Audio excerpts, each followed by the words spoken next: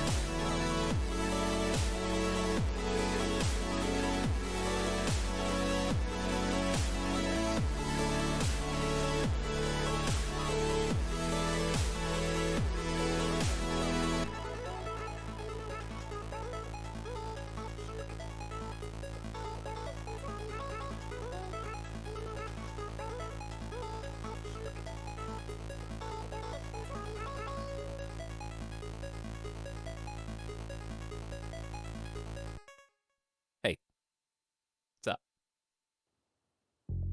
Welcome to Beginning a Stream, everybody. I'm your host, E. Hope you guys are having a nice Thursday. It's almost time for the weekend. And we're here with some Kenshi today. I'm trying to get some caffeine directly into my veins. I'm going to try not to be a tired boy today. But I've already run multiple errands, and that's why I am late. With a capital E. But I'm here. I made it. And it's not even 30 after, so we're good. We're gonna play some Kenshi today. Keep the campaign going. We got 7 people in the squad now. And we're gonna see what we can do with them. Take them for a ride. Train them up, fight some stuff, get some treasure, you know. Maybe find a new recruit, who knows. See where the wind takes us. Enjoy that little bit of freedom that you still get before you... at least for me, once I buckle down and start the base building process in Kenshi, there's really not that much exploration left. Like, you can still multitask and delegate and send out little squads of people to go do stuff, but by the time I get to that point, I'm just kind of all eyes on whatever little patch of land you claim and carve out for yourself and call your own, and you kind of gotta, I feel like I have to at least give my entire undivided attention to it. So, trying to kind of enjoy the wanderlust phase. Where we're finally becoming respectable a bit. Finally, not. I mean, we still have to run from most big groups of people, but we can kick some ass too. No adventuring till you've done your base chores. Yeah, that's how it feels. But I had to secure food and groceries. A man can only eat purely vegetable leftovers for so many days. Well, you know, I did good. What is this? That was day 2 or 3. Did you guys know that eating meals of vegetables is actually a fantastic way to lose some extra weight? Huh, interesting.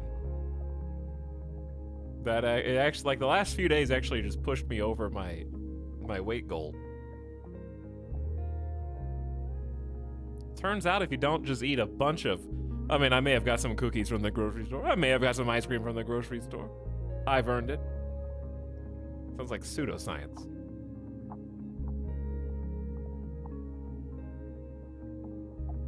It is. It's tasty though. I can't complain. Listen, what did I say I was gonna practice on? I didn't get tortillas. I forgot to get tortillas to practice quesadilla. But grilled I gotta get some cheese too, yeah. I still have a little cheese. I gotta do the third grilled cheese attempt is coming this week. Okay, I'm gonna get it this time. I got sourdough bread this time. Why, hello. So we're gonna try new bread. And lock it down. Sourdough grilled cheese sounds pretty good to me. You've got this, Etal. Grill that cheese. That is the plan. Got some, like, I'm just getting the whole chef smorgasbord. I got some salmon fillets. I'm focused on practicing, getting a perfect salmon fillet fried in a pan. Get the perfect grilled cheese, okay? And I got some eggs so I can go back to practicing a good scrambled egg. Okay, those are the 3 tasks for this week. That's on the cooking learning to-do list. Egg. And maybe I'll get creative. Okay, but here's the thing.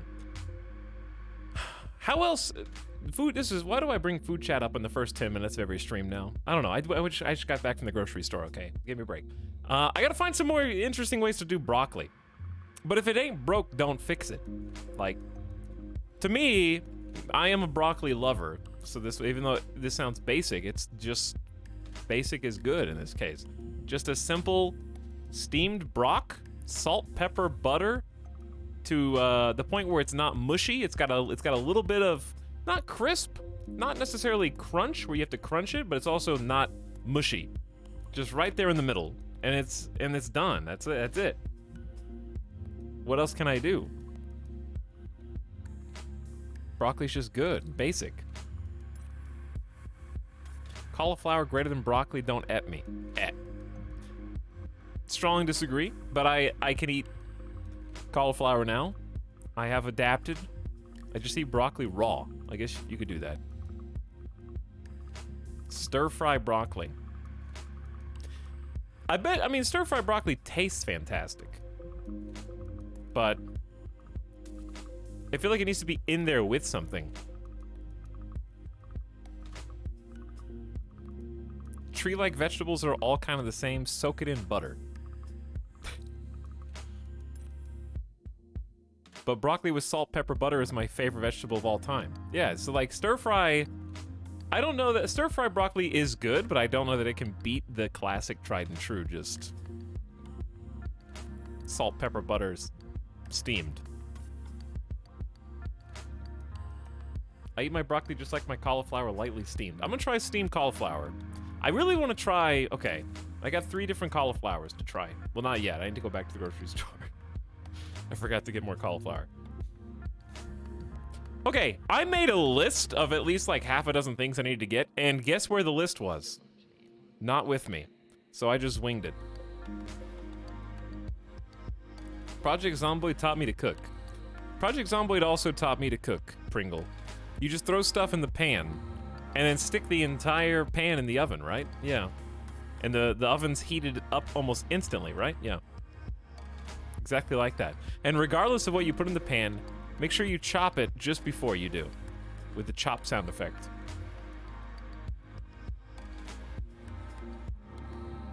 Or the microwave, true. Or the microwave. Hello, beginning of stream subs. Scatteray's back for 19 months before the stream even started. What's up, Scatteray? Keith Love back for 26 months with the tier 1 sub. Thank you, Keith Love. Roggleboggle as well says you made me by Kenshi and lead a bunch of starving people to dogs so I could steal their shit. Why did... Oh, I get it. You got chased by starving bandits. I don't think you found anything worth stealing, though, but good job. For also 3 years. Happy 3 years. Bro, every time I come to the stream, he's talking about food. First of all, Firemax, okay? I can see you've only been following the stream for 2 days, and therefore can conclude that your sample rate is very small in the grand scheme of things, okay? And also, I'll have you know that I believe everyone here is a human and eats a minimum of 2 times, usually 3 times a day. And therefore, it is a topic that comes up in most people's lives on the daily. So therefore, it's not that weird. Chat, you guys are human, right? Okay. Just double checking that we're on the same page there.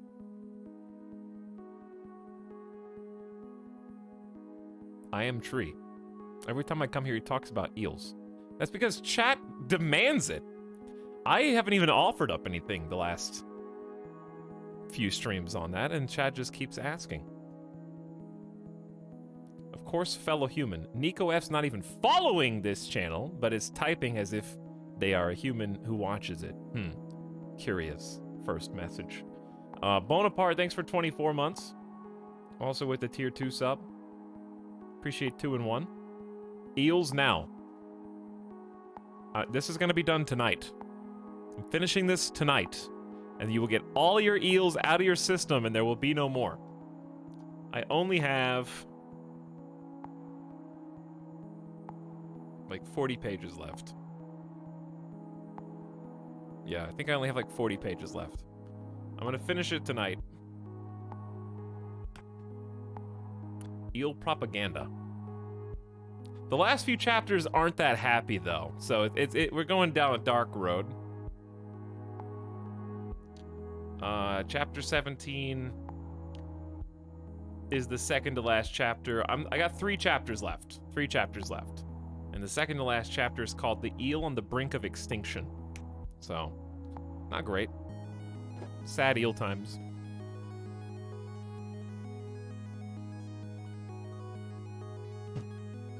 Eels in my feels, you know?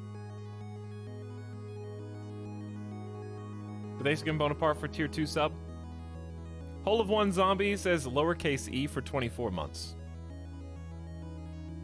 You guys have a lot of anniversaries today. Bonaparte was also 2 years. Thanks, Whole of One, for 2 years of subs. Long time. That was 2020. God, it was 2020! That feels like yesterday. I hate that. We were getting ready to play Animal Crossing in the next couple months. That was weird. 2021 is kind of a blur. Like 2020, I still remember fairly vividly. 2021 though, I'd have to look at a list of games I played to really figure it out. That was just like keep my head down and don't do anything for basically the entire year. Except stream, of course. And then TJ Rich, Etal Planet in chat. There were some planes in 2020 as well. That was the, yeah, it was a good time. Or was it 2021? I don't. When did that come out? Microsoft Flight Sim release date was August 2020. Okay, we have to play that before the 2-year anniversary because I still have all the stuff.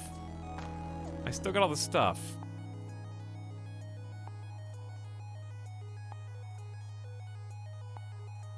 The last 14 hours didn't feel like they exist.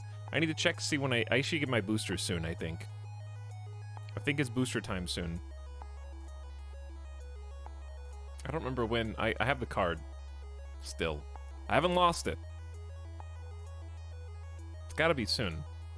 Did I tweet about it? Is it weird that I'm looking to my own Twitter to figure out when I got my second vax? I don't remember. I'll look at the card later.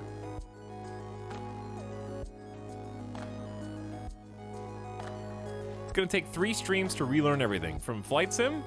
Probably, yeah. I think, it'll take, okay, I remember most of the stuff. It's really, the issue is muscle memory, because I have some custom hotkeys set up on the flight stick and throttle that I need to push and accidentally throw everything off until I remember. But I feel like I would, we spent like 300 hours in, or maybe not that much. We spent like 200 plus hours in Flight Sim.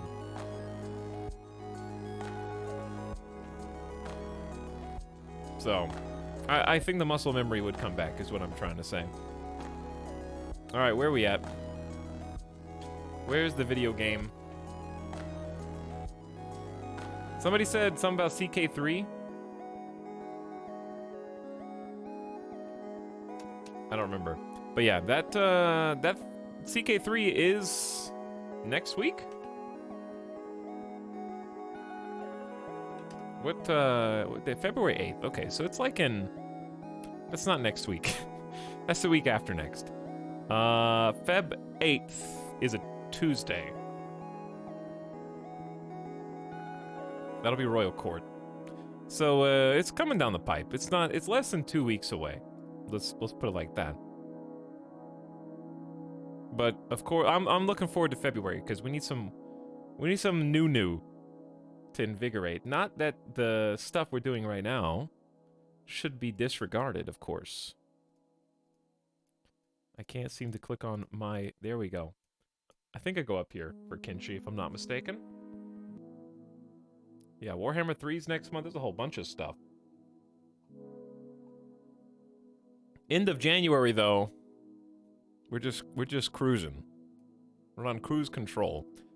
Speaking of, so again, the plan is stream tomorrow, and then no stream Saturday, Sunday. And then there should be stream on Monday. That's the plan for the next 4 days. FYI.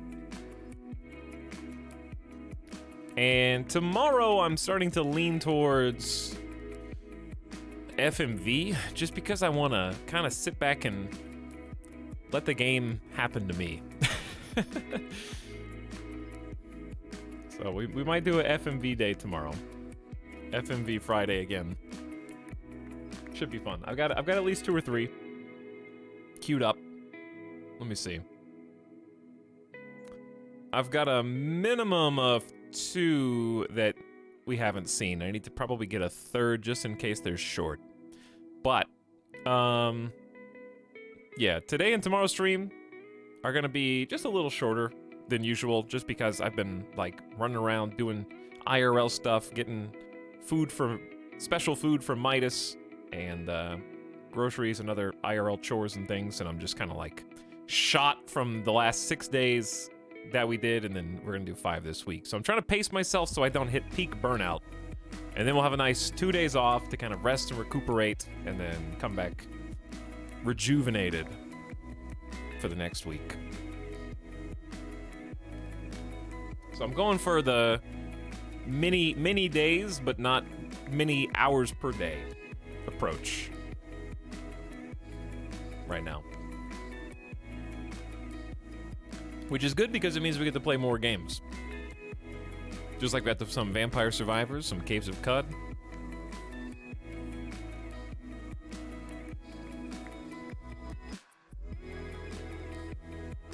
I forgot about Vortex in, oh, you guys are talking about Total War. I actually have no idea how the campaigns are gonna work in Warhammer 3. Yeah, I assume Warhammer 3 will have its own campaign style, which they'll also apparently, smash the map from the first 2 games into a super campaign version as well? Well, that's a good question. I'll probably play whatever is specific to Warhammer 3 first. Oh yeah, we're at the secret drug farm. Not so secret anymore. We're about to break in and see what we can find. Oh, I remember, we just got done giving the ring around to a whole bunch of hivers. This place is like kind of sneaky because it doesn't look like there's anything there, But in actuality, there were a bunch of extremely fast and quick royal hivers. They're southern hivers, right? Yeah, southern hive down here. But they bleed up into this vicinity as well. Okay, let me see. It does, but I think it doesn't have the mega map at launch. That makes sense. It's kind of an ordeal to make those all fit together. Let's get some music on. I enjoyed listening to God of War last time, but we can do something else. Let's do... Yeah, let's go back down this road. Yeah, let's go back down that road. Some good Kenshi sounds from The Last of Us 2. I kind of, this is, in hindsight, the further I get away from Last of Us 2, the more I actually, miss it is a bit of a strong word, but the gameplay was actually so solid. And, I probably didn't get to appreciate it as much because I was trying to figure out what the hell this story was doing at any given time.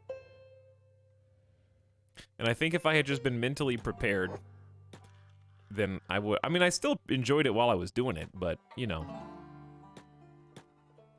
Would you ever play it again? Probably not. But never say never. Who can see us? See, this is what I'm talking about. Wait, who's this? Okay, these are just bounty hunters. Okay, these guys are chilling. There's people just in the hills. We need to find a place for, like, I didn't realize this was such a crossroads. It's not, how can it be secret? There's like 4 squads in and around it at any given time. I need to find like a big rock boulder formation to hide the main crew behind. What happened over here? Oh, wait, did we, yeah. Oh, yeah, we let all these dudes into the Leviathan. That worked out swimmingly. Maybe I'll just go to the other side, but they can usually see through iron and stuff. It's not a secure way to block line of sight, but nonetheless, we'll just go over there.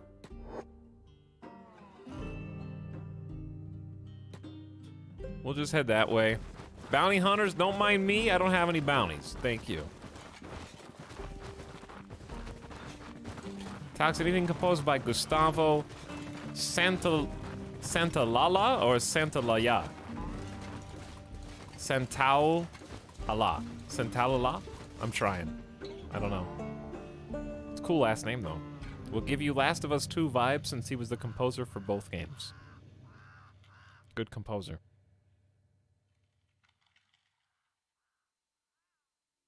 Did I miss the last Kenshi stream recap? I honestly don't know how to recap Kenshi. This is just the squad. You just kind of jump into the adventures. No, stop that. Yeah, you just jump into the adventures wherever we happen to be. I don't even remember. I think we picked up Chad. I don't know if we picked up anybody else. Who is supposed to be a martial artist. But we gave them a topper, which is a form of katana, to start training with that instead because there can only be one super martial artist. So they gave them some pretty good samurai heavy leg plates. Only a dust coat because we just haven't replaced it yet. A leather shirt, and they have some shoddy drifter boots, and a blackened chainmail tagelmust, which is pretty good, actually, for just being like a head wrap. 90% head coverage. So that works out pretty nice. But anywho, yeah, I think that's... And then he came in with 15s across the board. Hasn't really gotten a chance to try out the topper yet, so we got a lot of training to do there. But yeah, has like pretty good stats. So we're gonna take Fringle in. Oh, Fringle's still not fully healed. From the acid rain, I think. And probably just getting into trouble.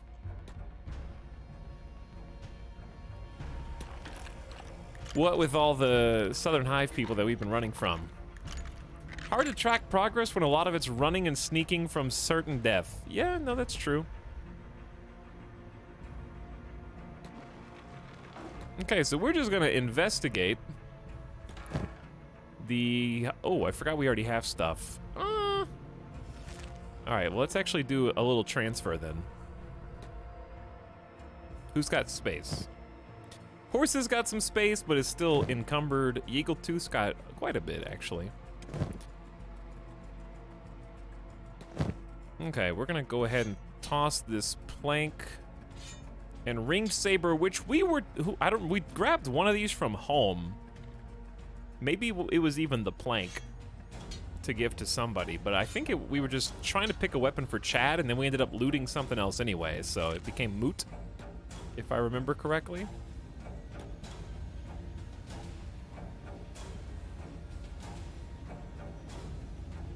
But yeah, we've got this entire hemp farm, which may or may not yield anything other than hashish, which you can trade.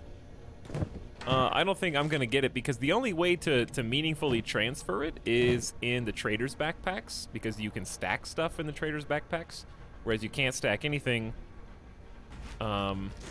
inside the basic thieves backpacks. So kind of just gonna have to be happy. Who did I just clicked on Jopper. So yeah, they got hemp and they got hashish. And I don't expect to find much else besides, since it is a drug farm after all. But I'm gonna check anyway. I don't even think there's anything up here.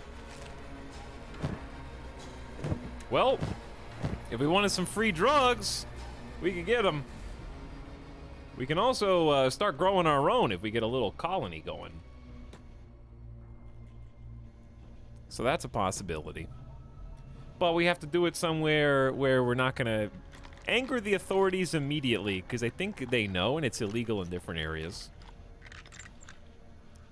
Think we're gonna drug run? We could. Okay, so far, bunch of empty. I'm gonna assume this is the exact same as the one across the way. So I'm not gonna check every single spot. Though I do expect that some of these are locked, both to keep us out and to keep something else in. So I'll exercise a little bit of caution. So far, innocent enough. But innocent in this case is bad, because it's just a bunch of basic drugs and little hydroponics. Can you actually build your own hydroponics? I guess you can.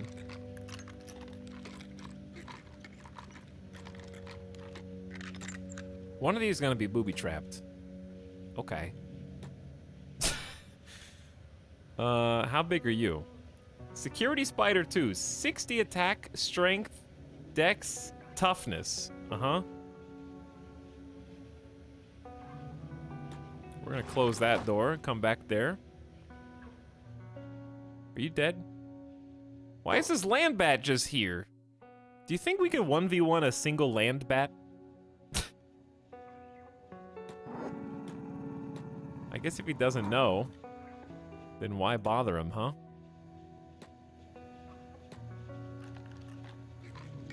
Just doing land bat things. Just hanging out, looking in the corner. I don't know. Okay, so only one of them has a guard. Security Spider 2. And the question I have to ask myself is that the only security spider? And even if it is, do we want to make an attempt? Or do we just want to wait until nightfall? So this seems like the spot. It's already 7 p.m. If I just wait until nightfall, I could probably just sneak around. Because 60 attack strength and all that. Let's see, our highest is in the 40s. Horse has 41 melee defense and 43 melee defense for Yeagletooth. So a 60 stat spider is pretty tough without micromanaging block, and even then, they're gonna hurt. So we'll see. Meanwhile, our rangers have been training up crossbows at 34. Okay. And then perception at 27, so that's the crossbow related stat. And then we've also got a 25 in Joppert and a 22 perception. So like those are still work in progress. There's still, you know, work to be done, obviously. But at the same time, like you saw even from 0, where they had no perception and basically 0 crossbow stat, Joppert and Greasy were still getting the job done with minimal friendly fire incidents. So we got precision shooting is the friendly fire stat, and that basically, ironically, you have to shoot your friends with crossbows in order to build the ability not to shoot them, which just seems counterintuitive at first glance. But yes, if you accidentally shoot your friends, you build precision shooting to avoid shooting your friends in the future. Exactly. Just like real life. Okay. Let me check to make sure people are not on passive or hold right now. Okay. And I think we're just gonna chill. We're just gonna chill, wait till nightfall instead of actively pissing off the spider. Which is fine, because Fringle's still healing, Horse is still healing. I could put the beds down, but that just seems like more trouble than it's worth.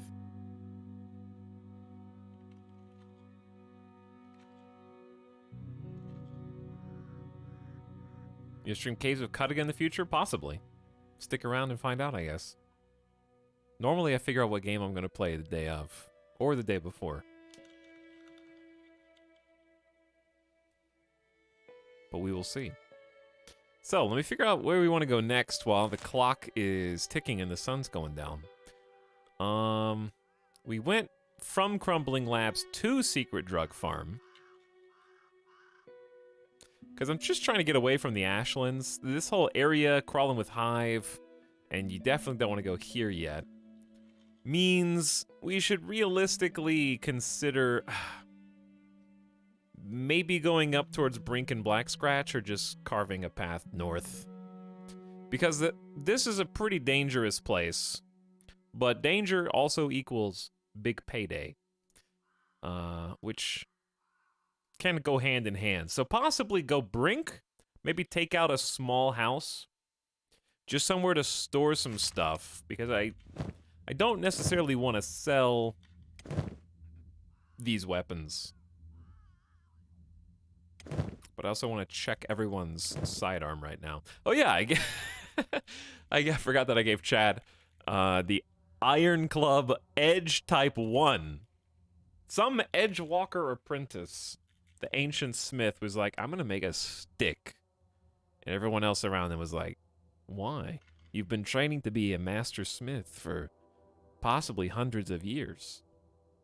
And you want to make a stick? And he's like, damn right, I'm going to make this stick. It's going to be the best stick you've ever seen.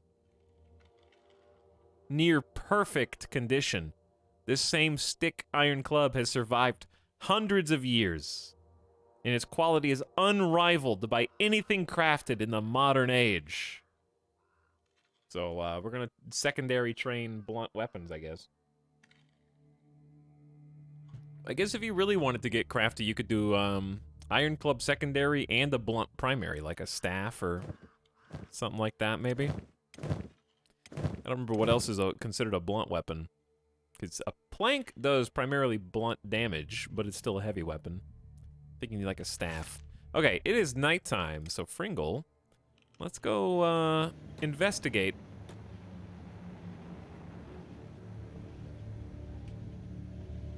I wouldn't want to be hit with an iron stick.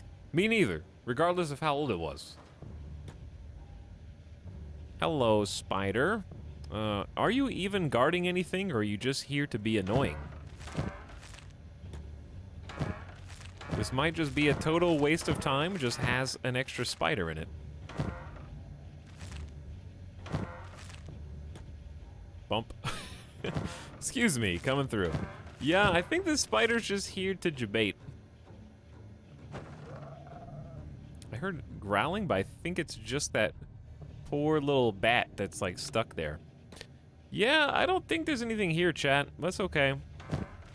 There are drugs. Like, you can always come here and get hemp if you want.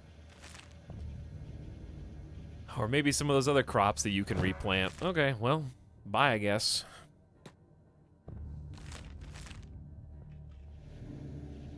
Excuse me. Walking on through. He's guarding the hash. They left one guard at the secret drug farm. Now let's start going to Brink, I guess.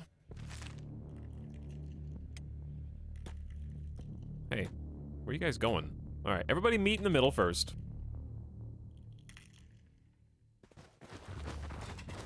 The gang's all here, reunited.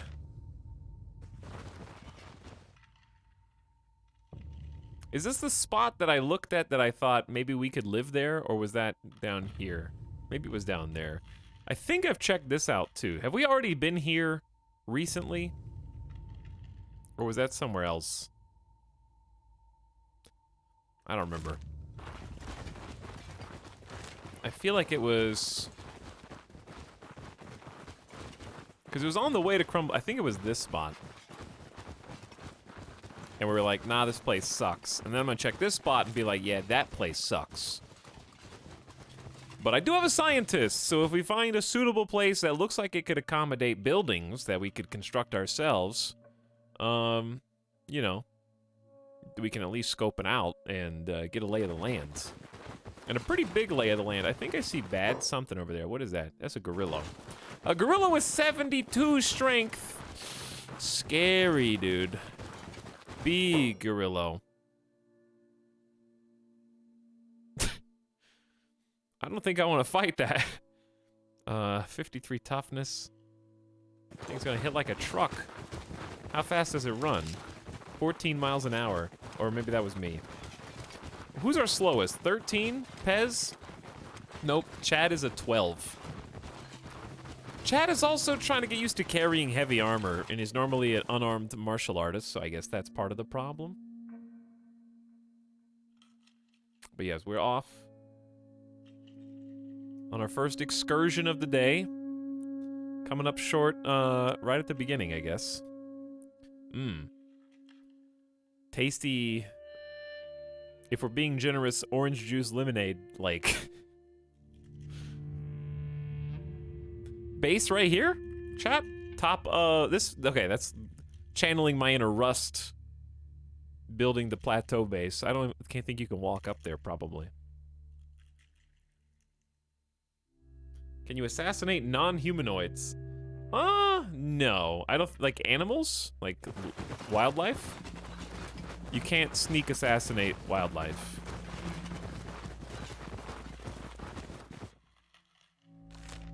Because that would be OP. Actually would be. It actually would be really OP.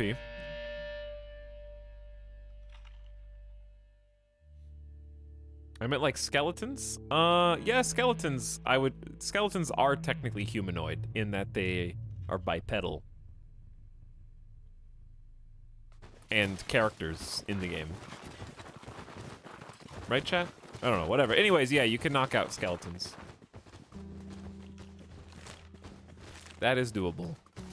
I'm curious what this lake is made of. Or I guess we're gonna find out in a minute.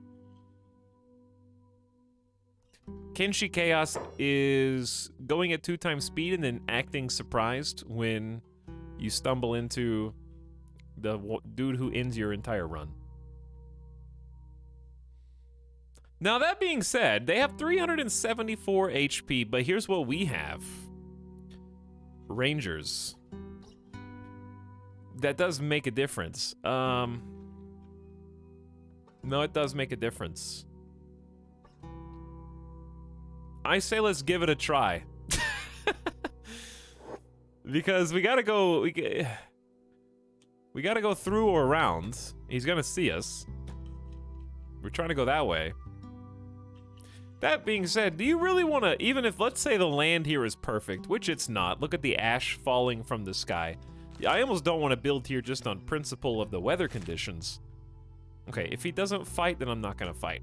If he just walks on by over here, then I'm just going to walk on by. Anywho, Yeah, like having to stare at Ash if you built your colony here would be kind of obnoxious in and of itself.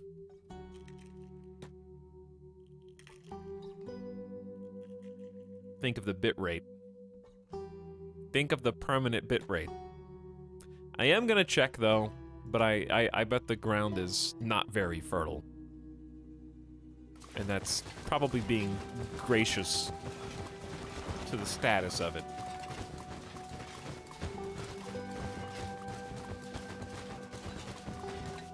Hello, Etalyx and Chat. What's up, Flying Potatoes? How's it going? Looks like black feathers falling in an anime. Probably Cowboy Bebop or something. Over a puddle. And then it strikes the puddle and then little water ripples go out. And then someone steps on it. That's how that goes. That's how you sequence it. Okay, who's the scientist? I think it's Pez or Joppert. It is Pez. Okay, Pez, give me some prospecting. What do you see with your special eyes? Environment dead. That's what I thought. Okay, it was worth looking though. 60 water and 77 iron. No fertility at all. Stone or copper. That's pretty much what I expected, but hey, we took a peek. We took a little peek. All right, you guys need to stay together. Ooh, what's this? Probably no hot. Oh, guys, they're right here. They're right here. I couldn't even see them. Is there only 4? Even 4 could kick our ass. 55 attack, dude. Okay, we might get carved up here, but we have to fight this because they're too fast and we're gonna get the runaround. Boss, I had ash in my eye. Okay. Here's what we do. We go bam.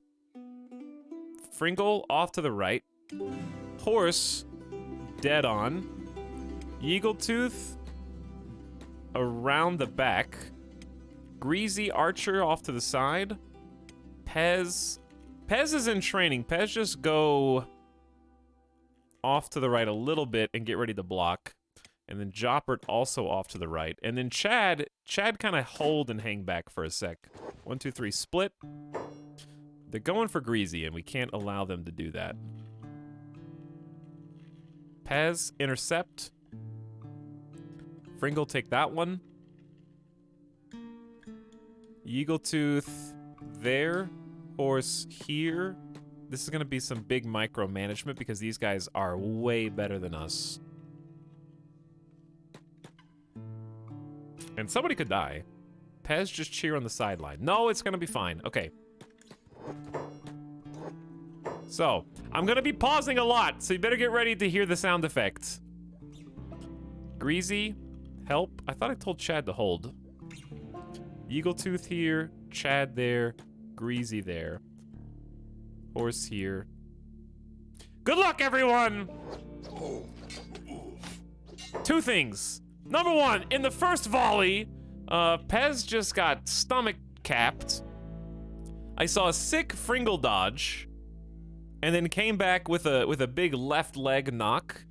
Horse taking the first whammy there, and Greasy only, did you just get, that chest armor just blocked 42 damage, I think? Sacrifice! There are sacrifices! Okay, somehow Fringle's winning. That's the last thing that I really expected here. Everybody else seems like they're getting their ass kicked. Fringle's doing some work, though. Good dodge. Okay, let's do it. Let's just pause for a second and do kind of a figure out what's going on.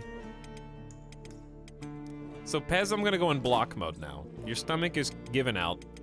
Chad is actually doing all right. We're kind of double teaming this dude. Wow, but they're double teaming us back. Okay, Chad, you're scaring me. You go to block mode. Get some extra defense. Joppert, you feel like you're... Okay, Pez, I'm a little concerned. This dude's bleeding out.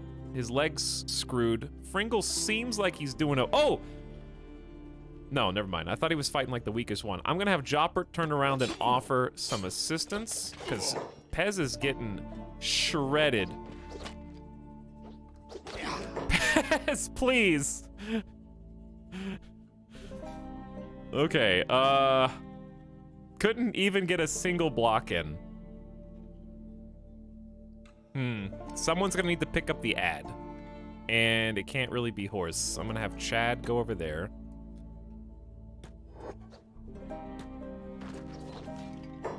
We gotta take one of them down. We just have to take one down. I'm not asking for much. That was a good attempt. How much can this dude still do? Chat, I'm worried. My front line is starting to collapse.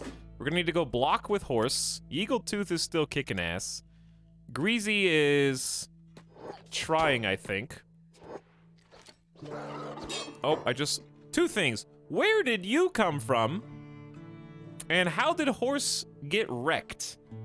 Heal tanks. What happened to Pet? Oh, no, I already know what happened to Pest. We got 2 down, chat. 2 down.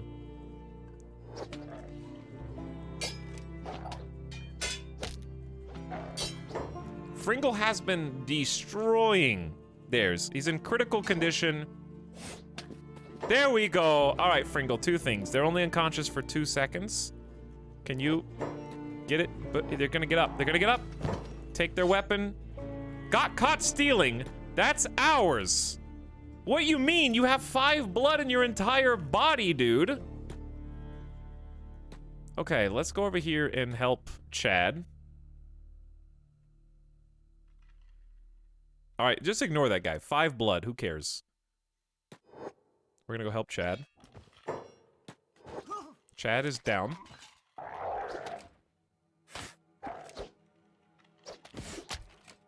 I don't know what's going on. We got 3 people down. Nobody's technically dead in our group. I'm a little worried about Greasy's angle here. Where's my other shooter? Oh, Joppert's in melee.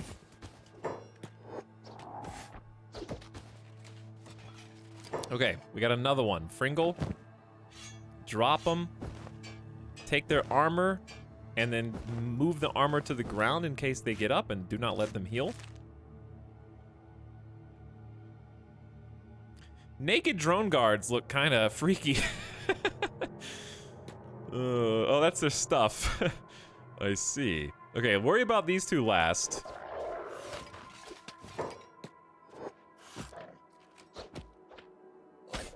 Is it just me? Is Fringle getting super lucky, or...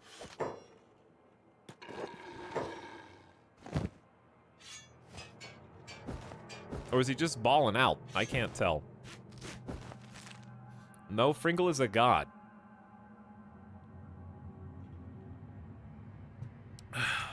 He got hit a few times in the leg. But it was in his prosthetic leg, so probably had a little bit more HP. I'm allergic to prosthetic legs with more HP. That's the first sneeze in a long time, actually. I need to heal people, and we need to find somewhere to rest. This is not it. Okay, so the land bat is up now. And I'm assuming, is it fighting us? Did Greasy just shoot Joppert in the back? Is this the meme where it's like one mafia dude in the church, and then behind them is like a person with a gun to the back of their head, and then behind them is like a sniper scoped in on the person that's behind them? I think that's where we're going with this.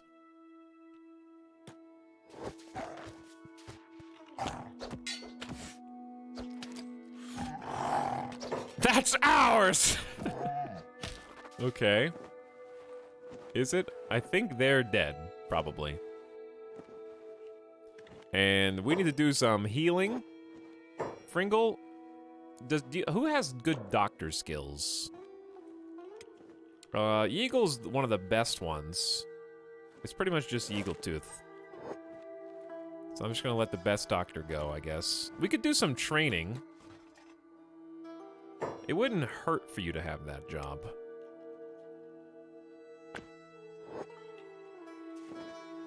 Help my boy Horse out in Pez. So Horse is back up. So Chad is still incapacitated. Pez is back up too. Okay.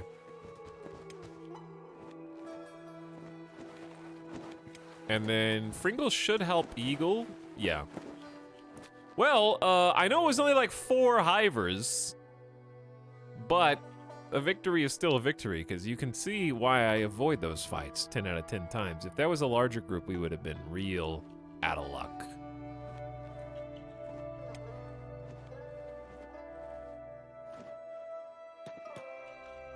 I love Kenshi. The aesthetic is so good. It is, yeah. We're also playing the Last of Us 2 soundtrack with it, which I think vibes with it pretty well, in my opinion.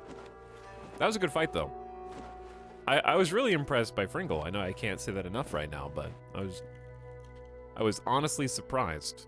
We got 36 dodge, so I'm starting to actually see the effects of that. And martial arts is mid-20s. All right, good job, team. Now, Chad's back up, but who's got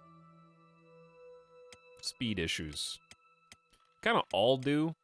11 miles an hour tops. I need to find somewhere to heal before we investigate this. Whatever it is. It looks like a rundown city. I need to find this. We're just out in the middle of the open right here.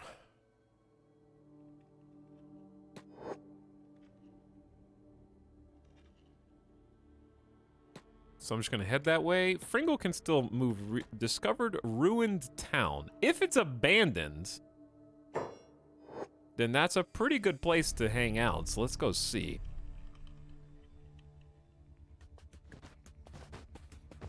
Yeah, he's already back. Ready for... Fringle's ready for action right now. I just need to pay attention to make sure nobody aggroes onto that group. Because we have 2 or 3 beds. Oh, shh. Quiet. Easy. Alright, so inside. Inside looks pretty chill. There's 1 building still put together. The rest are busted. And of course the land bats are looking right at the entrance at this moment.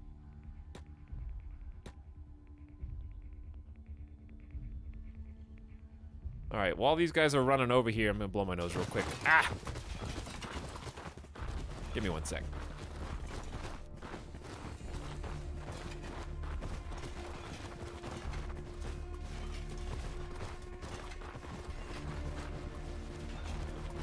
Monka?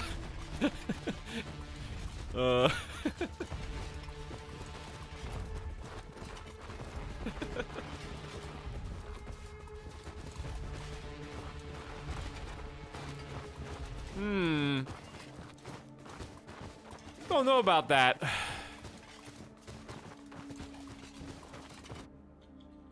Uh-oh. Uh-oh.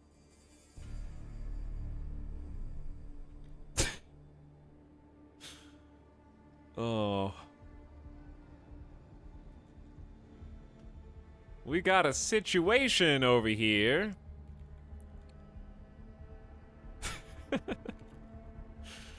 Ugh. This is, my run animation when the chicken tendies are ready. I don't know who's gonna do this. 56 attack, 58 strength, 62 dexterity.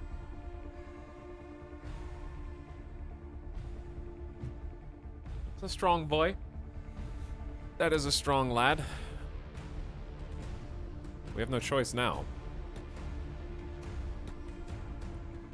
Chat, we have no choice. You heard me.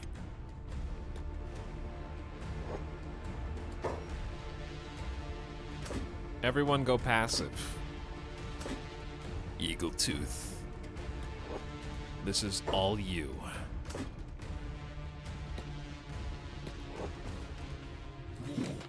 Ow. Ow. All right, Fringle, you get in there too. Oh shit.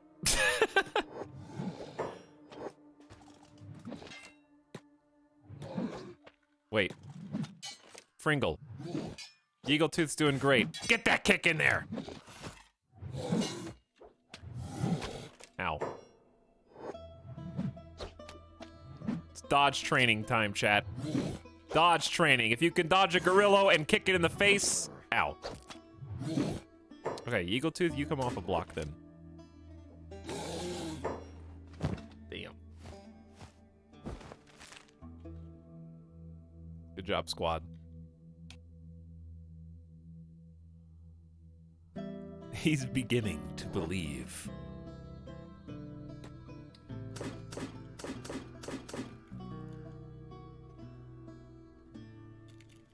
Fringle is Neo. He's getting to that point. I want to see dodge at 40, and then we'll really be talking. All right, team. Hopefully the land bats have walked. Yeah, they've kind of walked past. I'm going to just peek in here, and we need to do just a recovery. Toughness building. Daytime. Oh, not again. Where are they coming from?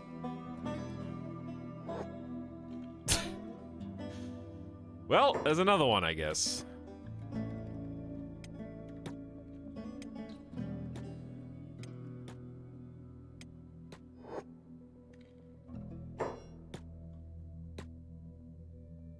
Eagletooth, what do you got?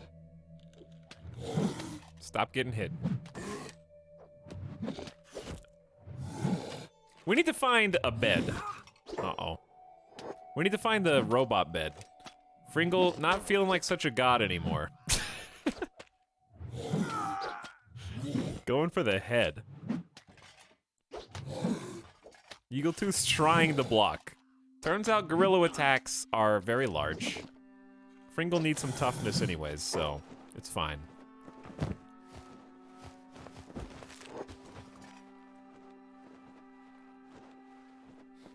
Etalyx, have you seen Kenshi 2 photos, videos? No. I refuse to get hyped about something I'm not gonna even get to play for the next 3+ years. As far as I'm concerned, Kenshi 2 doesn't exist.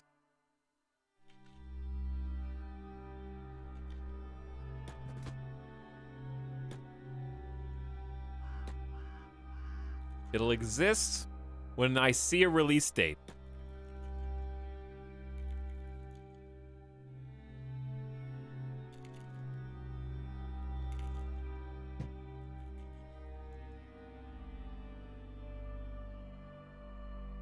Or at least a quarter date, like quarter something of a year, you know? I'm barely, I kind of made that mistake with the Steam version of Dwarf Fortress. And I'm still waiting. I'm still waiting. Okay, I thought somebody in here ate.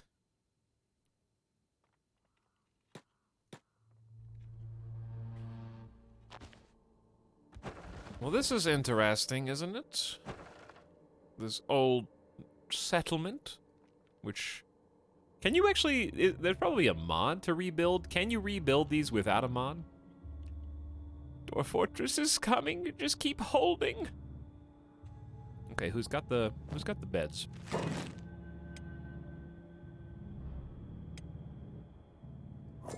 Oh, we're not allowed to put beds. What do you mean?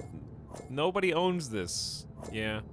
All right, we'll have to go outside, or maybe just around the side. I don't know.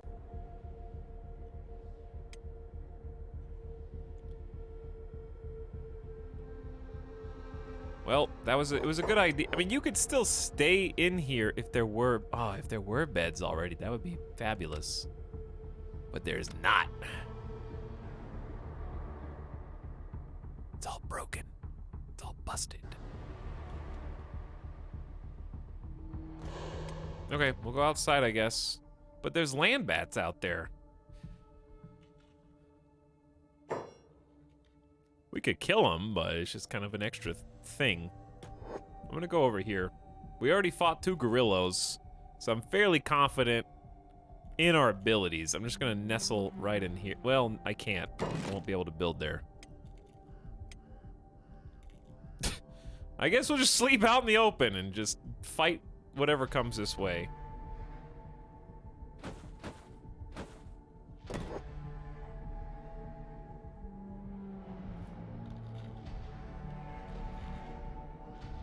Hello.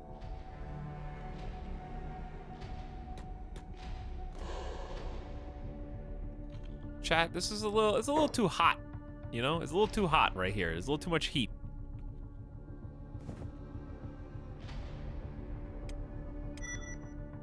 Where's the other things? What's the first Me Too you'll go for? I already have 2 or 3 Me Toos, but also I don't look up where the Me Toos are. And I don't seek anything out. Because that's either spoilers or something you've already learned by playing. Where I just saw it. There it is.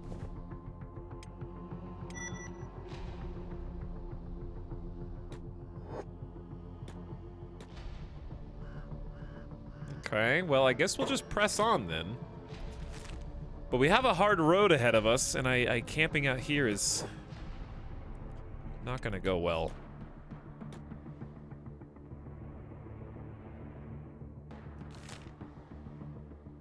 Free settlement is not free is one way to put this settlement, I guess. By the way, what's up, Mexa Dancer? Thank you for 45 months. I appreciate the continued sub. And welcome to the stream. What if we just go, let's go camp over here and just, oh boy. Venga boys! That's what the big sunbeams in the background were. It's Venga time. All right, Gorillo, I see you. I know you. No one else can really fight except for Eagle Tooth here.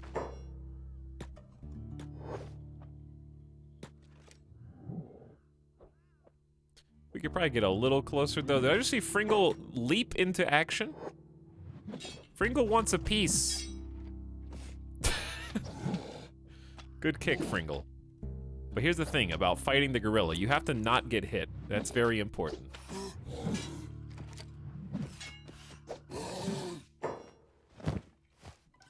But also you do have to get hit because we need trained toughness. I don't know. Joppert and Greasy clearly see someone. They go across the map to try and fight.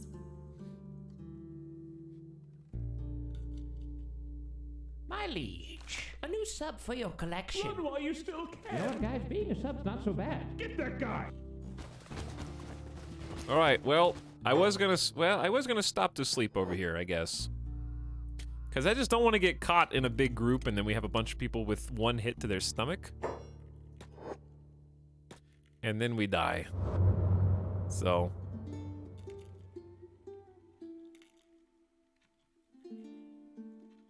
Aaron? Arian? Thanks for 5 gift subs. What's up? Appreciate 5 subs in 1. Thanks for helping out the stream. While we get some rest beds here.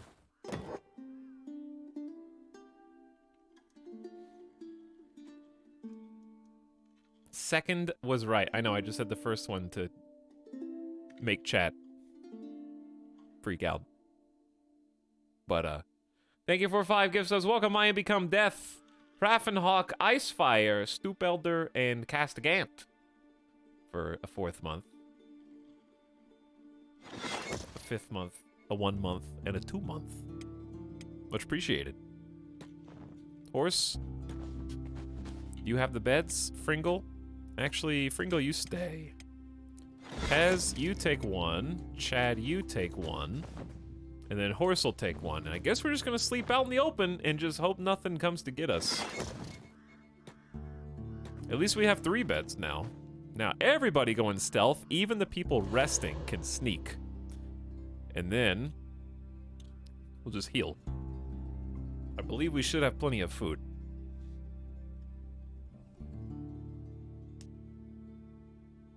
I legitimately don't even know where the Aaron meme came from. I've only ever watched the sub of Attack on Titan. Well, this is what it was like being one of the townsfolk in Attack on Titan. You're just minding your business, sleeping inside of one of your homes, and then all of a sudden, big-ass, giant muscle guy is peeking over the walls and, like, kicks down your little hut. It's just like this. And then Armin goes, Eren! Eren!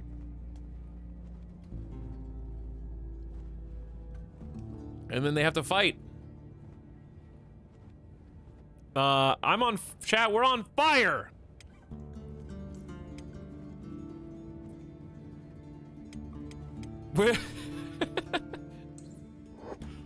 What are the odds that it would hit us here on the very edge?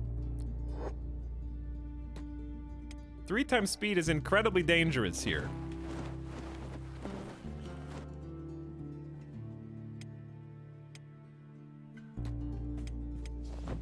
I can't, I'm not moving.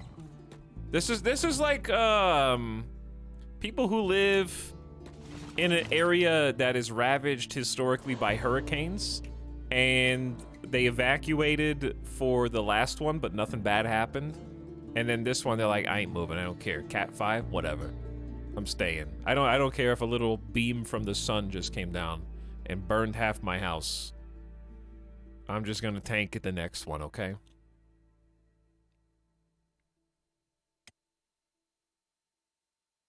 All right, we're gonna zoom out so we can see that coming ahead of time. Because what are the odds lightning's gonna strike twice in the exact same place? Let's be honest.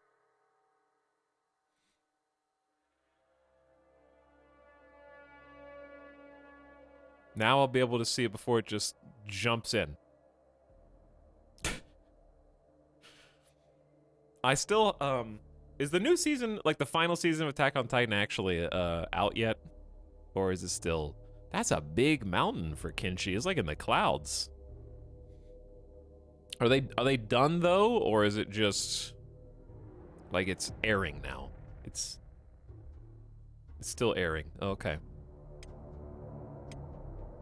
I gotcha.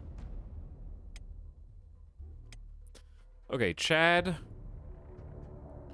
tummy's back to 60. Let's get Fringle some love.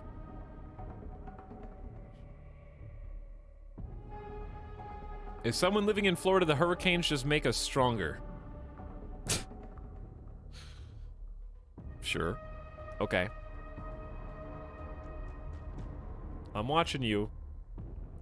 Here's a fun thing. We have to run through that to get to Brink. Ooh, that was a close one.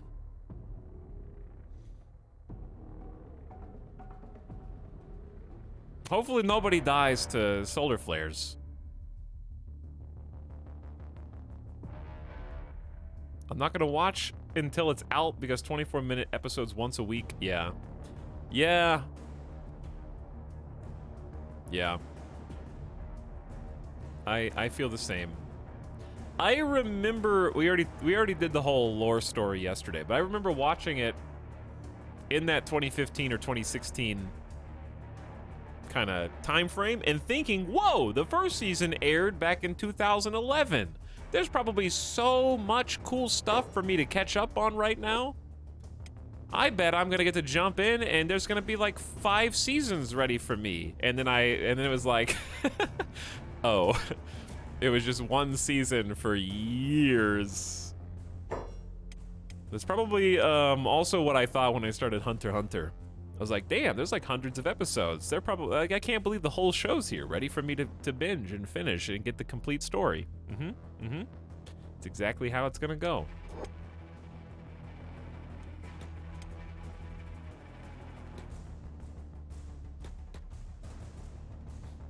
There's way too much of that unfinished business. My other favorite anime, Frankenstein Chronicles with Sean Bean, same story. It's been years, Sean. Stop being in the other stuff you're in. Like, I didn't know Sean Bean was in... I don't know what you guys are talking about. Okay, I'm gonna read that in a second. Sean Bean is in the train show. What, since when? Has he been in the Snowpiercer TV show? the whole time? Or, like, is he just added recently? The other one is still running here. Watch out for the sky. I'm allergic to the sky. As a streamer. Why am I so sneezy today? I'm gonna blow my nose again. There's a Snowpiercer TV show. Yeah, and apparently people like it. The other eye. We can't survive here for long. Have to move quickly.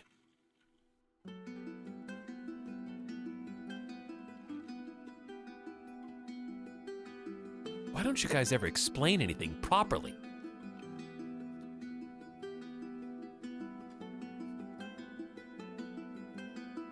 We have to move quickly. Hold on. Sneezy.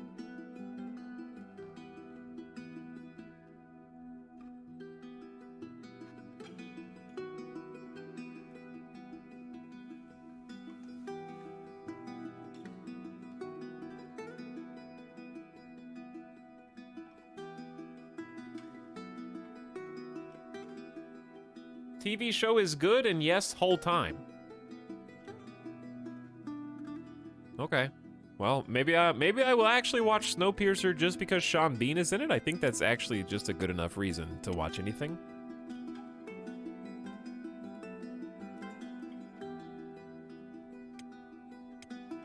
They're probably healthy enough to just go now.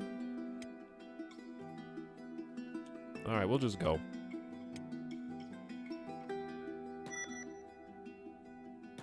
Pick up our sleeping bags. Kick everybody out of bed.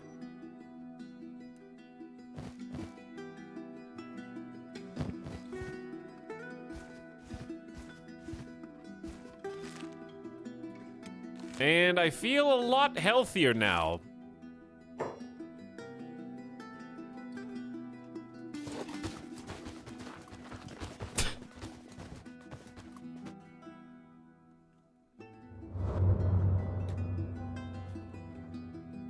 That's like, it reminds me of those people that have been standing for too long, and they do like either a wall squat, where they sit kind of against the wall, or they do that like floating, cross your legs, take a like bend down. It's like that's not more comfortable than standing.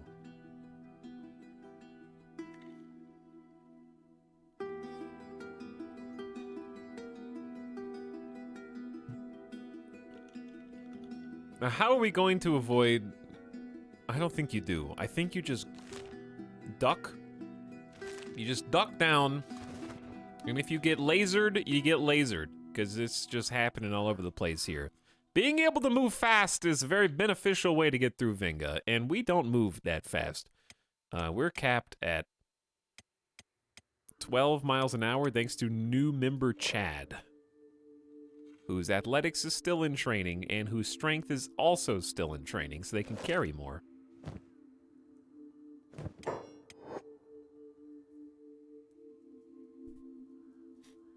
Is nice spot for a base. Has anybody actually made a base in Vinga? And if so, how did that go?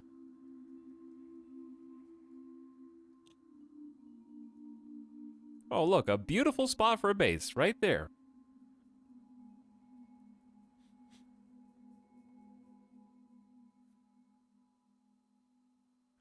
I did actually worked very well. Did you now? Is this a trail or just some like salt flats?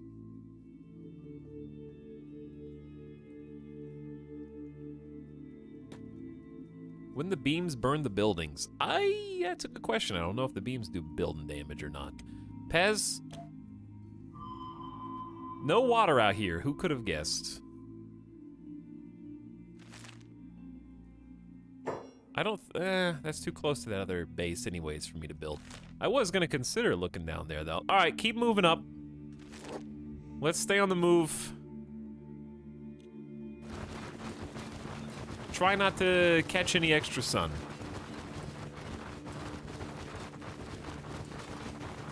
This is just a cool idea for a place though. Ooh. That, is that Brink? I like the, heat haze. peeling up off of the dunes out here too.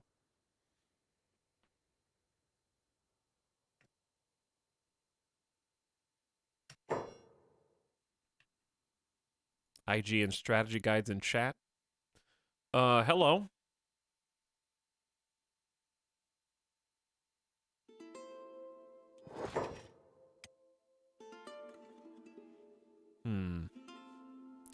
This shouldn't be that bad. Eagle Tooth, where's your... Take your weapon out. 106 damage? Fringle's getting in on the action? A single beak thing stands no chance against this squad. Way too tanky, though.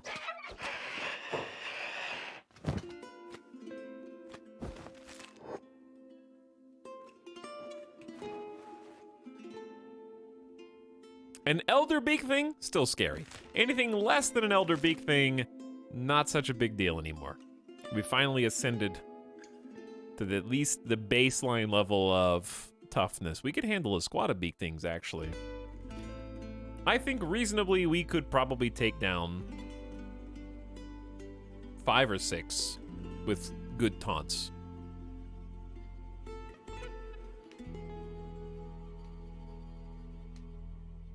Is that guy really named Chad? The dude is really named Chad, and he actually is a Chad. He is a Chad.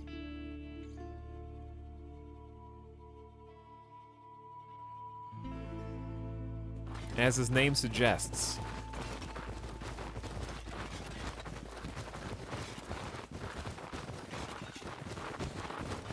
Nice cinematic background there. Enjoying the Planet of the Apes Statue of Liberty ruins in the background. We've actually been in New York the entire time. It's just, for some reason, not submerged in water, but utterly surrounded.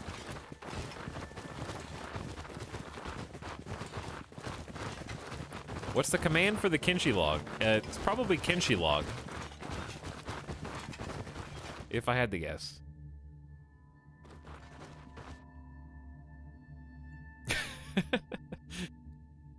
Where are my keys? Uh-huh. Have you checked your pockets? They're probably in there.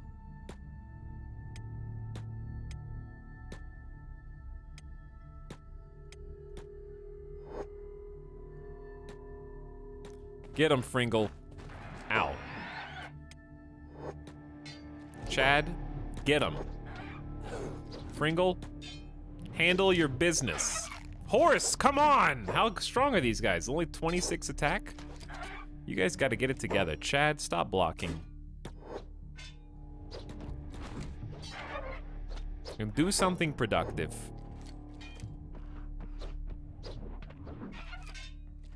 Very tall beak thing. But ultimately, just gets a couple lucky hits in. Make sure they stay dead by taking some meat out, and then let's just check everybody. Yeah, Fringle got bullied, actually. I don't know why. Oh, God.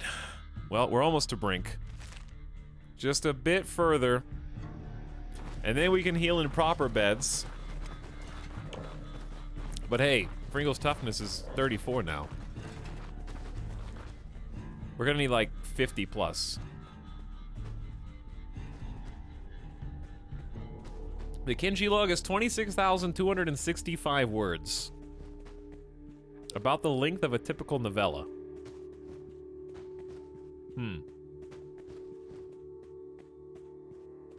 That's a lot of words. Etal, can you tell the story behind Kenshi Island? No. I have no idea. It's an island with loot and post-apocalyptic stuff. Do you think I'm a developer? This is an interview?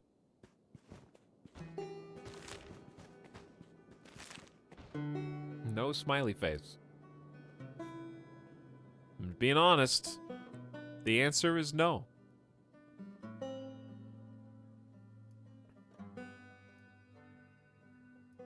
Chat, I'm feeling like I'm allergic to you guys or something. Ugh. Help!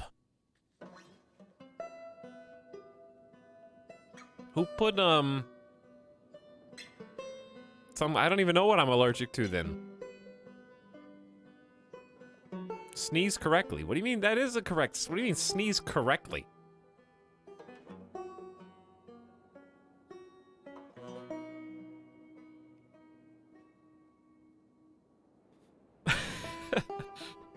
Stupid hazmat suits. Who's this? Ooh. Oh, thralls. Oh, thralls. Well, these guys have a lot of base HP? Can we beat thralls right now? Probably. But they are numerous.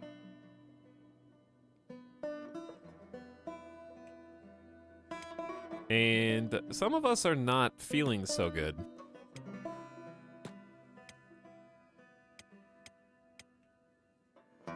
I don't think we have a choice, though, because they're like 17 miles an hour. So, here we go. Time to get some practice.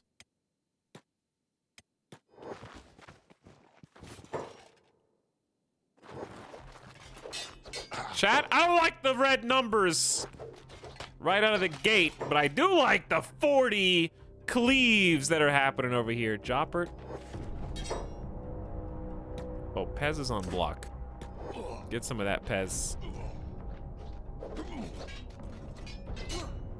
Also, I see some. They're naked. They don't have any armor. Some of us are getting bullied. Greasy is had to put away their sniper. Run, Greasy. Get some distance here. And we're gonna make you help out on this side. Okay, I believe in the team, personally. Pez trying to get some action. Greasy training some sidearms, which is very respectable. I see Fringle doing jump attacks in here. Good back punch. Cutting them down. Jump kick in the face. Down you go. Now they're getting bullied.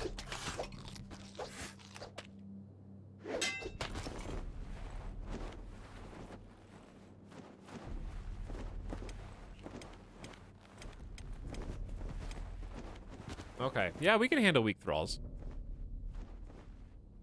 We're good. That was a nice little cluster fight. The standard sneeze is like 150 to 180 miles per hour. Yours like 50 to 80. You should look for a doctor. That's like getting pulled over for going 15 under the speed limit on the highway. But do you have a radar gun for sneezes?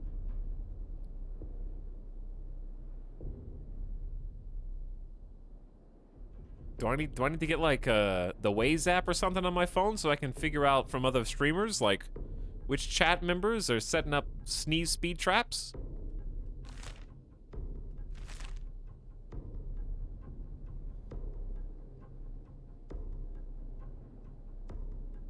I've never used Waze app, for the record. I never used it. I understand why people like it though, because it's like, oh, there's a camaraderie. Or what, you know, the equivalent. I'm sure there's more than one. I just know family members that have used that in particular before. And it's like, yeah, there's other people. They're also on a boring road trip. Gives you something to do. You're like helping out. They get to look at it and see, oh, there was somebody taking radar under a bridge.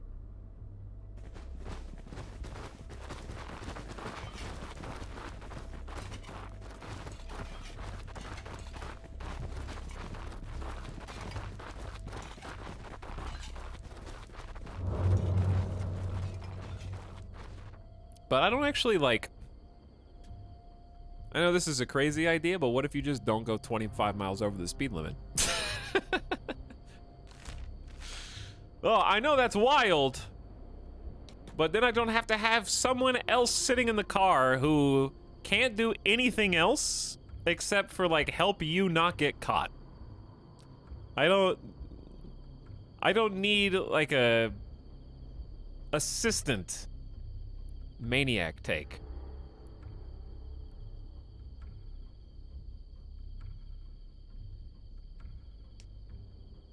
Chat, I don't drive, honestly, for real, more than 7 miles over the speed limit. Like, that's the top. I try to cap it at 5.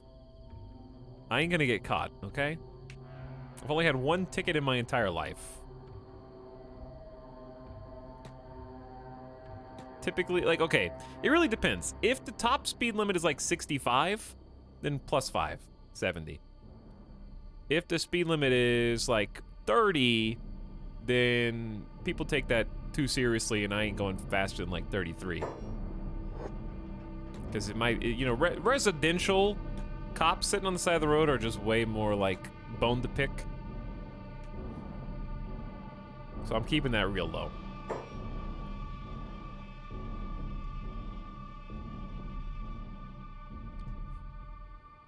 Music. That's it's an unrelated soundtrack. In heavy rain, I go 5 under and people think I'm grandma. Yeah, heavy rain's a little spooky, especially depending on your vehicle. Like my vehicle, you also have to know, your own limits and you have to know your vehicle's limits. Especially if you live in an area of the country with a lot of dust and a lot, like, I'm gonna say dirty roads, but I don't mean like they're not taken care of. Because fresh rain and like dirt and dust can really make some slippery conditions. Especially if you have old tires that have seen better days.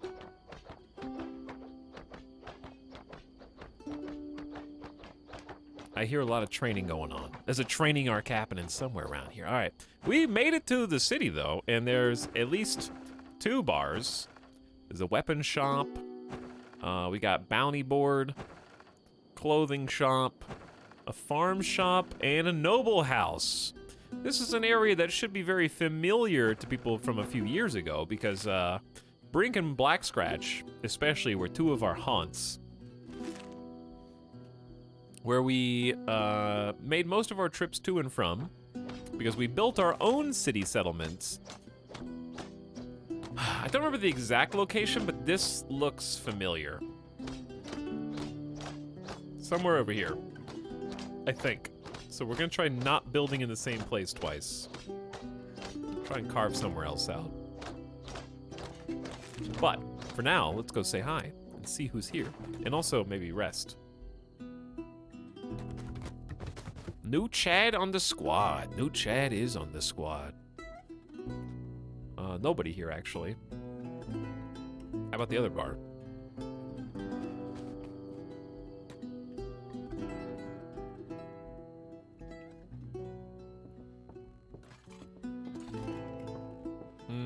That's just a mercenary. Ice? It's a crazy name. Working the farms as a collective was all I knew back in the hive, but city bars? I'm a fish out of water. You happen to be recruiting? I charge 4,000 cats. Ice. -5 attack and defense. That's impressive. Probably a farmer. It's an intense name for a farming hiver. Okay, we're gonna go borrow some beds here. Chad, you come up. It's only 100. It's really not that much. I'm just gonna top everybody off. Skeleton beds, though, we're still short on. I could probably... I feel like Black Scratch... Is Black Scratch Tech Hunters or UC, chat? I think it's UC.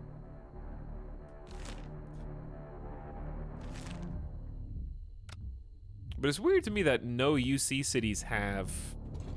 It is Tech Hunters. Okay, I should have got my first instinct. I doubted myself. Tech Hunters sometimes have skeleton repair beds. But it's weird to me that UC doesn't.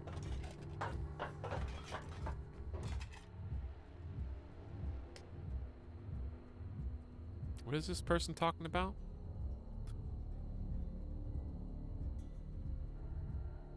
Oh, they saw a skeleton and said, do you think that's Tin Fist? Skeleton racists. We're gonna take out the drifters if you're not careful. Actually,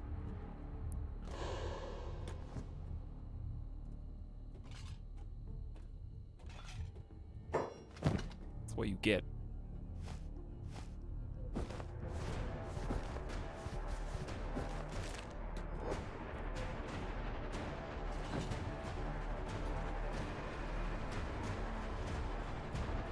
Alright, let me turn the intense music down. This is like the I'm becoming a villain arc noise. It was like, Fringle is ready for the heel turn. Fringle's ready to become a villain. Actually, no, okay, listen to that, though. Listen to that. Tell me this is not the song that plays in the movie when the main character is finally fed up with all the bullshit they've had to deal with, and they're doing evil things now.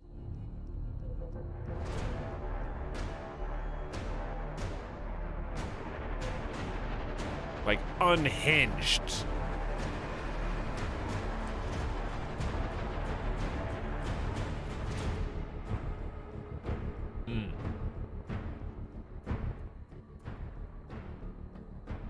Is that not what this part is from? I think it is, actually. Which just means that it was really well produced. Yeah, the song's called Eye for an Eye. So I think that's exactly what it is, now that I'm thinking about it. Okay, we don't have to go one-time speed. We don't have to do this real time. I know that's also crazy talk. We should check our food reserves while we are healing. And see... Okay. Yeah, we still... Okay, Joppert's still sitting on 20 dried meat. It's reasonable. It's probably... We could buy some ration packs or something. I have 160,000 cats. So there's no need to be greedy. But yeah, I gotta blow my nose again. Hold on.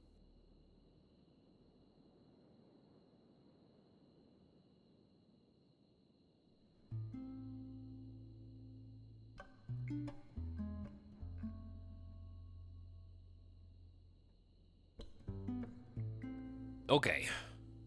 Why is Chad talking about Nicolas Cage?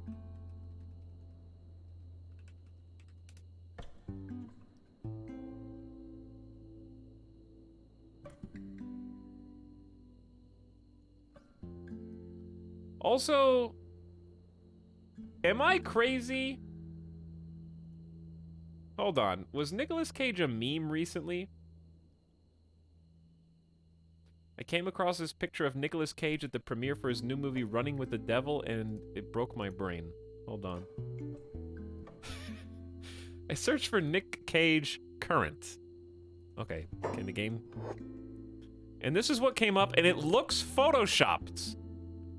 But it is not photoshopped.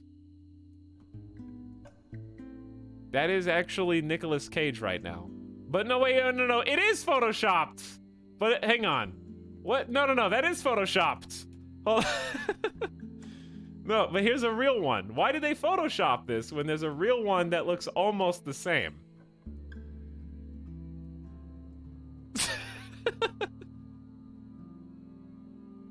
Alright, the screen flashing is getting on my nerves. Time out. Hold on, let me go down here. Show it. I'm working on it. It's a WebP. Hold on.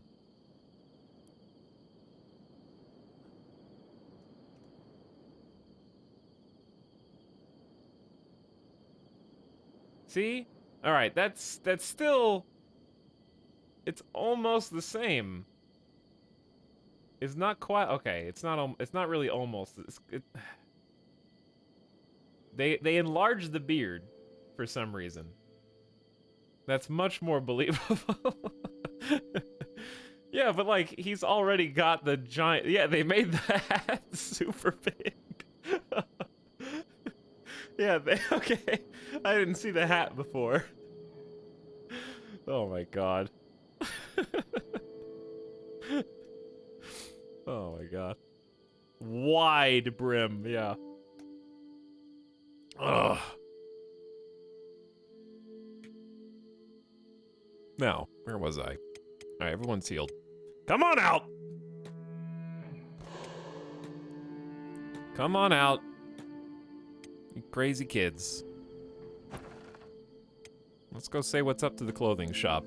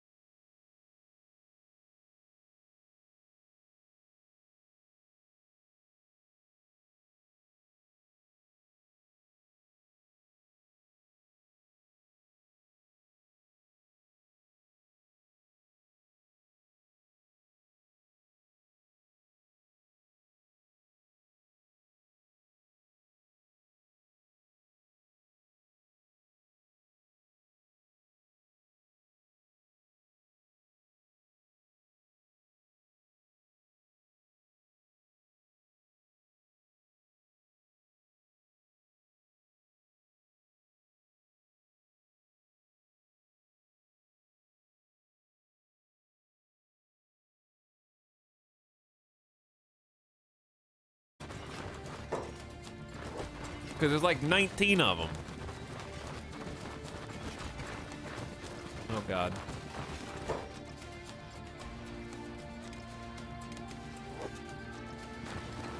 Everybody go full speed and just leave Pez behind. The gate guards will take care of the rest. Okay, so here's the fun part. We can actually help if more of them chased.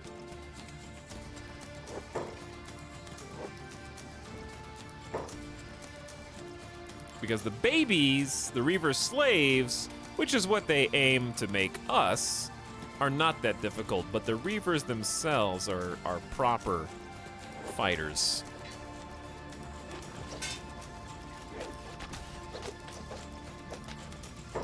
Horse, where the hell are you going? Oh, you can fight that guy. Yeah, the babies, easy peasy. The big boy Reavers are spooky. So we're just gonna go in a totally different direction now, because I don't feel like having the... We're gonna have the runaround Reaver thing for way too long. Market, I think, is like a slaver camp. Do I really want to go into this? What we could do is just go straight north. Yeah, that's a good idea. Go straight north and follow the beach to get to the factory. It's kind of a roundabout way, but it'll work. Let's do that. Let's just take a different path. They all kind of suck. Even the baby Reavers have base 20s. Yeah. Oh, I forgot they're all on different speeds. Chad, we really need you to get strong. If you don't mind. That'd be nice. P.S. Kina Kunai says, Eel Fact 212. Did you know that eel streamers are smart, funny, and deserving of at least your Twitch Prime sub? Thanks for the Bezos bucks. There's an acid rain here, too? Or... Okay. I think we're on the border between regular and acid rain.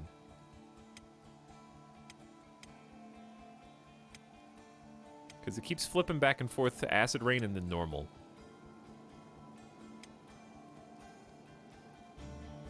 And I can't tell which is which. Pez only has 25% protection. I say... Oh, who's this?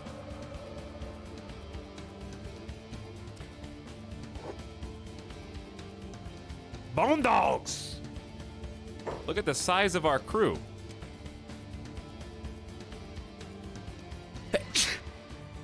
I'm allergic to the crew size of 7. I don't know, Chad, I don't know what's going on. It's getting crazy. I don't know why. No reason. Ugh.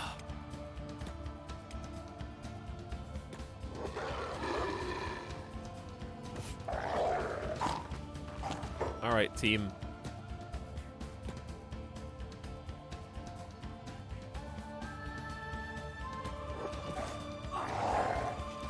Don't let the bone dogs beat you up. Too bad. Don't shoot your teammates in the back either. Chad, oh my God. Get it together, Chad! Well, so much for having just healed, I guess. And we're in acid rain, so that's even better. Who's that? Oh, beak things? Cool. Very cool.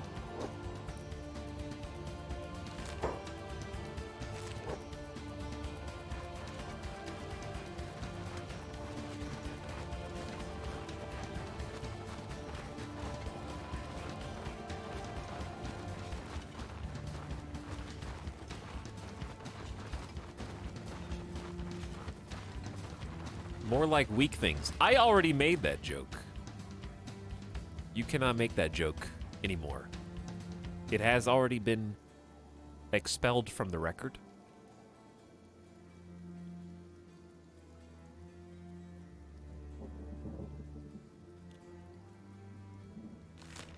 Do you think you can outrun acid rain? It's the question we are about to answer.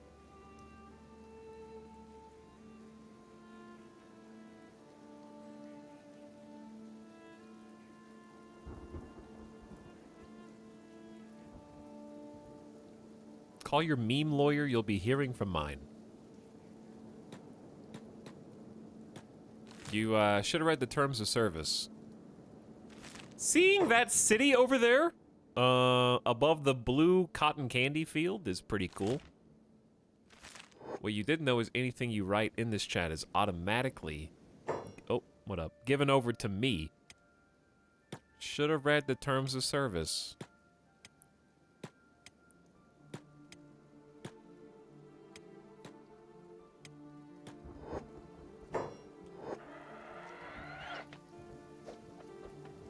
All right, team, it's Beak Thing training time. We got 3. Oh God, Pez. It's toughness training time.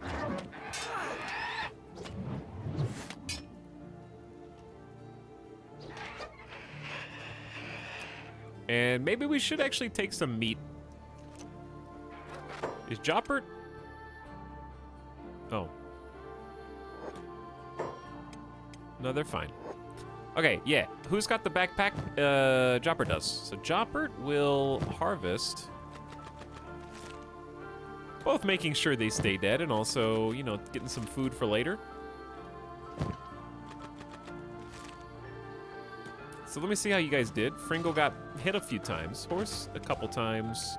Greasy one. No, Pez a few times. Chad almost lost an arm.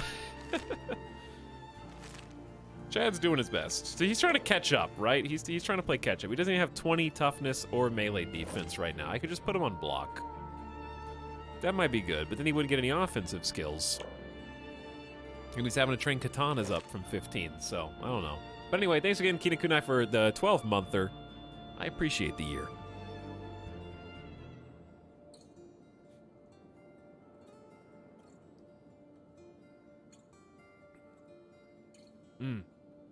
That's just a neat-looking sight off in the distance.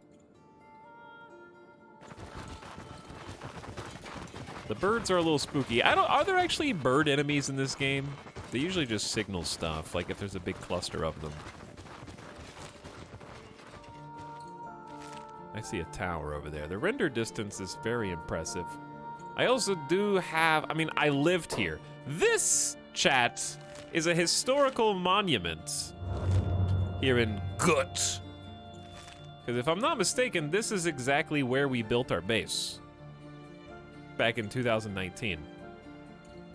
I believe this was the exact plot of land. It was a nice home. Nice little canyon valley for us to inhabit. Built it up for a long time.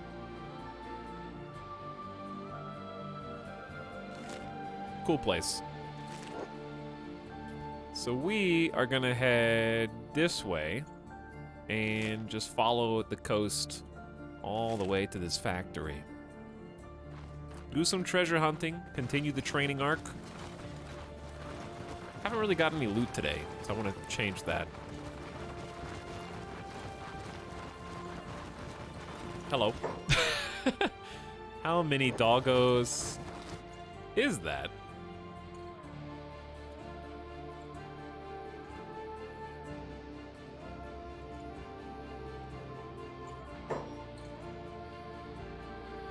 You can't say I'm gonna get timed out for this and then not get timed out for it.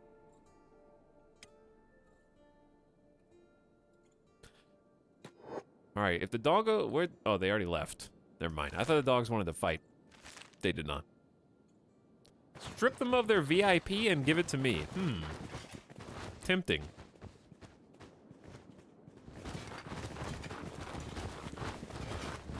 I don't know if someone who's been timed out 17 times deserves VIP.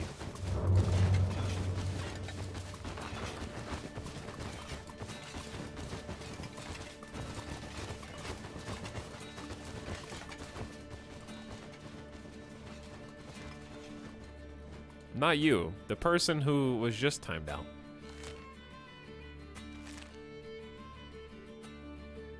Zero timeout club. We'll have to, maybe I'll do a, no. Maybe eventually we'll do a very expensive, in terms of channel points, not money, audit, like self-audit feature.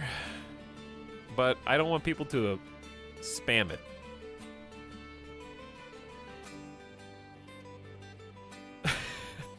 Time any... Okay, hey. Did someone just say 0 timeout club and then chat spent the 100,000 channel points to time them out for 10 minutes? That sounds about right. For the record, that was their second timeout. So, not only were they wrong, but you wasted 100,000 channel points to pop a cherry that had already been popped. 2 for 1.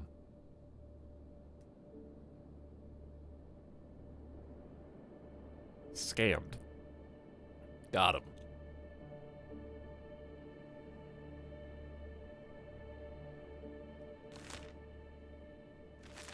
Alright, I'm kind of surprised at how quiet this area of the world is, which actually lends a little bit more weight to the fact that we chose it to build in. It was actually not quiet. It seemed quiet, and that's why I built there.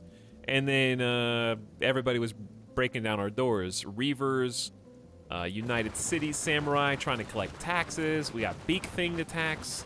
Bandits. All over the place. It was pretty busy. It seemed quiet at the time. The other thing about building is, like, my nature is always seeking something on the extreme, like, far away from civilization. But it's actually really beneficial to build relatively close to other cities because you'll be doing business with them, selling things, buying supplies, both building materials, research, books, and more. So the further you are away from everything, it can be kind of an inconvenience, but it's fun to carve a spot out. Like, this is a pretty nice spot, but I already swore to build in a different place. However, I am going to look at it anyways out of curiosity. With the correct character. Pez, I think? Yeah, Pez. I mean, just look at it. Green, 100%. 80 water, pretty fertile. Big stone and iron, just no copper, really. So, it's pretty good. It is a pretty nice spot for building, just all over the place here. But I said I was going to look for somewhere else, and I will. Hey, Ta, how you doing? My allergies are killing me, but other than that, I'm doing pretty good. Wander in the wastes. We're going for treasure right now. If we happen to find, like, I want to get, whatever, like, I need to find some more maps. Because I bet there's a whole bunch more stuff all the way around here. But I can only go to what places I know exist. We can always come back with a expedition a future date if we find some more maps, get some more locations. Right now, I'm okay with the slow pace that the squad is traveling because it's giving people time to train strength and athletics, which they need. So if I just left them somewhere, they would not be able to develop anything until we get the technology or put them into work. Not prospecting, but mining would build strength, and we don't have training dummy tech. So there's a lot of stuff we could do with a base, but realistically, I don't want to even think about building the first thing. Like, this is a thing up here. Oh, it's the farming village. Realistically, we don't want to put any roots down until we have more than 7 people. I would say like 10 to 12 would be good. Oh, hi. Who's this? It's a Empire Noble Guard Hooded. Chat, like United Cities Empire? Are these guys chill? There's a Noble Hunter of the United Cities.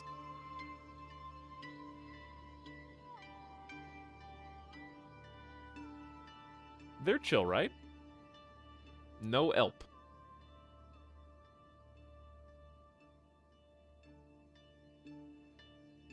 Attacking enemies. Yeah, that's the beak things.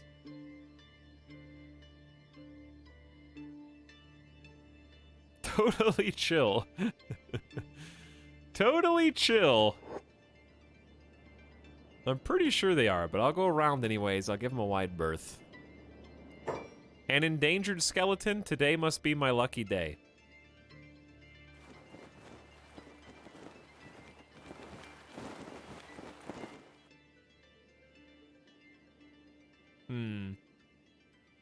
That doesn't sound good.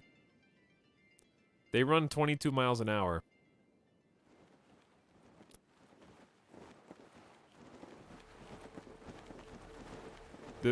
First of all, how the hell are they so fast? We could go in the water.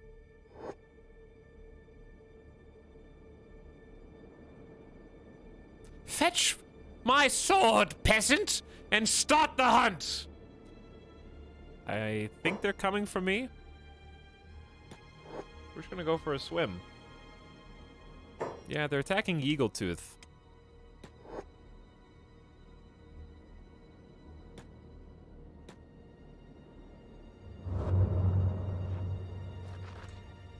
Water is Joppert, get in the water.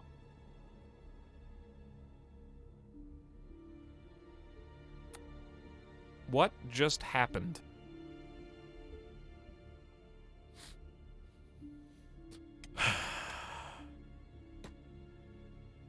Did he get headshot? Fringle's already in the water, dude. Are they gonna be shooting? Wait, if they have archers, then the water is, they're just gonna die in the water.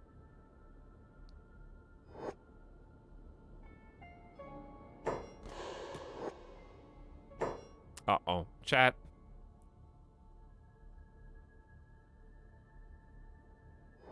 I'm, concerned.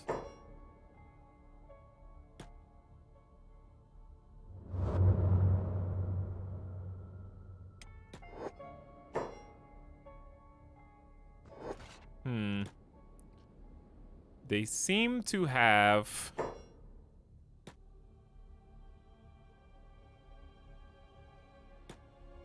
I have to dive on Joppert. Did they accidentally snipe Joppert? I'm so confused. I think they only wanted Eagletooth and then line of sighted Joppert in the head trying to shoot Eagletooth? Because they're not chasing Fringle at all. Wow, how bizarre. Because Joppert's almost dead.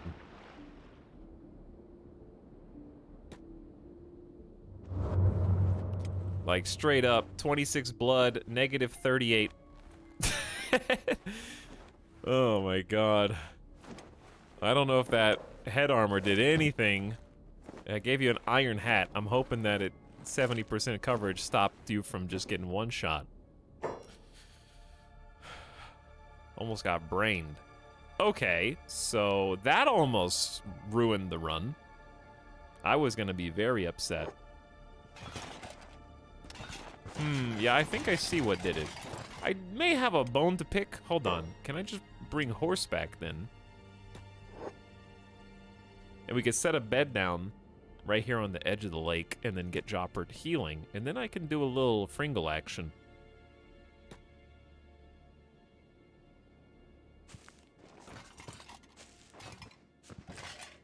Tall boy. She is massive. All right, you guys just kind of hang out right there.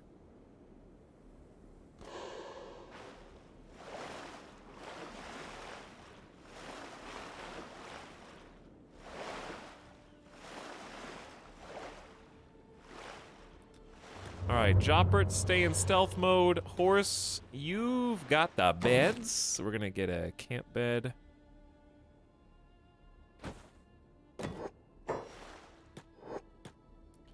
Bring Fringle over. Go into sneak as soon as the bed's built.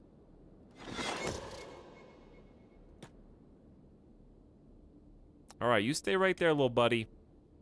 You stay right there and heal that noggin. Meanwhile... Okay, why is this person only a 2% chance, but everyone else is like at 80? How on earth would you be a 2% chance? Is this... No, oh, it's a noble captain. 78 attack, 64 defense? Wow. Cool slow RP walk. No, that's pretty cool, yeah.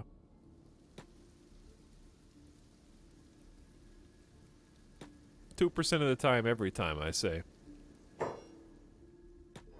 Wait, they see me?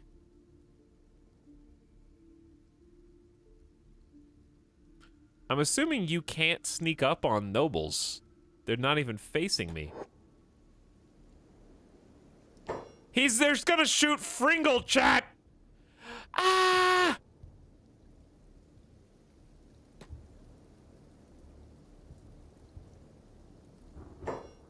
How do they know? It's a skeleton smith, you know?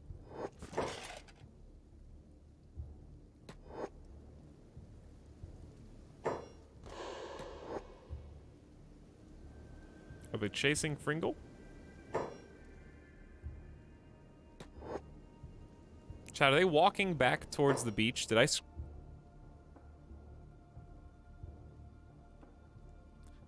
Is he still shooting at Fringle even though I was in stealth and now I'm not? How far can that bow shoot?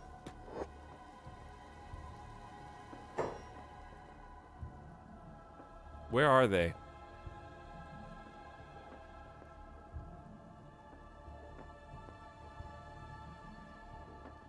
I don't even see their little outlines.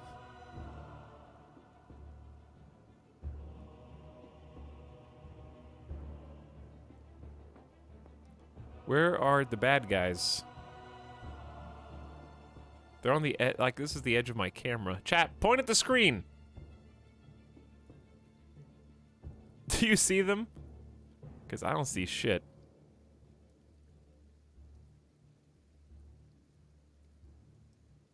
Alright, Fringle, you just keep running down the line.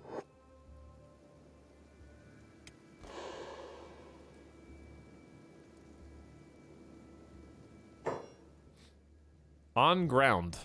Yeah. Oh, I see him now. They're actually chasing Fringle, who can run 35 miles an hour. They're like... somewhere behind him.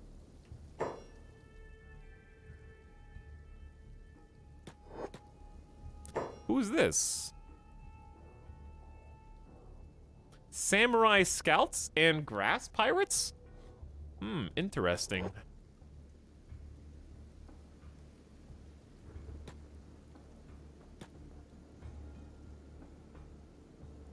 Might give the noble hunter something else to do. This is not the safest route. I was just gonna walk all the way down here to the factory, but at this stage, I'm wondering if that's a good idea based on all the stuff I can see. There's kind of a lot of problems, actually.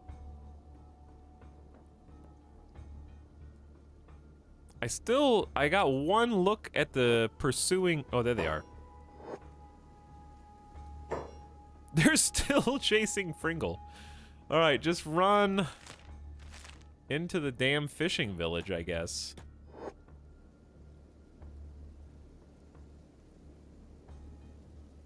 Okay, so there's a fight going on here, but the bad guys are there. And apparently they can see you from 3 miles away. All right, the Fringle's so far away that the camera is dragging me back. So we're just gonna make a wide loop. Wide loop. And then circle back to Joppert, who's still healing.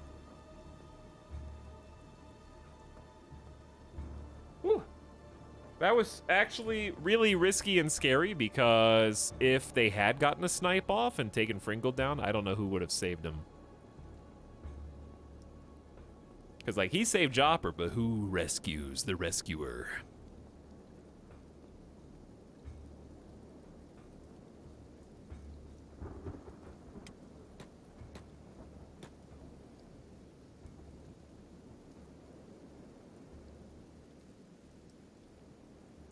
Okay. Now, what? Now, since I think the nobles are on the coast, maybe we get everybody back this way. Well, except Jopper. We could probably just carry Jopper to the farming village and then rest in there.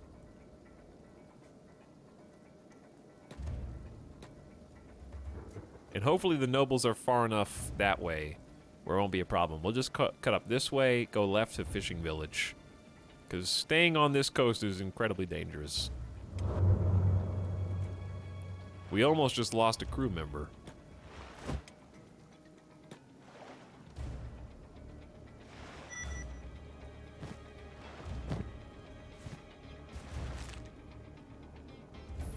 Okay.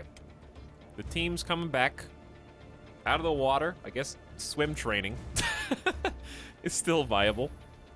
What's up, Mary Skipper? People arrive mod squad. Come on, Chad. Chad and Pez haven't had to emergency swim yet, so they're lagging behind a little.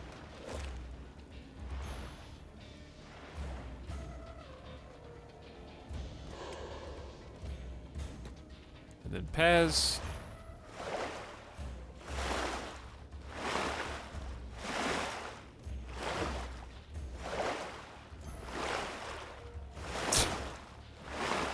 For having that much armor on, I can't really complain, I guess. Okay, now, anyway. I got scared off my original route. We're gonna go backwards. But, together. As a unit. God, that noble hunter was terrifying. What if they come back this way? Part of me does want to send Fringle to go get some revenge, but also now I have to carry Joppert's nearly lifeless body.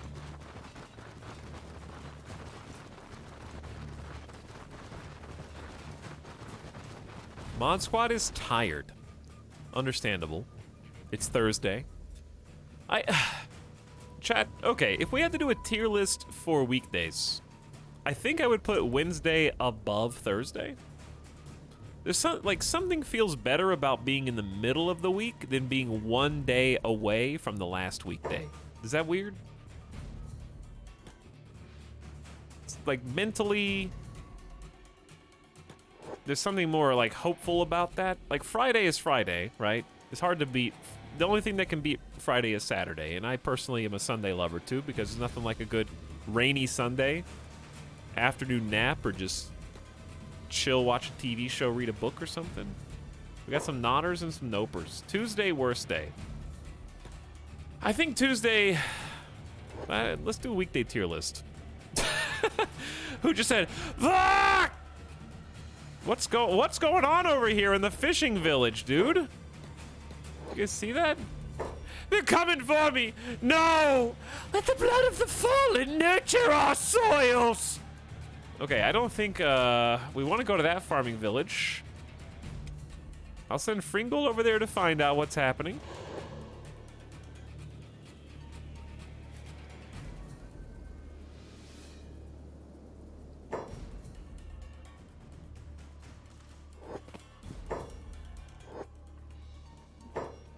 We got farmers. Oh, it's the preacher cults.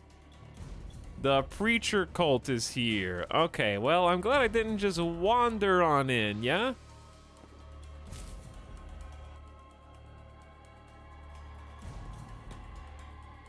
We're just gonna keep a wide berth.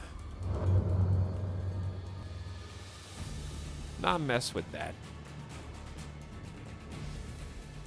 The blood of the Outlanders! It will be spilled over our soil! It will fertilize the crops, preacher. Please, can I have just a taste?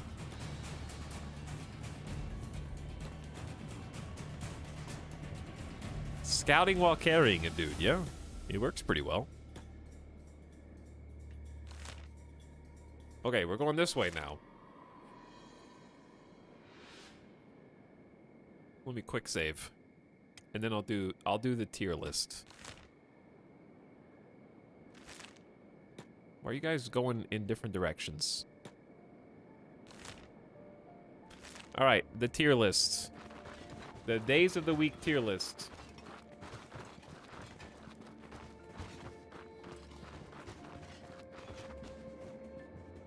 I need a text box.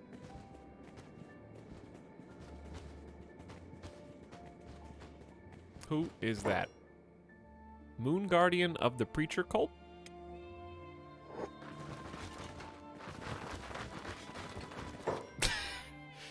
Get bonked?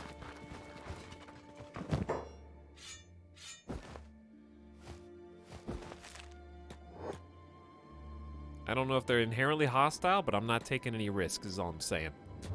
In the Storm Gap Coast. Okay, anyway. Text.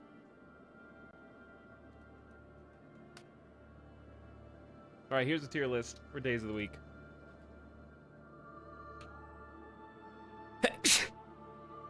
I'm allergic to the letter S. Chat, today is bad.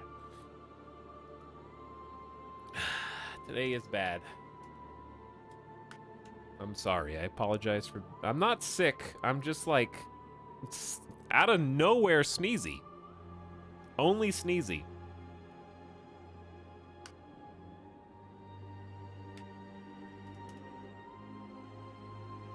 Should there even be a D... Okay, 1, 2, 3, 4, 5, 6...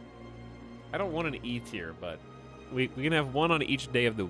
Each day of the week gets its own list.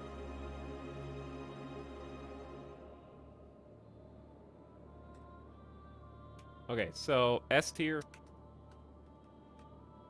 Saturday. Wouldn't be what I would pick if I didn't stream. For me, Saturday is 50% of the time a work day at least. So it really doesn't feel... I don't know, my schedule is transient and constantly changing, so I'm just gonna try and do this objectively, regardless of what days I normally stream on. I would say S is Saturday. It's the best day. It just is. I would say A tier is... This is gonna be the default tier list, is what I just realized. Because I think if I just go with First Instinct...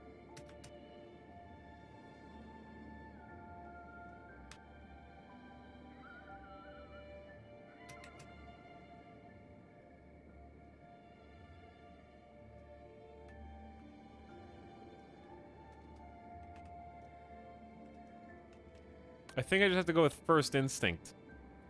Friday only B tier. The reason why Friday's only B tier is because more often than not, you still work on Friday. So it's good because it's like, oh, work is over, but you still worked on Friday. You know what I'm saying? A majority of the time. So there's still bad things that happen. Like, it's still nice that it's over and you can breathe a big sigh of relief if you work a regular 9 to 5, like 5-day-a-week work schedule. And obviously I don't. I mean, this week I am, sort of. Not 9 to 5, though. But yeah.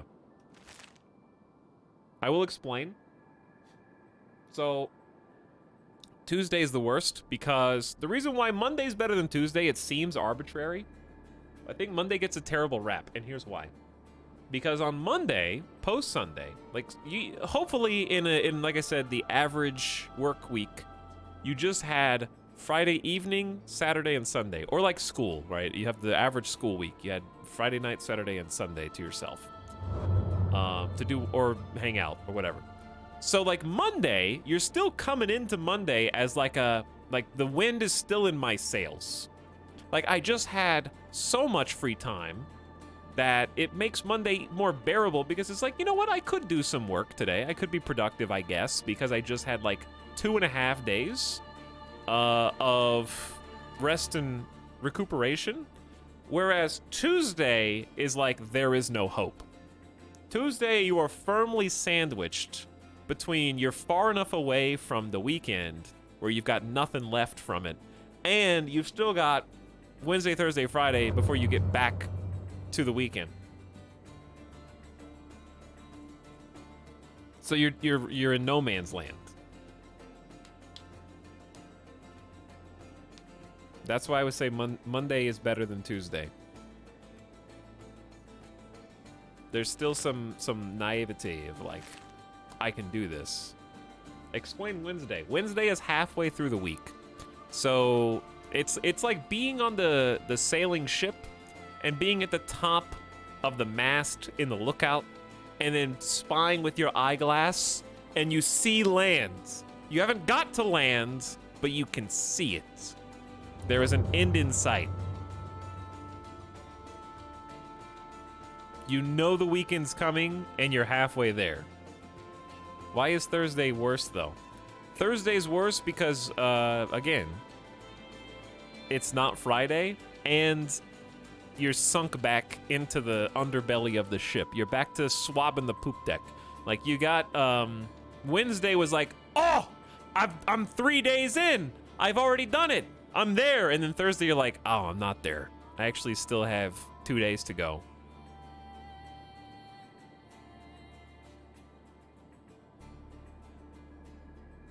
And you got most of your work needs to be finished on like Thursday because you have to finish it before the end of Friday.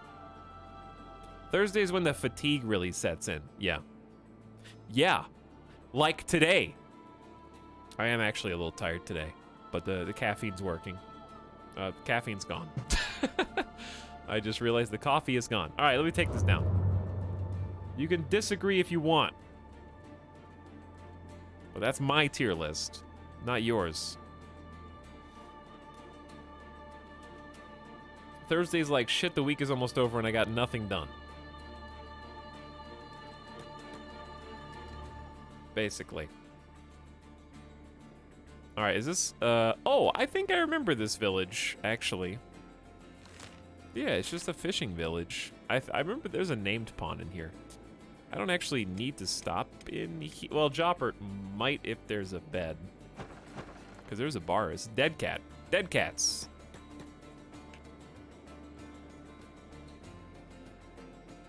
Sunday has the doom of Monday approaching, which is why Friday is better. I can see why you would say that.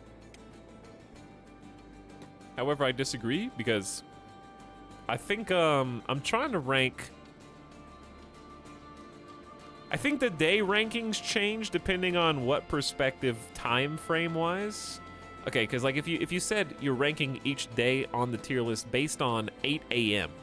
on that day, then I think the list changes. Versus if you're ranking it at 8 p.m. that day. Like 8 p.m. Friday is better than Sunday. 8 a.m. Sunday is better than Friday. Because you got the whole damn day.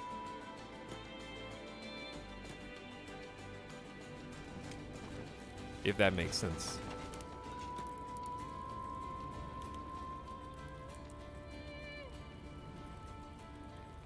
All right, we got a bed rental for Joppert. Poor Joppert. Almost got insta-brain. Chad needs a bed. This is a nice little spot, though. It's a good little place to lick your wounds.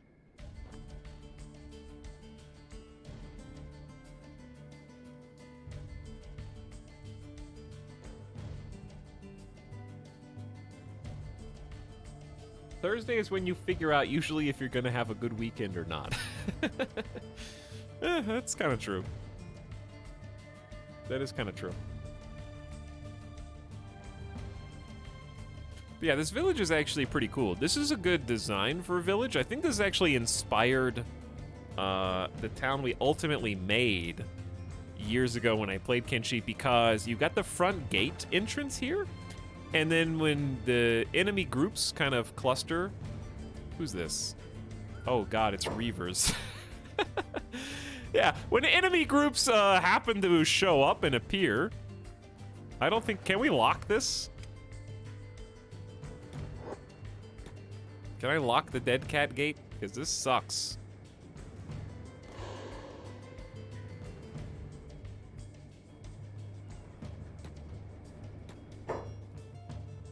All right, everybody inside.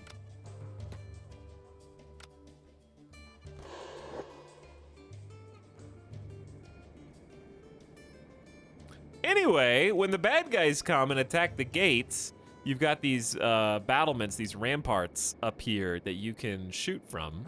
And in fact, there's some mounted crossbows for just such an occasion right there, where you got some nice angles on them. Like fish in a barrel. Which, of course, is befitting of a fishing village. And it worked wonders. In fact, I don't think anybody ever broke through our gate in the entire last campaign. They barely even had a chance to attack it. Is this your town? Ha, no.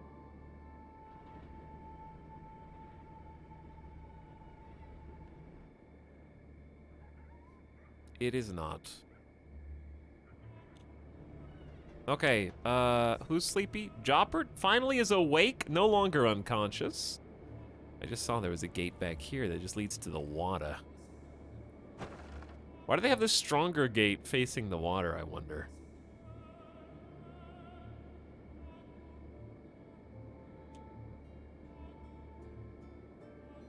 Okay, so where are we going next? We're going to the factory. In fact, I could probably just have Fringle just go.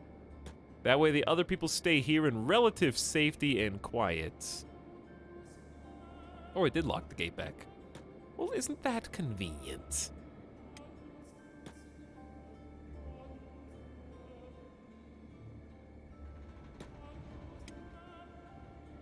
And we can't open it from the inside. But yeah, we'll leave everybody else here to just chill. Oh god, they're right there. What? Have they not walked past this? Oh, it's a different group. These are grass pirates. I'll shut the gate. Be a good boy.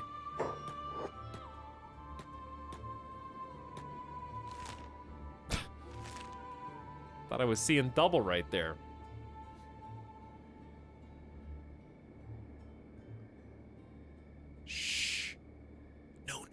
While sprinting across the wastes. Okay, but yeah, Fringle's probably the only person we need over here anyway. So it gives us something to do while we're waiting on Joppert to fix their noggin.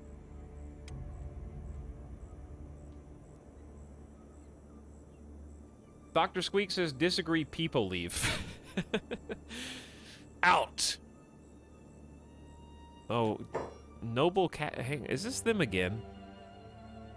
Oh my god, it's the same crew. Wait, is this the same crew? It's a crew.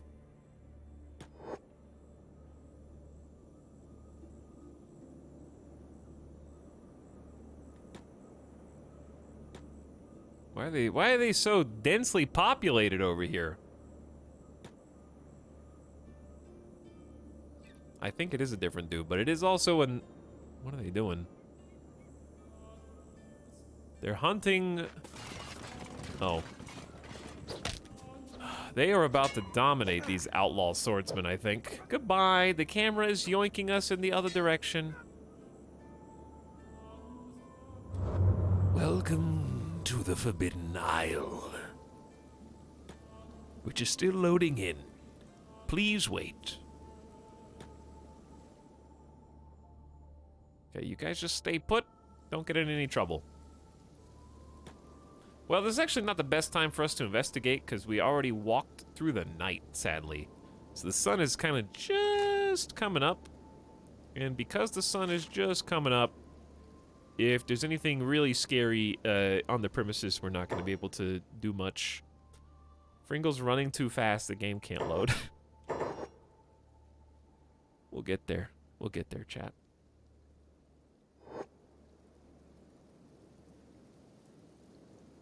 Little at a time.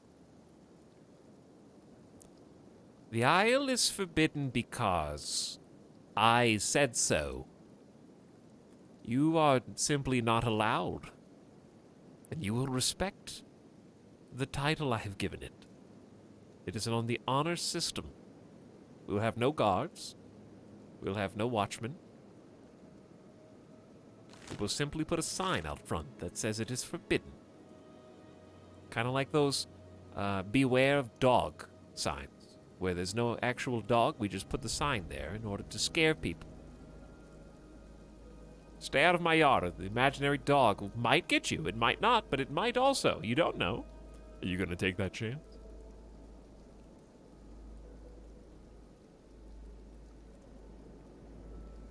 This is a big building.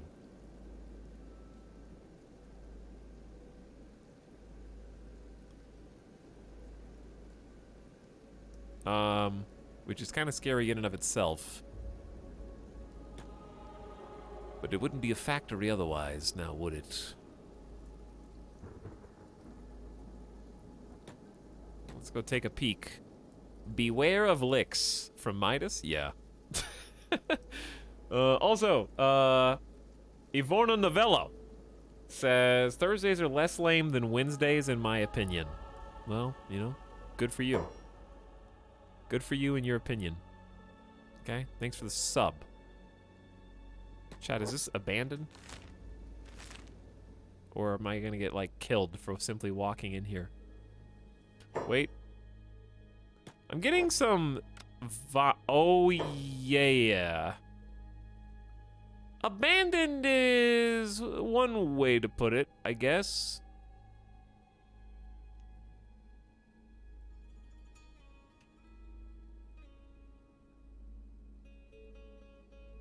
Well, I can see that we won't be bothering this group of fine machines anytime soon. Spider machine go burr. Yeah. Well, at least we did not anger the gods. And now we run back. Now we run back. Let's run to the back of the village.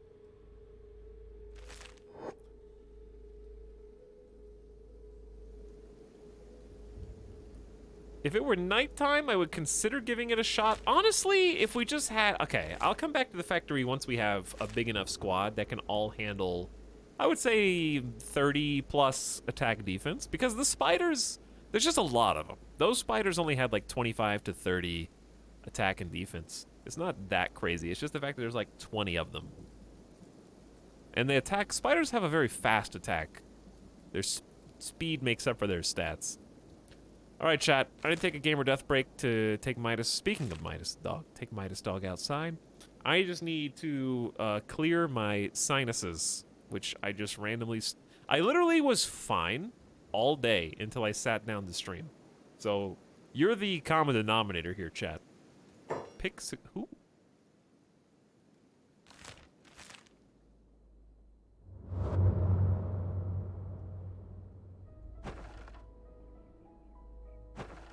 What was picked? Alright, I'm gonna make a save. I'm gonna let you guys just accompany Fringle on the run back. It shouldn't take that long. And if he happens to get killed or captured, then I'm just gonna reload the save. But I may as well leave the game unpaused. Because he's running at 35 miles an hour. Okay. I'll be back. Hang tight. Just having some nose problems. And I'm gonna get a snack, and then we can do some eel facts or something, you know? I got a few eel facts for you. I'll be back. Hang tight.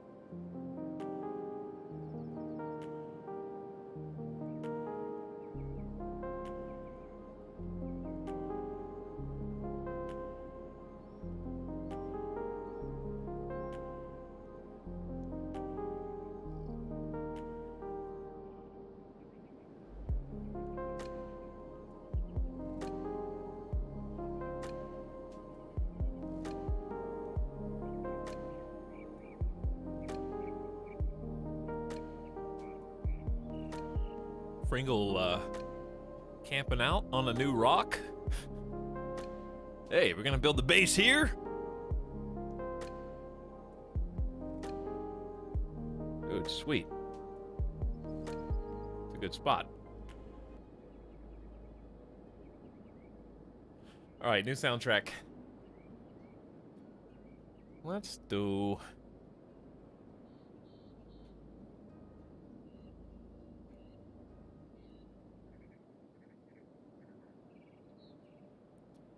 Let's do this. Oh, hi. Everyone is here. Okay, but now what? Yeah, now what? Why don't we just wander back down the Black Scratch? Who? Chow? What? Yo! What happened here? So, like... Slaver Caravan Guard. Someone... Oh god. What the hell?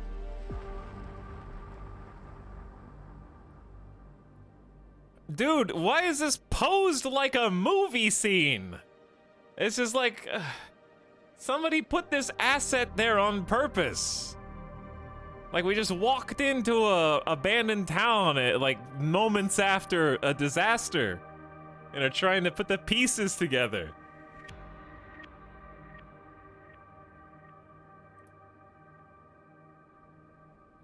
Looking for clues. This gate is open too. What? But everybody inside here is fine. I don't know what. There must have been a Slaver Caravan Guard versus Reavers, and this is the cleanup.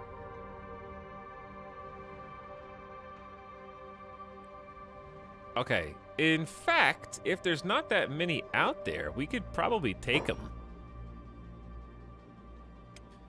Joppert and Chat are healed.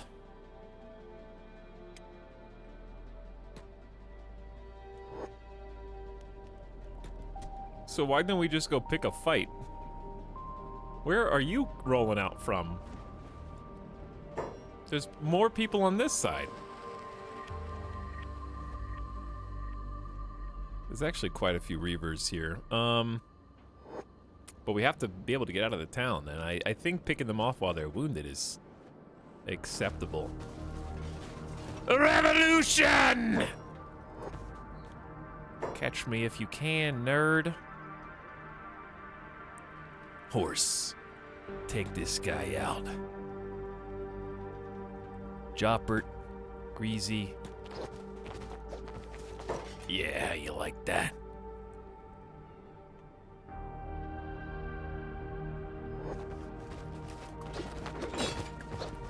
Get him. Get these weenies.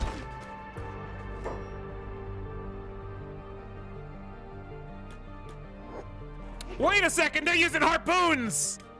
That's cheating! You can't turn the harpoon around backwards? Big Monka!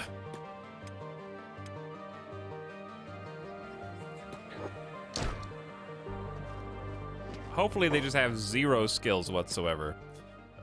Okay, that dude's gonna kick your ass, Chad, so you go in the block. Pez, same thing. Fringle. Best of luck, both of you. What happened to this dude? Okay, so here's what we're gonna do. Wait, okay. Do we really care about... I mean, slaver caravans... I'm just taking all their stuff off so they're easier targets.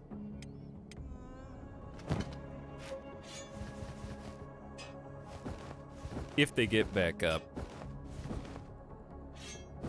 Be careful you don't drop the wrong thing, though. It'd be bad to drop your best weapon if you're not careful.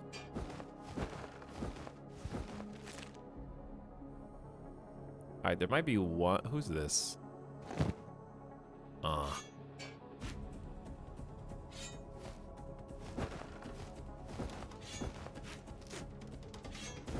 Okay.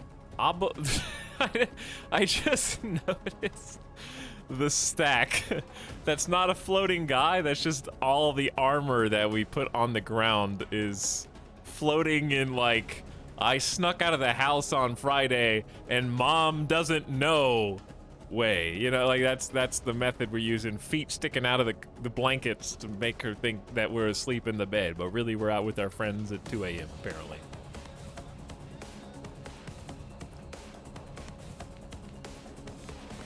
Did you just shoot Greasy in the chest?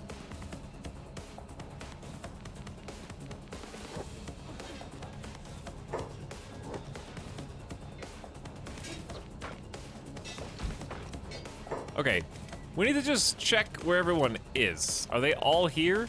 Okay, the whole gang is here. Ignore the column of clothes, please. We just shot Eagletooth, I think. I just heard a damn harpoon.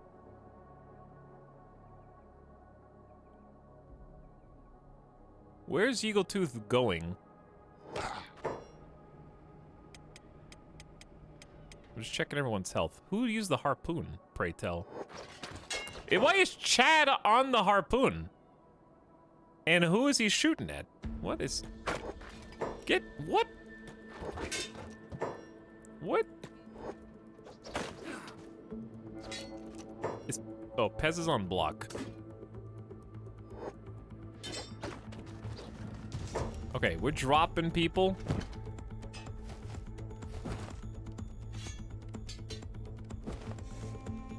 Hack stopper jacket? Some big leather armor. The masked helmet actually might be worth keeping, but it's... Oh, that's Reaver uniform. Oh, that sucks.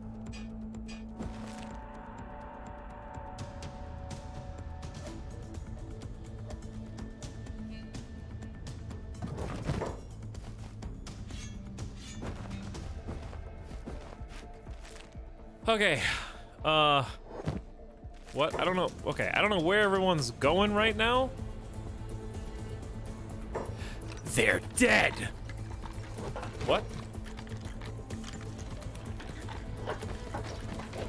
I just got... Are they trying to pick their shackles and I'm just killing them? I don't know what's going on. All right, did we win? Dude, I don't know. People are just all over the board here. There's a little bit of chaos.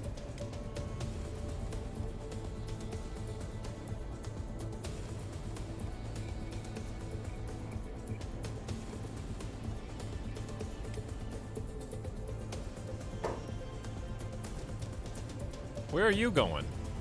Slaver caravan guard just wandering in the opposite direction, I guess.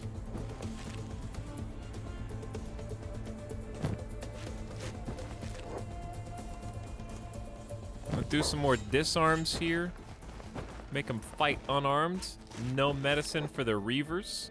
Glorified slavers that they are. Okay. There's more people outside. Pray tell who? Bounty hunters. Why do these guys look like such badasses? Okay, this is the person who bought their armor off of the pay-to-win, free-to-play, like, gym shop, and then this is the person who's best friends with them, but just, like, transmogged all of their armor to look as shitty as possible, even though they have, like, top-raid gear.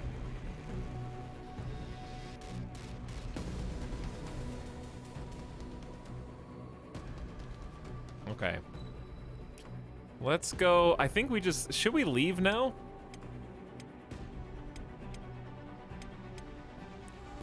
Nobody took that big of a hit, I don't think, that we can't afford to just... That we have to go sit and wait. Let's just head back to Black Scratch. Why did Fringle go the opposite direction immediately? Well, that was weird. Apparently the fishing village is somewhat compromised. But at least we cleaned up some of the reavers.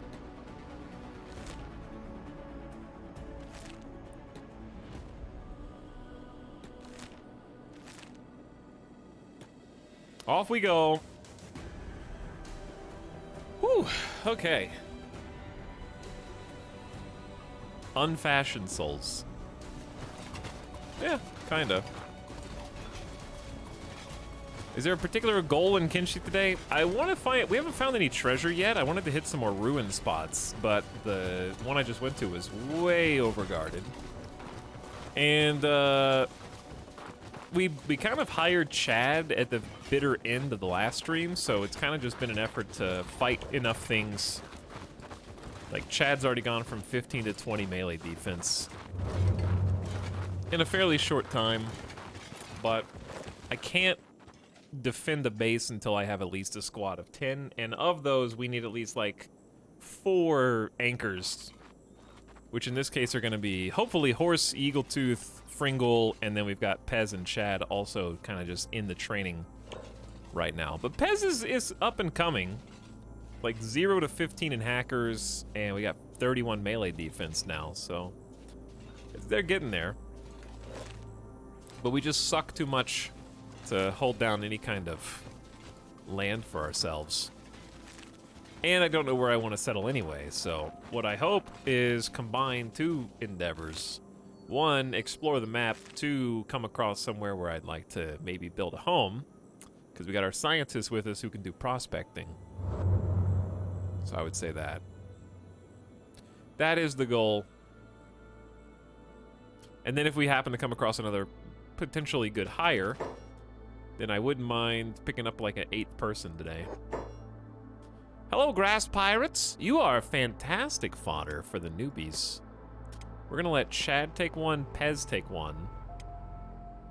Then everybody else is actually gonna go passive.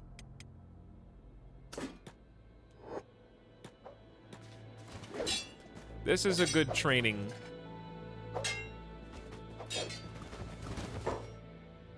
Oh shit. Okay, well, everybody else, go ahead and choose a partner. Don't be shy. There are plenty of people. We should be okay, but I don't know. We'll see. Pringle just went in for a 61 damage jump kick, which is kind of insane. I believe in Horse, Eagletooth, and Fringle.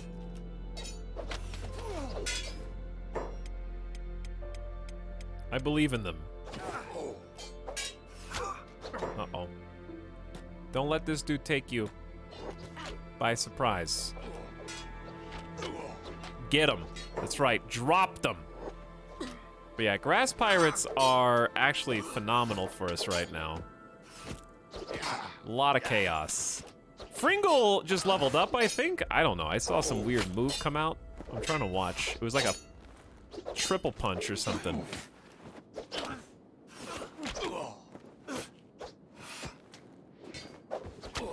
Quickly becoming a god. Uh-oh, who's this?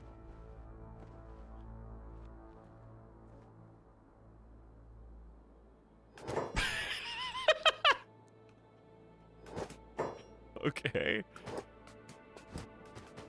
Bye, I guess. I don't know. That was very strange.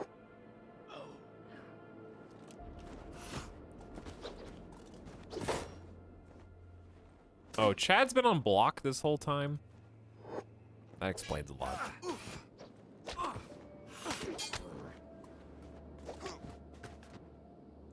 Pringle is chasing...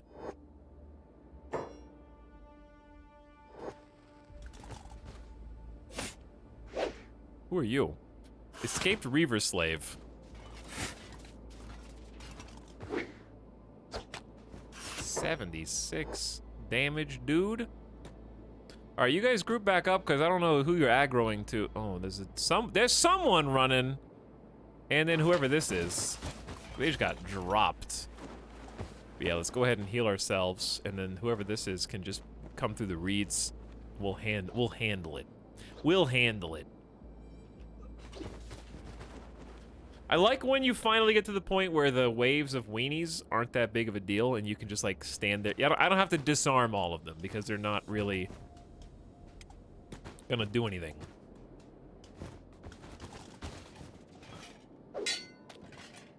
We just got friendly fired. Ah, it's okay. You gotta get friendly fired sometimes. All right.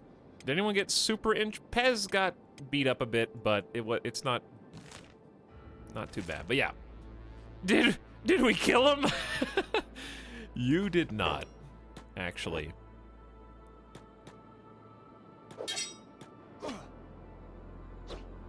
Chad, don't mind the crew in the background, please. They're just getting some exercise in. They're just getting some steps. Your cinematic fight is going fantastic. I'm just making sure none of them help you.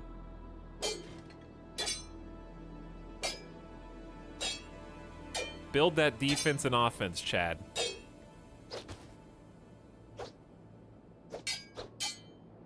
You're doing fantastic so far, actually. Again. Yeah. Wait, now who? They don't stay down. They don't stay down. All right, you guys don't have to do laps for this one. Also, give me a sec. Yeah. Hold on. Still got some allergy issues for some reason. He put up no resistance. I don't know what his plan was there.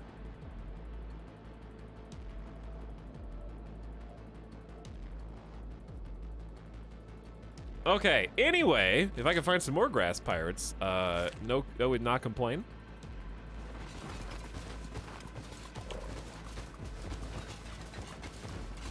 Chad's already at 25 decks, so that's why he's getting so many extra attacks in. You have your own settlement? No, not yet. It's a little too early for us.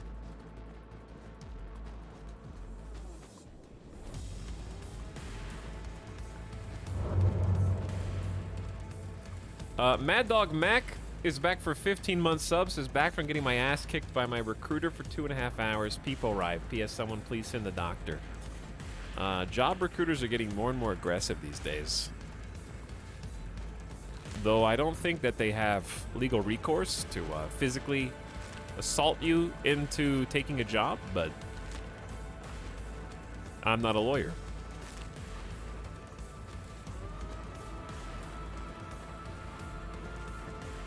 Can people in your party turn on the party like traitors? No. Uh-oh. We are about to have an actual problem. That's a lot of actual reavers.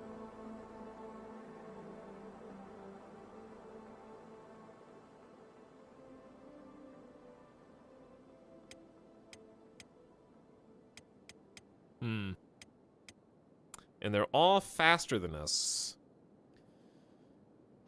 Only one of them knows. I don't know. They might all end up knowing.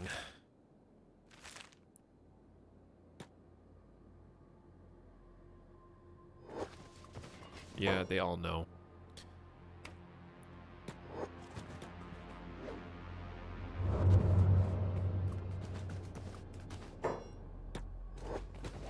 Ow, shit. Got me in the chest. Check this out. Oh my god, there's another group of... Oh, it's other... It's a... This place is too chaotic! Hello, GamerDeathBot.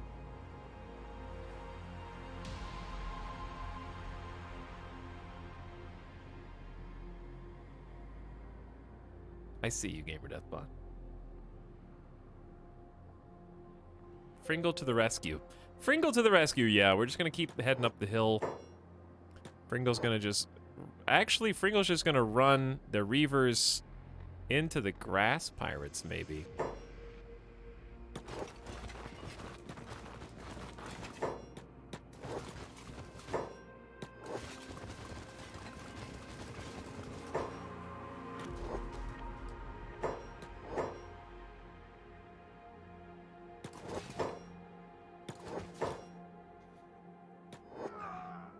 Okay, who all just tanked a hit for no damn reason?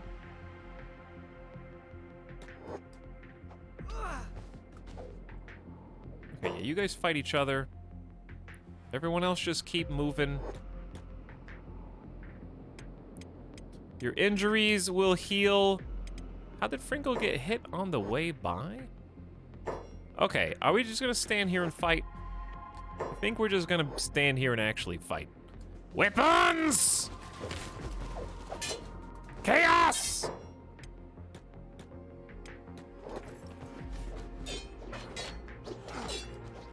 Alright, I need to find out, is there a Reaver in this group? No, it's just all grass pirates in here. There's no micromanagement. There is only death.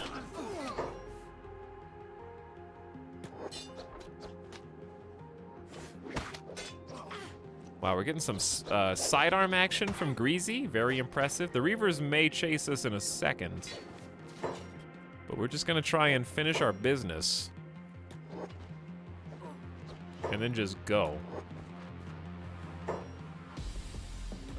We can patch ourselves up over here. Over here.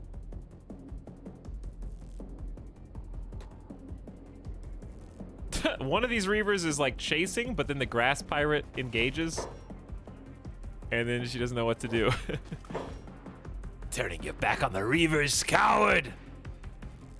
I don't know who you guys are talking to.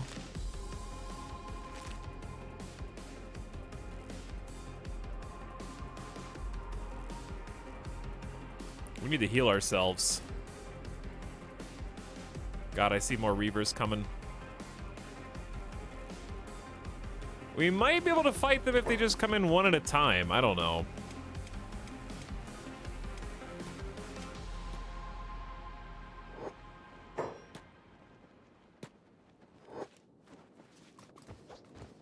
That dude's dropped.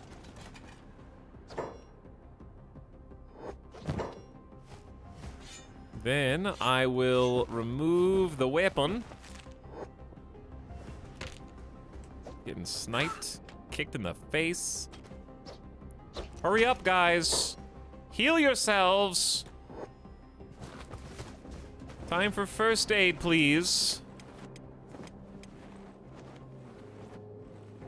And then let's get out of here.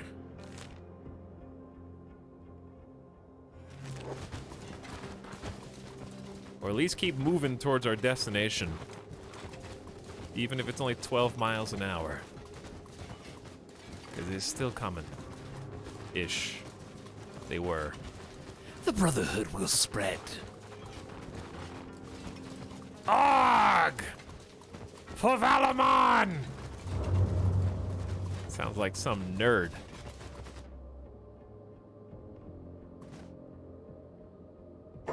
You've got to be kidding me, dude. I was running from the Reavers, and then what the hell are you guys doing right here? Are you even a... Wait. Are these guys not interested in me? But who's this? I'm so confused. Why'd they let us just walk by? Looking to see if there's an NPC here. Ringo's come a long way from a one-armed man who can't punch. Very true, very true. And is still developing, but getting quite adept. We got approaching 30 martial arts skill now. Running the Black Scratch is a very dangerous run. I knew there were Reavers here, but I didn't know there were this many.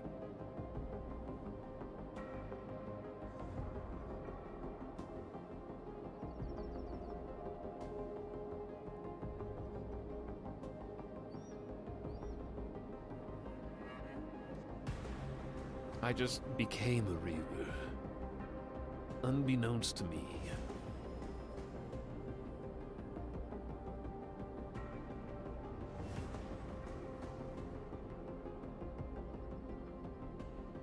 Honorary Reaver. Probably not something you want to be.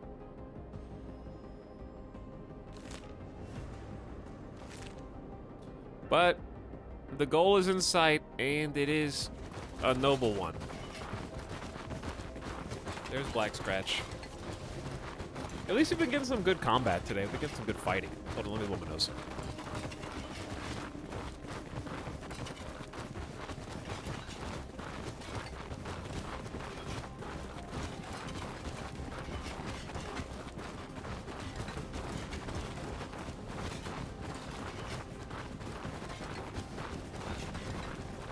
My first and only so far Kenshi party started their town just north of Black Scratch in a cool spot. That's actually where my first town was, sort of. My first town was just north of Brink.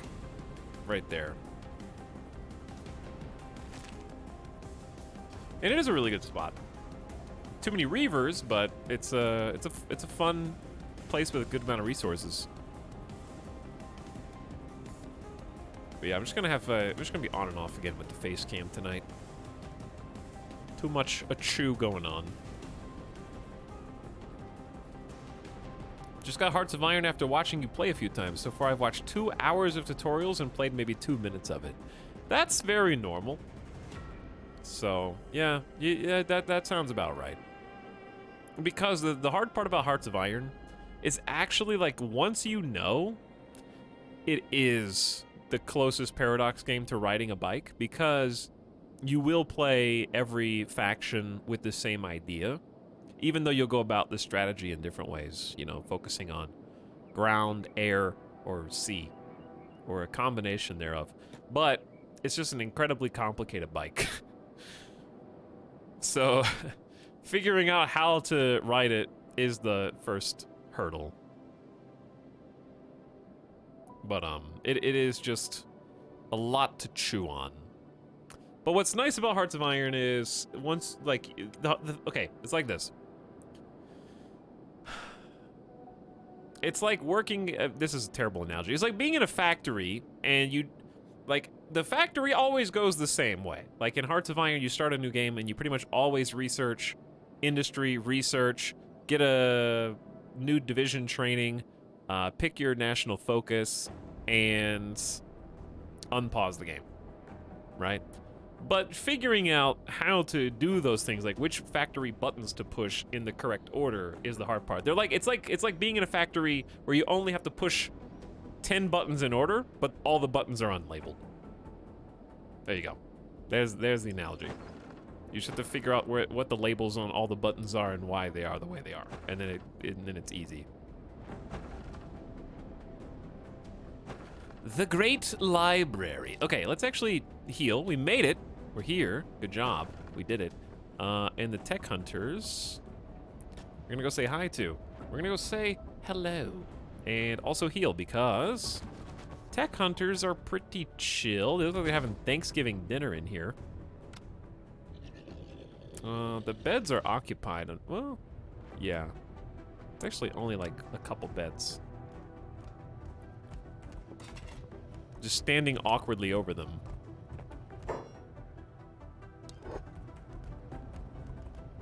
If you have as much money as I do, hiring bodyguards isn't a terrible idea. 2,000 cats a day, 1 day minimum. Just extra bodies to help you walk through some Reaver dangerous territories. But it does add up pretty quick. They have another bar. We got a ranger shop. Oh, that's great. This is, honestly, Brink is a Black Scratch is a fantastic city. They just have so many shops. They have, like, almost everything. This is making me want to play this game again. It comes around. I haven't even played with mods. So, I've still got all the mods.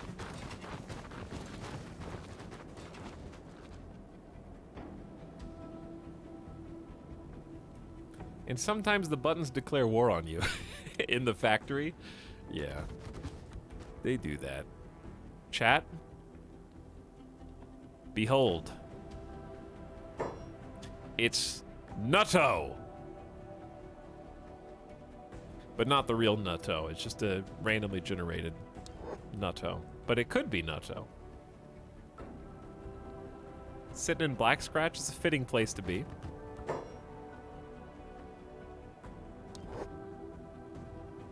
I think that was how we picked that name. It was just sort of randomly generated. I was like, you know what? Nutto is a great name. I just kept it. I didn't change it. This is completely vanilla. This is all vanilla. All of it's vanilla. Mm-hmm. I want to buy the food cubes. And I want Jompert. Okay, see, this is when it's faster to trade. There we go.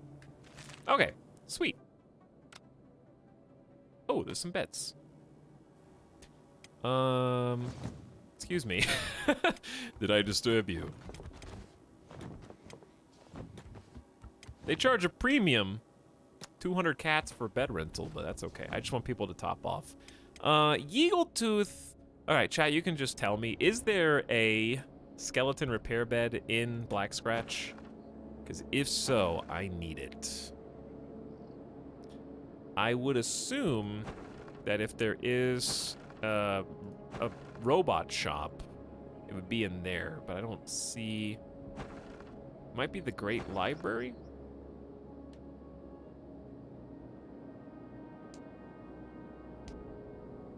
Vanilla Kenshi's great. I only added mods when base building became tedium. Yeah, it has a lot to offer in base mod.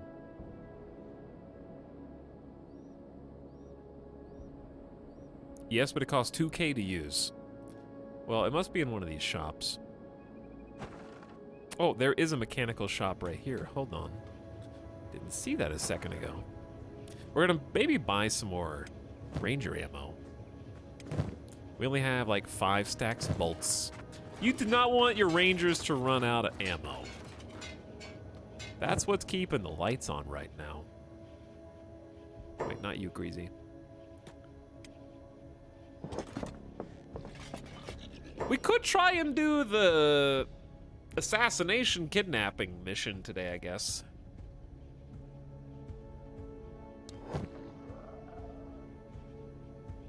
Supposed to do some holy... Holy Nation's on the other side of the world, though. Do they have a bed in here? This is not the mechanical shop that I thought it was.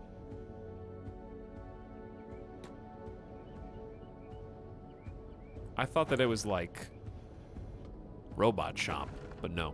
There's a headgear, Ranger, robotics. Oh, here we go. All right, I had to find robotics. See, it has the same icon as mechanical. And you would think, oh, aren't robots mechanical? Not exactly. Hey, what up? I need some fixing. And also, well, just fix me first. 2 grand. But Yeagletooth hasn't had a spit shine in a while. So this is worth. Fringle might need some body part fixing too. Back to 200 HP for all your limbs, Yeagletooth. You'll be good as new. Just a little out of the piggy bank.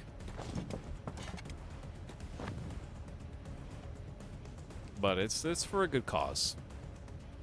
Make sure everyone's at the top of their game. Okay, where are we going next? I think I'm just gonna go... I think this is Crab Island. There's a lot of stuff you can do over here, but... God, there's so much treasure here, but it's so dangerous.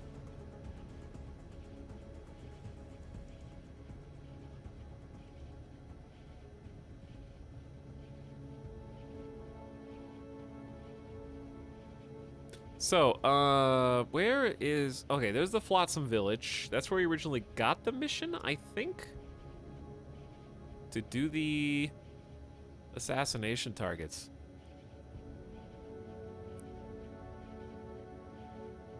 That's really far. Okay, why don't we just wander Because if we go back towards Hang, this is effectively where we started the game up in here. However, we were pretty much just by ourselves and we didn't have any agency and we couldn't do anything. I kind of want to just go northwest towards Way Station and then decide if I want to poke around on the outskirts of this, because I remember this is a nasty place. But there's so much loot. Or we can go to Crab Island.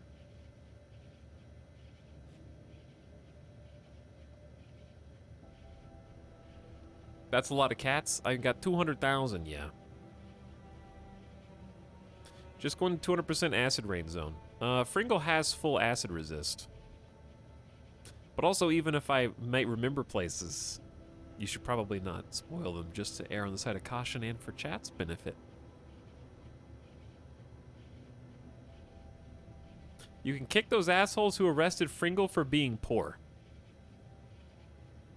Probably not. They're still stronger than me. So. It's not that easy, sadly. If you make a settlement in the middle of nowhere, will you still get raided? Yeah. People still show up, I think. I believe it's whoever you settle closest to.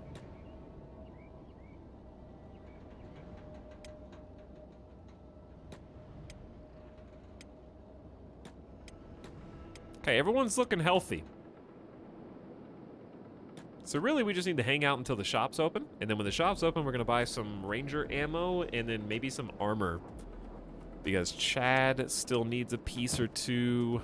Pez is okay. Eagle Tooth's okay. Horse is pretty good. But yeah, Chad needs a new coat and boots.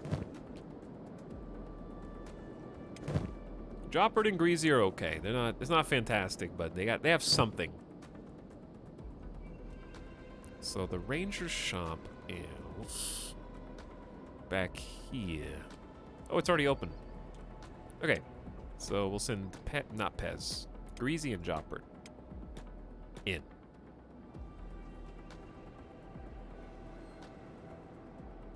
Maybe Fringle can just steal the leader of the of the samurai. That's a tough order, even for him. We do have, oh yeah, we do have like a sick sniper bolt. Back at one of the bases. Forgot about that. We're just kind of waiting until they get a little bit more skill.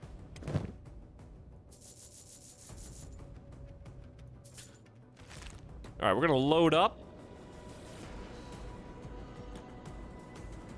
And make sure we trade. Jopper, give Greasy some of your goodies. Where is Greasy?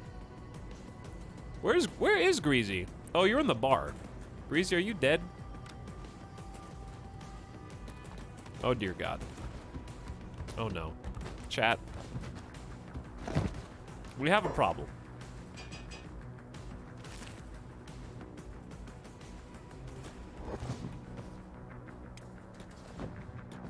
All right, we're good. We're good. No problem. Price is averted. Needed some more grease to slide out from between the chest and the bed, apparently. Now, where's that armor shop? We should look in the travel shop, too. They might have a backpack for our boy.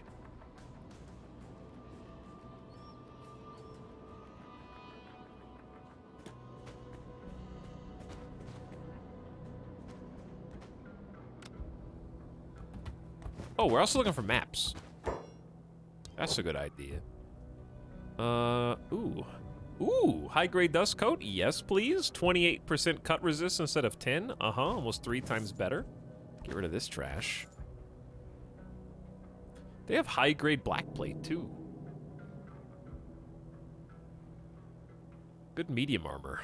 I might... Do I just want to buy that and hold on to it for somebody else? Maybe. The thieves pack here.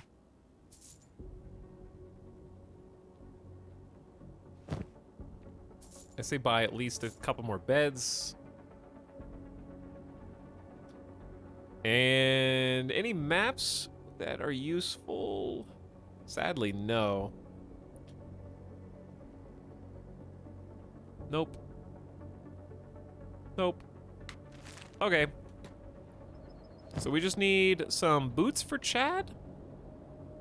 And everything else is passable, at least.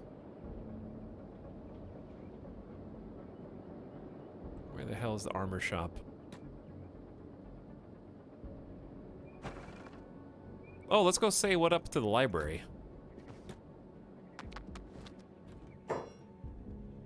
The library, as you may expect, is a better place to buy books and blueprints that you might be missing. We'll probably be coming back here once we get Colony going.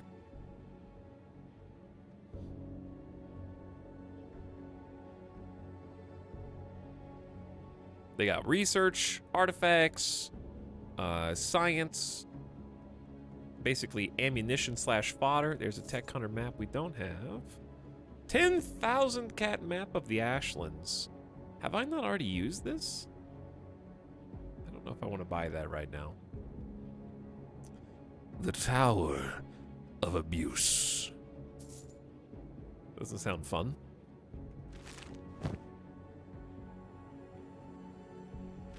The Tower of Abuse is right there. Where are we? Oh, I was kind of gonna go that way, actually. Old control tower. And then we got Tech Hunter map. Oh. No, there was a ruin past the fact. Okay, we'll have to go back there one day. That's such a good place to stash. I didn't even look over there when I was already right here. I could just kept walking. Oh well. Okay, anywho. That is not the armor shop. The armor shop is... headgear? I'll go look. Farm. Tech hunter. Just a general tech hunter shop. Bad. There may not be an armor shop. I may have just been thinking headgear. Yeah. Okay. True to their name. Well, they also have more than headgear, actually. They have pretty sweet katana. Yo, Edge 1 longsword saber. That's pretty sick. Don't need it right now. Masterwork grade sleeveless coat. Martial arts bonus, dodge skill effect, and attack damage up. That's this, but worse. Well, it's better because of its grade, but it's worse because of its coverage.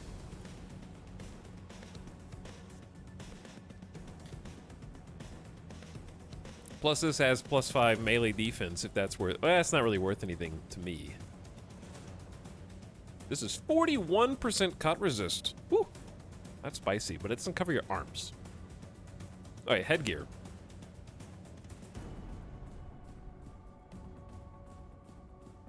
Melee attack -5, perception down seems harsh. Yeah, alright, let's just go. I think we're good.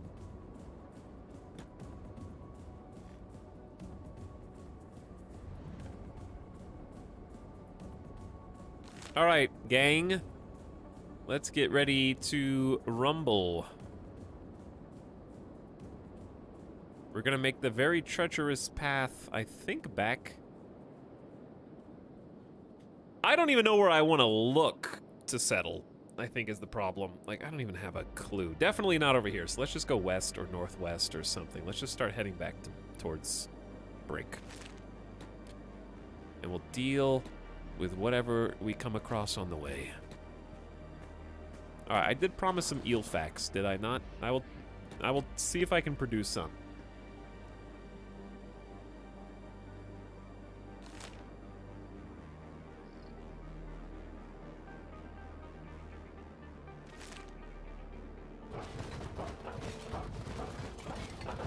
I will try.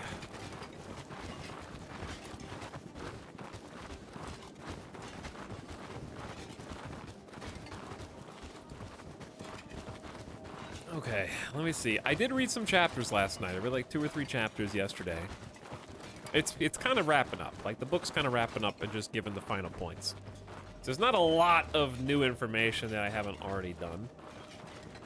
Basically, it's just wrangling with the notion that it's like I said, it's got very philosophical in the second half of the book because the eels beg the philosophical questions that other scientific pursuits don't. Namely, if you haven't been following along with our eel facts, the short version is that I'm reading a book, and I'm almost done with the book, and Chad has become very attached to my reading the book, and now I'm just the eel guy for as long as I'm reading it, and then I just relate things I've read and give a book report to Chad every few chapters. So, anyways, the mystery of the eel is ancient, and people have been trying to understand not just the origin, but also the workings of the American and specifically European eel for hundreds of years, if not thousands of years.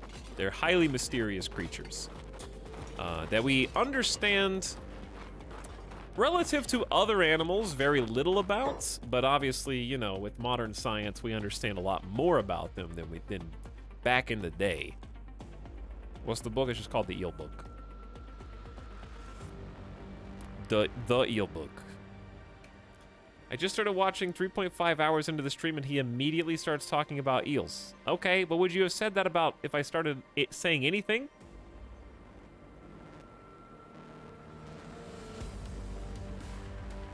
You're here at the right time is what that means. It means you could have joined and not heard about eels, which would have been tragic.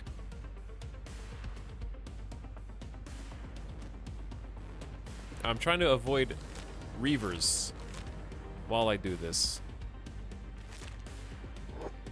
If I can. We'll fight them if we need to. Anyway, so the reason why there's like a whole bunch on eel philosophy is because basically everything that modern science and zoologists know about eels at this time is because of the work, obviously collectively, of a bunch of people who are responsible, but ultimately down to one person, Johannes Schmidt, the Dane who spent about 20 full-ass years of his entire life, way back in the day. I'll find his exact era. 1877 to 1933. So he spent almost 20 years of his life. I think he was like 18 to 19 years. Just sailing on ships, catching eels, dissecting them, and trying to figure out where they come from. That was it. They were just trying to figure out where do eels come from, which was a philosophical and scientific question for centuries beforehand, dating back past Aristotle, who claimed that they arose from the literal dirt. That eels were just in the dirt, and they're like, couldn't explain how a pool of water could drain to nothingness, fill back up with no eels having entered it, and eels would just appear in there. So therefore it must come from dirt. So all the way back past then, people have been drawing conclusions based on their observations and the lack of information to fill in the gaps, basically. Who is that? Grass pirates. I wouldn't actually mind fighting them. But also, I don't want to get locked into a reaver battle. And also, I'm kind of chilling talking about eels right now.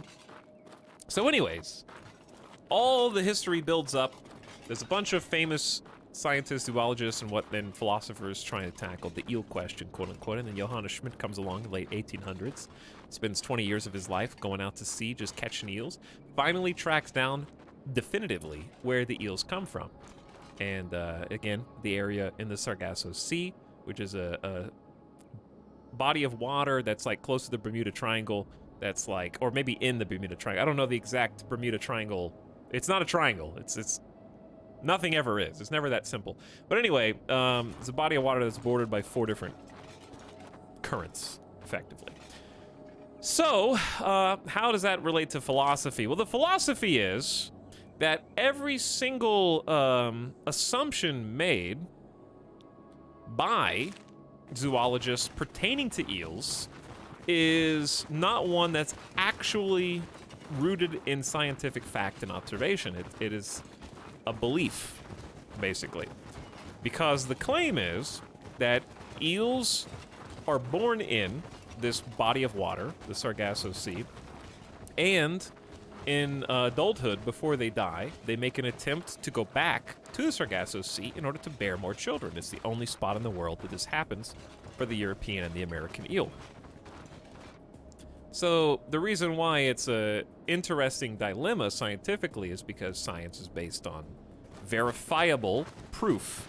But yet, regardless of how much modern science is thrown in the direction of the eel, no one has actually been able to observe an eel bearing eel babies in the Sargasso Sea. But the reason that we know that they come from there is because this one guy spent 18 years of his life catching eels across the entire Atlantic and narrowed it down where the smallest baby eels came from there and nowhere else. So, like, we have to know that's where the eels come from because there's nowhere else that the baby eels, like little God, what's the name of the larva? Septocephalus or something? Septocephalus larva. Yeah. So they're not like eels, they're septocephalus larvae at that point. They caught the smallest one right there. Also, I'm just gonna let these dudes just kick it real quick, because this should just be a piece of cake.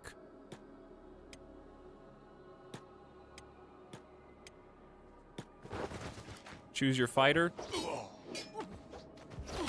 So anyway, even though, right, this dude narrowed it down as like, I can definitively claim that this is the only place that's physically possible for the eels to come from,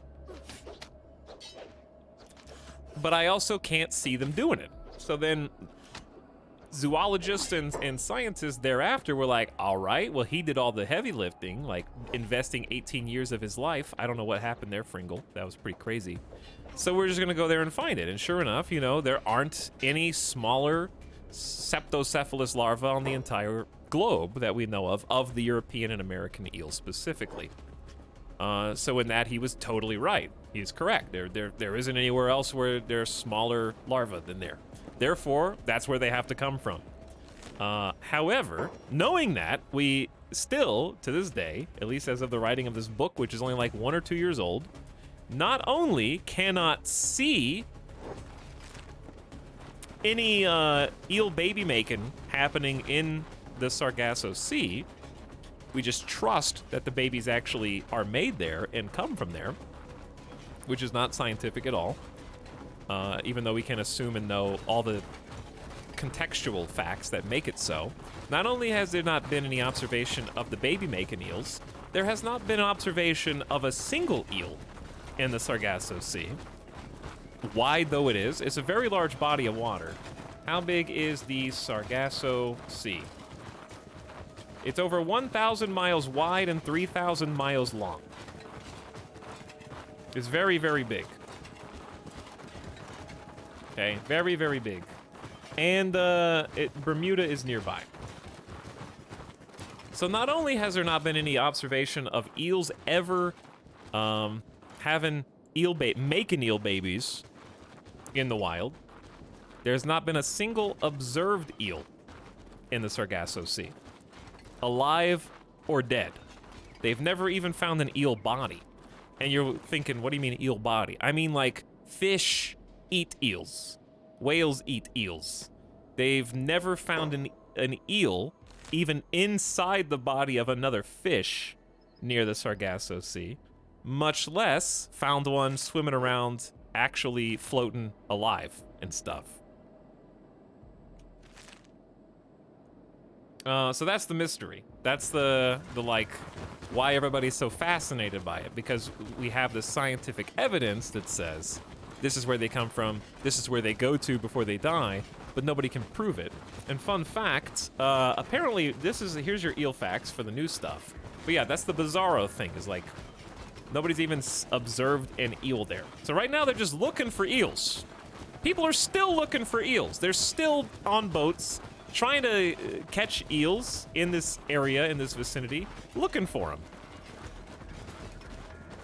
them. So anyway, the facts are, number one, no human has ever seen 2 eels mates. And that's in captivity as well. Fact number 2, no one has ever seen a mature eel in the Sargasso Sea. So like, again, the larvae, yes. The larvae are caught all over the place, but a mature eel, never catch one. You go, well, why would you catch a mature one if the larvae are the only thing that's there? It's because they come back. So they're traveling across the world because their larva drifts across the Atlantic from the Sargasso Sea to the coast of Europe and beyond. When they swim back to have babies. The babies can't just appear from nowhere, so there have to be mature eels somewhere having eel babies in that area, right? Otherwise the babies are manifested from scratch.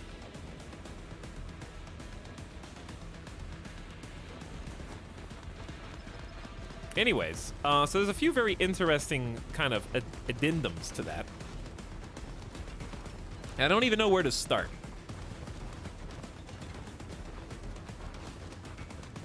I don't even know where to start because there's at least 3 things I can think of off the top of my head that are kind of interesting. Let's start with the obvious. Chat is probably thinking, well, why don't they just track the eels? Right?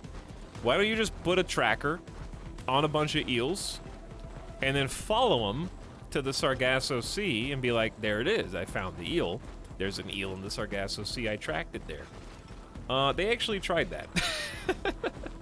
Okay. This blew my mind. I actually said holy shit out loud when I was reading this chapter. All right, let me get the beginning. Okay, in 2016, a European research team published a report on the most extensive study ever of the European eel's journey toward the Sargasso Sea.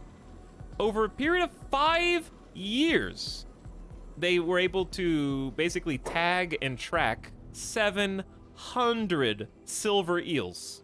Okay? This is a gargantuan endeavor. As far as like dedicating that much resources, time, and effort, they tagged 700 eels and did this as scientifically sound as possible. And they released them from multiple locations in Sweden, France, Germany, and Ireland. So like at least 5 different locations they dropped them off, because what if they drop all 700 in the same place and they can't get where they're going, right? So just drop them in different places and see how they get back. But this is where it gets crazy.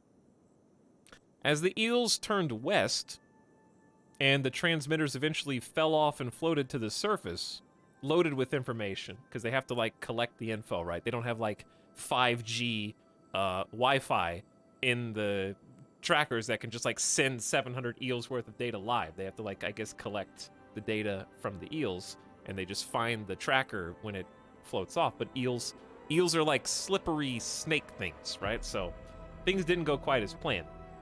But they were just gonna grab the information from the trackers and the transmitters and then form a picture of what the journey looked like. At least that was the idea. But as is so often the case where eels are concerned, things didn't turn out as planned. Of the 700 transmitters, only 206 yielded any information.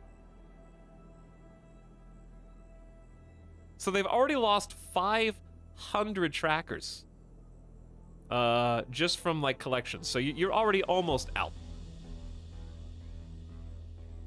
Then, on top of that, of the 206 that they were able to track, only 87 actually got far enough into the sea for their information to even say anything useful, which means the rest of them were like eaten by predators or got stopped or caught or, you know, caught in a net or something like that. They didn't even make it back.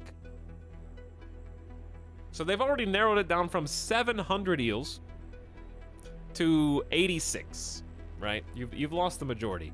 What is this timeout? Someone just timed someone out for 10 minutes? Okay, bye. There you go. Okay, so you're thinking, okay, 86 is still pretty good. You just need one, right? You just need one good piece of data. That's still a lot of eels. And they collated the research.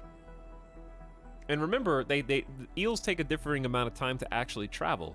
And that was the other weird thing. Some of the eels are blazing a trail, going like 20, 30 miles a day. Because in their fourth stage of metamorphosis, when they finally develop sex organs and they're like, it's time to go make eel babies, they stop eating forever. Like, they basically are just like, I'm gonna live like just on my fatty tissue alone, and that's gonna be my energy. They don't even stop to hunt anymore. They just become like these undead, can live for like 1 to 2 years on just fatty tissue alone. Gotta go back to the Sargasso Sea. So they just stop eating. But anyways, they found out that eels swim both night and day, and actually employed a deliberate strategy to avoid danger. During the day, they move through the darker, much colder water at about 3,000 feet. At night, under the cover of darkness, they go up towards the warm water near the surface.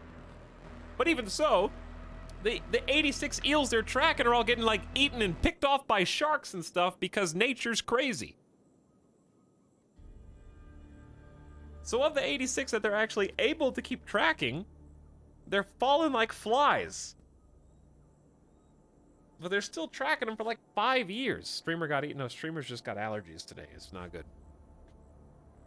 Okay, so anyways, they did get at least some information that basically said some of them go at different paces. Some of them are extremely fast, and some of them seem like they're going to take 12 months, and there's some conclusions drawn from that. But the point is, or at least the zinger, is that not one of them made it back to the Sargasso Sea. And not only did they not make it back to the Sargasso Sea, they didn't even get close enough that we could say, oh, well, they were almost to the Sargasso Sea. They almost got there, so we can at least know that they were there. No, they didn't even get close enough that they could definitively really say, yes, for sure they made it to the Sargasso Sea. You could still see there was a conjunction line where some of them kind of almost grouped up, sort of, and then kept going. But they didn't actually get to track out of 700 out of 700 ocean eel trackers, they weren't able to actually get one of them to successfully make it back to the Sargasso Sea. And then it tells what happened to each of the routes and where they ended up going.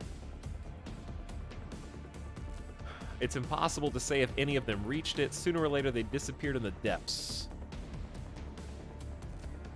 while their electronic transmitters floated up to the surface. But then they have some other conclusions they can make. That was the craziest part to me. And then they go into like a, how do they even know which way to go? How do they know how to take a route that even goes towards the Sargasso Sea? And it's pretty crazy. But yeah, so they did try to like, well, just track them there, duh.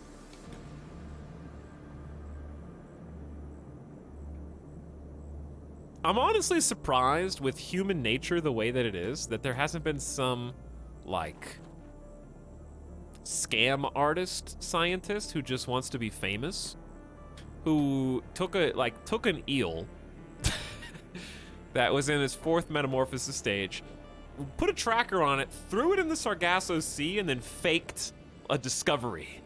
Like, oh my god, I've been tracking this eel for 6 years, and I've just found it. I'm the first person in human history to discover this eel when none could before find it. All right, we don't actually need to be in Brink. We're gonna go this way.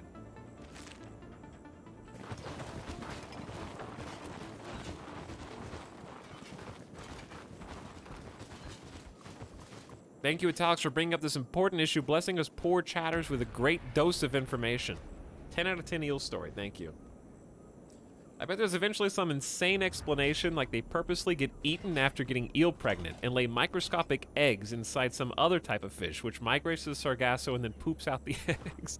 No, but that's the thing. They have, okay, so they know that the eggs Okay, you're saying that the other fish go to the Sargasso Sea, and that's how the babies get there. But okay, I may have misspoke slightly. They know the eels were going to the Sargasso Sea. They got far enough where they could pinpoint the trajectory, regardless of the 5 disparate locations they dropped them at. Eventually, they could see that they were heading towards the Sargasso Sea, collectively. However, none of them got close enough to even be remotely considered in the Sargasso Sea, let's say. Because the ocean's big. The Atlantic Ocean is absolutely massive.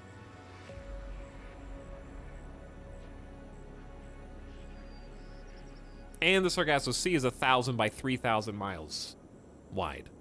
1,000 long, 3,000 wide or something. Very, very big. So it's a huge area. So that makes it both like, on the one hand, it's so big that it's no surprise nobody's found an eel there. Because what if they have a specific location inside the Sargasso Sea? That's a massive square area. But on the flip side, you say, well, if the area is so big, why haven't they caught a single eel coming back as well? Like, it's not like it's a, you know, like they're finding the larva in the entire area. And they know that when they're swimming the ocean, they only swim like 3,000 feet below the surface. So they know kind of, and that's during the day. So they know where they're at. They just don't know where they're at. Now, fun fact number 2. There has not been ever a successful attempt to breed European or American eels in captivity. Not even once. There's more? There is more, yes. Eels know that they are not in the Sargasso Sea, and they know when they can't get back to the Sargasso Sea. And if they know these things, they do not transform into the 4th stage of metamorphosis to develop sex organs. So even when there has been attempts to kind of artificially stimulate, dude, scientists have a good motive in this case, which is apparently eels are endangered. So they're trying to breed them in captivity more to preserve them as an animal or a fish than to solve the eel question, sort of. But I guess both are good if you're a scientist. But they've done all sorts of crazy experiments. Looking this up as he says it, it's all true. I know it's all true. I'm reading the book of eels. Do you think the internet's more trustworthy than this New York Times bestseller? With their first quote is from the Smithsonian. Okay, the first recommendations from the Smithsonian.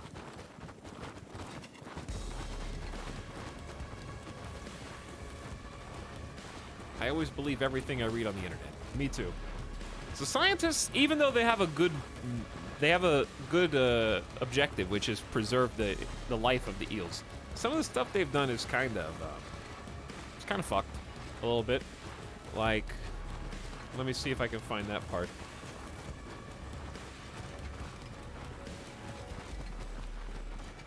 So these two things are kind of related. There's a fun, interesting thing. How much of the book is left? I still have like 50 pages. Etalyx is gonna quit streaming and get a PhD so he can study eels. Basically, yeah.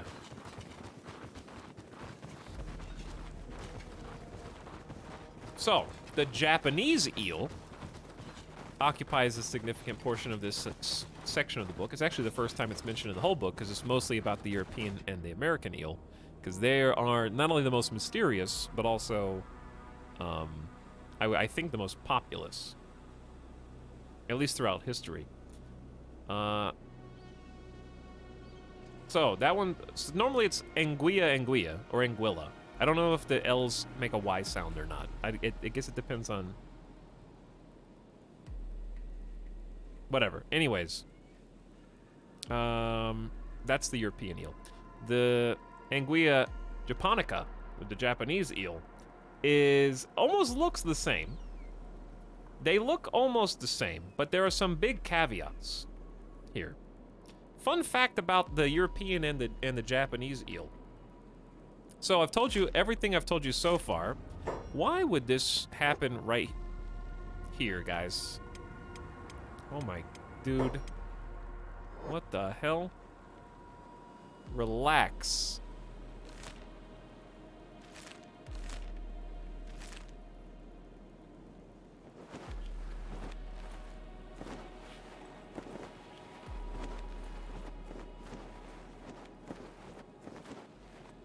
Okay, anyway, good God.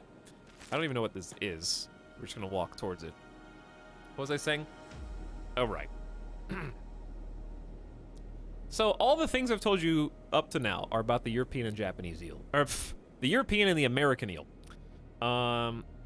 Conversely, we know almost everything there is to know about the Japanese eel, even though it looks functionally identical, or at least extremely similar. And that's the weird part. So, the life cycle is also super similar to the European eel.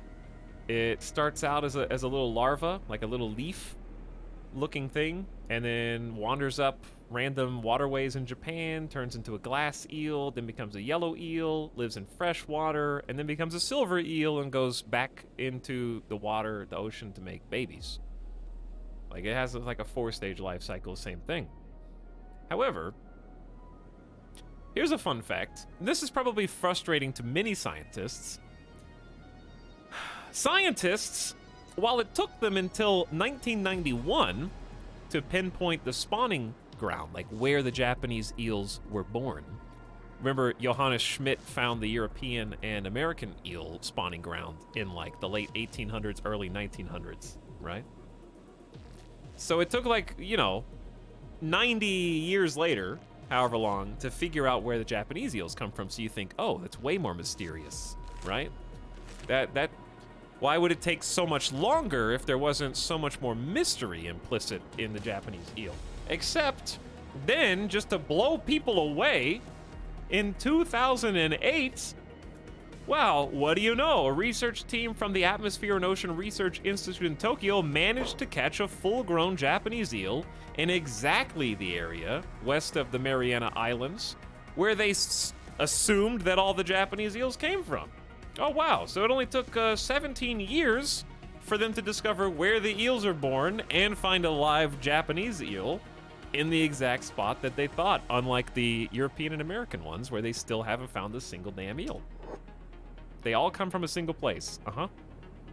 Yep. They all have a single place that they come from. It's a huge place. It's 1,000 by 3,000 miles in the European and American eel case, but it's still a single spot, like a single heat map. All right, we're going up here with the Fringle boy. So wow, good job, scientists. You did that in only 17 years. New world record. Very good job. Now, here's where it kind of takes a turn. Even though they were able to catch one and verify the location, let's see. 1 male and 2 females were caught. So the idea is for eels that they go back to their spawning point. They have their larvae and eggs. Okay, who is this? Scavengers. I don't think we want to mess with that, so I'm just gonna head on. I'm just gonna head on out of here because that's just, we could probably beat them, but that's just too many people. Where was I? So the theory is that they have the adult eels come back, sexually mature, and then have their spawn and then die. So it goes kind of without saying that they were able to catch 3 actually. 1 male, 2 females. All 3 had already spawned and were in bad shape.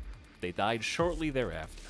But this meant the Asian version of the Holy Grail of science had at long last been found. Cool. Is that the end of the story? No. Because... why? You know, like why is the sky blue?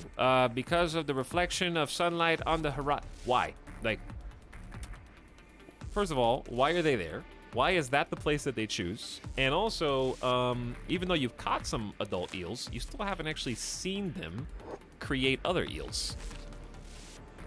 And because of that, scientists even still have never observed eels actually procreating in the wild. So they're like, okay, if we can't see them procreate in the wild, why don't we just catch them and then force them to have eel babies so that we can observe that process and see how it works. So I mentioned that it gets kind of fucked. Let me find the part in particular.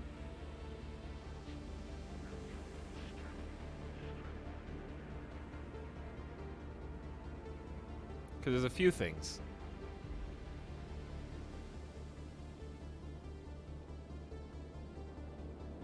There's a few things, but there's one that I wanted to mention first, and I'm trying to find the exact quote so you don't think I'm making this up. I'll come back to the Japanese eels in just a minute.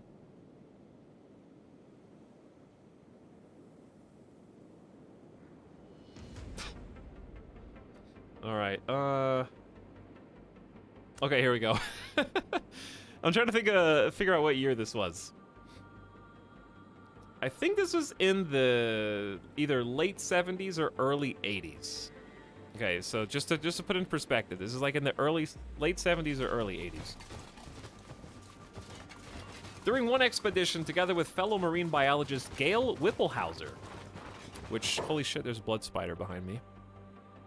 And I actually don't, oh, it's dying. Where'd that come from? Look, I just want to tell my story. I'll get to him in a second. During one expedition, together with fellow marine biologist Gail Whipplehauser, this dude named James McCleve employed almost malicious cunning to lure shy European or American eels out of the depths.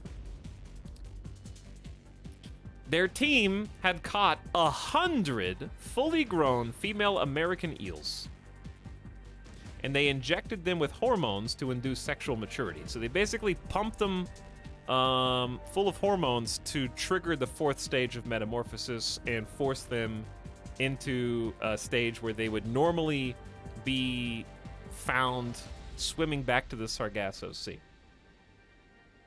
The plan was to bring the female eels on their expedition, put them in cages fastened to floating buoys in the middle of a front region in the Sargasso Sea. The females were intended to bait and attract males who had swum there to spawn, and thus force the males out of hiding.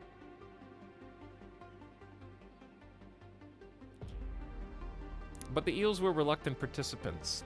The scientists kept the mature females in a laboratory and were about to drive them down to the docks in Miami ahead of departure, but before the ship even cast off, the majority of the eels died. And then when they got there, out of 100 that they caught, they only 5 of them were still alive. So like, brilliant idea, fellow scientists. We're gonna catch 100 female eels, inject them with hormones, put them in little cages in the Sargasso Sea, and those squirrely male eels are gonna come out of the woodwork and reveal themselves, and we will actually find an eel in the Sargasso Sea live for the first time ever. Like, they rigged the game.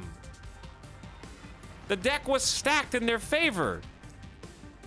And it's almost like the female eels knew what was happening, and 95 of them just died. Like, I can't prove that they knew it was gonna happen. I'm just saying, like, I wouldn't be surprised if they had some psychic premonition and then somehow were able to keep the secret. So only 5 of them lived. And then, fun fact, while they were monitoring the buoys with radar, they lost all 5 of them. The eels and the cages and the buoys disappeared and were never found. Like, holy shit, dude. You guys are trying everything. And you can't do it. They're doing everything. They're stacking the deck in science favor, and they can't uncover the European and American eel secret. But there's more. All right, I need to kill this first so we can unpause. That was the big thing for the European and Americans I thought was hilarious. Because it's like, not only have they tried tracking the eels, they've tried luring them out too, and they can't, neither one works, which is just insane to me. How can there be so much? That control tower is going to confuse me because there's actually people and stuff in it, but I guess it's red because I've already been there. I think that's all the super factoids about the American and European. They go into the details of like the scientists that are still trying to find them, though. But the going back to the Japanese eel, because a couple of people in chat were really disagreeing vehemently with me at first when I started reading this book, because the book is written on the premise that nobody's ever observed eels mating, and also the other things I mentioned. And some people are like, well, they've got them in captivity, but there's like a huge asterisk with that. So for the record, no European or American eel has ever been bred in captivity. Period. No matter what they've tried, it hasn't worked. Japanese eels, however, have technically been successfully bred in captivity. However, the asterisk is, you know, like in sci-fi movies where the evil scientist finally succeeds in making a clone either of himself or someone else, and they're celebrating and high-fiving each other, but then they realize, uh-oh, something went horribly wrong in the process, and it's not as pristine as we think, or as we thought it was going to be. That's kind of how the breeding in captivity has gone for the Japanese eels. Again, they're doing this with the intention of trying to repopulate, because they're a popular staple of food and culture. Obviously Japanese eels for Japan, but eels across the world are cultural staples in different places. Okay. So, in 1973, they were able to extract eggs from sexually mature female eels, inseminate them artificially, and have them hatch and become larvae. Okay, so even if you don't have an actual mating, you've still got baby eels being made, right? Easy, done, right? That simple. However, get this, the little larva that they were able to artificially produce went on hunger strike and perished. They refused to eat. They didn't eat anything. They were like cursed clone spawn. All the baby eels just like, dead. What's the name of this book? It's the Eel Book. That's actually what it's called. And it's actually a really good book. But keep in mind, only like a third of it is eel facts. Like a third of it is eel philosophy, which I personally find very interesting. And then a third of it is, like, not like talking about, like, Aristotle wasn't a scientist, but it's kind of going into like eel history. It's like eel history, eel science facts, and eel philosophy in equal measure. It's not just rote memorization factoids, FYI. Eel metaphysics. So it's like, yes, they artificially created eels in captivity, but also the eels killed themselves and refused to eat. So then they kept doing it because they had to figure out, well, what the hell is the eel gonna eat? Because then they were like, wait a second, we don't actually know what baby eels eat when we think about it. So what do they eat? Let's figure it out. No one had ever seen eel larvae eat anything. So they were just trying everything that they possibly could. This actually looks like a cool base place. I'm gonna do...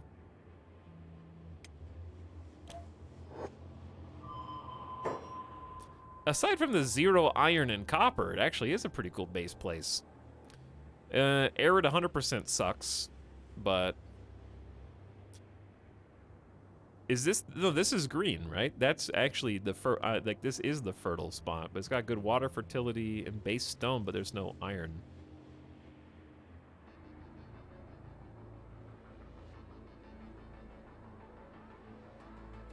Unless there's resources over here.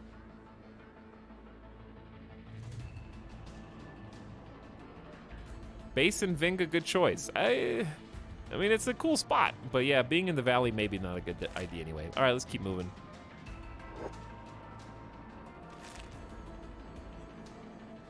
Okay, so anywho, what was I saying? Oh yeah, they were like, what do they eat? So they fed them a whole bunch of different stuff, just a smorgasbord. And every single time the artificially inseminated larva just kept dying. It took 30 years, chat. They kept doing this to the Japanese eels for 30 years to figure out what they ate. And they finally came up with a concoction of powder made of freeze-dried shark eggs. And they managed to keep a handful of larvae alive for only 18 days. It was a new record. So they went from dying immediately to here. I guess I'll stay alive for 18 days. Well done. So they were able to make them eat eventually, long enough to get to the next stage of metamorphosis, but only 4% of the larvae lasted for 50 days. And only 1% of all the larvae that they ever artificially inseminated lasted for 100 days. The number that reached the size necessary to go to this metamorphosis, almost 0, basically. And on top of that, lab eels are not natural-born eels, and they act different. Like, they behaved differently in the wild. Who the hell is this? Weak thralls? I'm about to kick their ass if they chase me up here. I don't know where they're going, actually.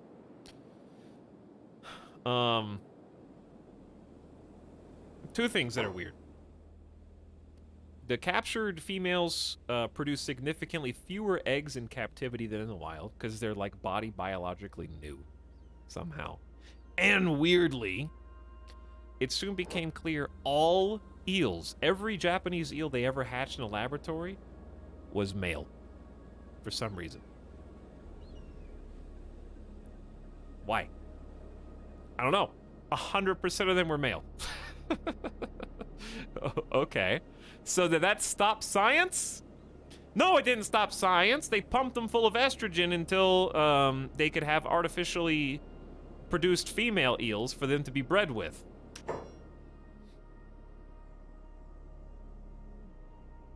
So, then they could try and make them mate in the wild. Or in captivity, I mean, not in the wild. But of course it didn't work. They were also given hormones to make them grow faster, which led to severe deformities in their offspring. Larvae that didn't look anything like the ones they caught at sea. Heads misshapen. The animals couldn't swim. It was as though the eel were refusing to let anyone else control its creation. As of this writing, scientists are working hard to find the correct methods, if they exist, to farm eels. They are nowhere near succeeding. So that's the huge asterisk next to, well, Japanese eels have been artificially bred in captivity. Like, that sounds like an easy answer, right? That sounds like, oh, they're not so mysterious, are they? They've already been bred artificially in captivity somewhere. Sounds like some mad scientist shit. Yeah, that's what I'm saying. It's not that simple. This is insanely interesting, and I don't know why. I know! But here's the fun thing. You're going to forget half of the eel facts that I told you, and now you have a good reason to check out the Book of Eels for yourself and scope it, because it's a legit good book. Even the eel philosophy, it goes off the rails a couple times, but like in an interesting way to me, because the author is clearly of scientifically sound mind, but gives a compelling case for why eel science is actually weirdly faith-based science. And what's compelling about that to me is that, like, we have all this knowledge based on hundreds of years, verifiable written evidence of people who spent their entire lives trying to solve these questions: what, where, when, why, and how. But even though we basically know the answers, do we actually know any answers? Because we can't observe our conclusions, which is the basis of science. And on top of that, not only can we not observe these conclusions, but even if we knew the answers, would it do anything outside of make us just feel slightly better? Like, do we know enough about the eels? And is the fact that they're still mysterious, like, would solving the mysteries hurt eels in some way by making them less interesting and mysterious? And does the fact that they are so mysterious and interesting actually positively feedback loop into science right now. So it's asked a bunch of questions like that.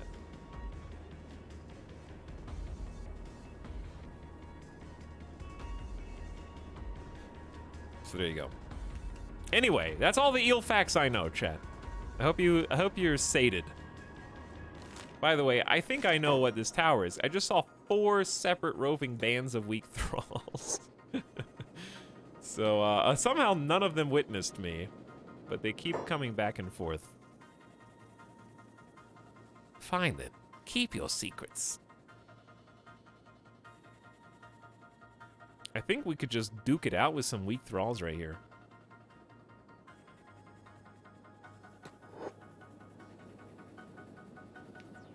I lust for more knowledge. I'm sure I could get more, but those are the things that really stood out to me from reading yesterday. But also there's some interesting parallels, because like I told you, a third of the book is kind of just on history and not exclusively researchers, but also like popular literature that includes eels, what they represent in American culture and how they've kind of changed from being a staple food in Europe and America to kind of transitioning into being a food that poor people traditionally ate and therefore being kind of excluded from the diets over time, even though forever they were just like considered a good normal thing to eat. And also in spite of all that, they're still endangered even though we don't eat them as much anymore or catch them.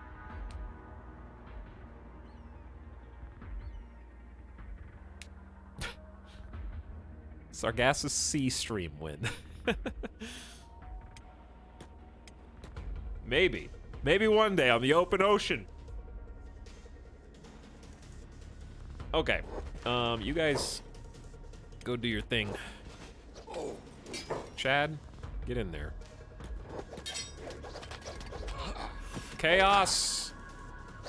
Time to build toughness. Time to fight thralls and build toughness, baby.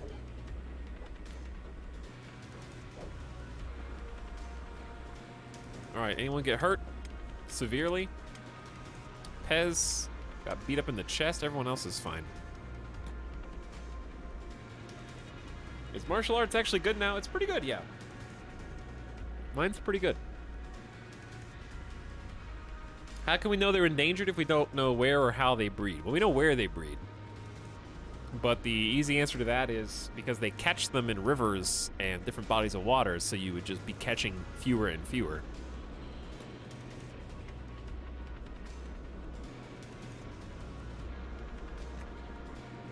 Also, fun fact, chat, there are no mention of electric eels in the entire book because electric eels are not actually eels. FYI. The book only the 80% of it is American and European eels. It has one chapter that is, I just told you about the Japanese eels, which is insanely interesting though. That was actually a phenomenal chapter. I gave you the Cliff's Notes. Recommend reading it just for the details.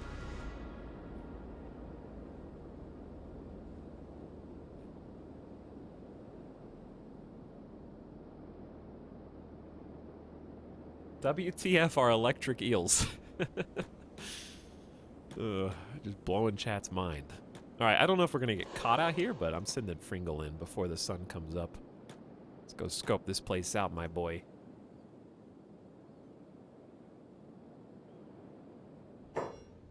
Okay, as expected, it's a bunch of weak thralls.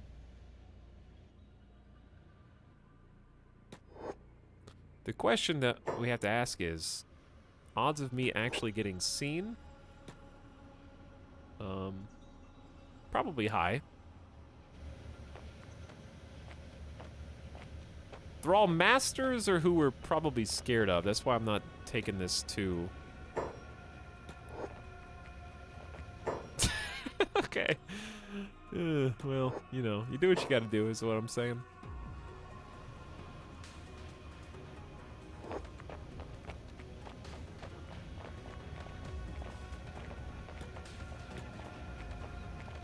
Where are you going? Where the hell are you going, Fringle?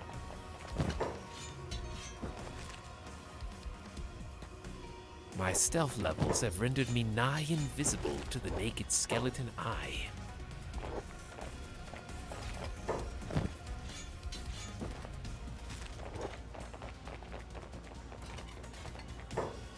Oh god. I can't tell which way you're facing because you guys don't have heads. But also, if you don't have heads, how can you see me? Yo! What? Who is this? Did I just accidentally bonk punk?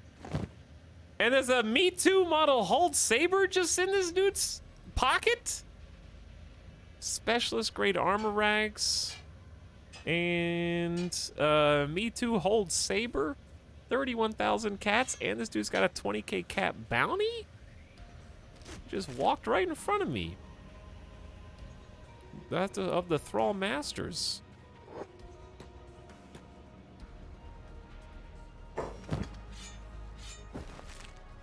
Okay then.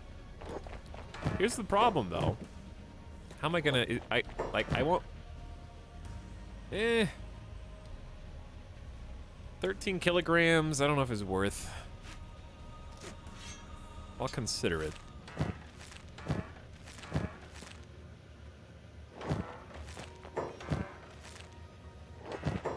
Hello. Yeah, I will take an AI core. I'm glad I'm checking all these little crates. A rare piece of ancient technology. Anyone capable of researching it could unlock the most advanced technology of the modern age.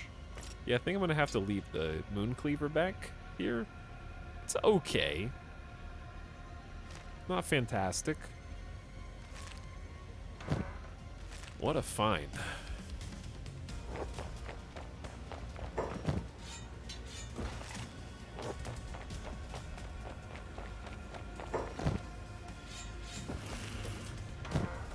Really?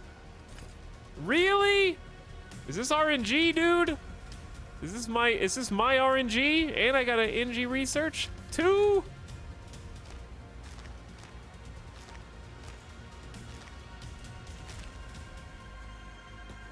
Actually insane.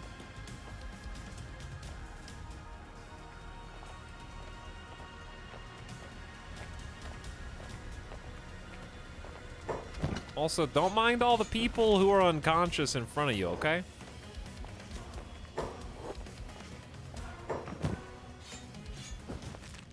They're gonna start getting back up soon. I think they're filling in the guard post is what's happening when I knock them out. Like, they're supposed to be guarding this, I believe.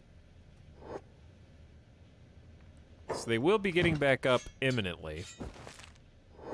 But at least if they do, they won't have anything to fight with.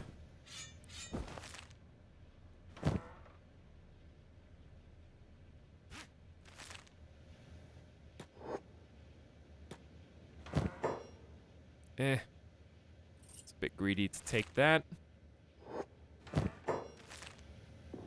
Okay, is there anything else in here? Oh no, chat. Oh no! No. Fringle could systematically eliminate every single skeleton here by simply dumping them in the skeleton shredder.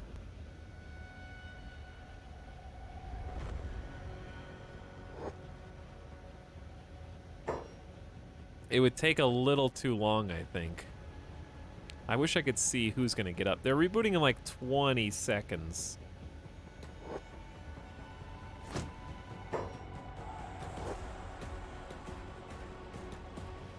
Oh, wait, you can't corpse disposal? Because they're not corpses. Aw. That's too bad. Never mind.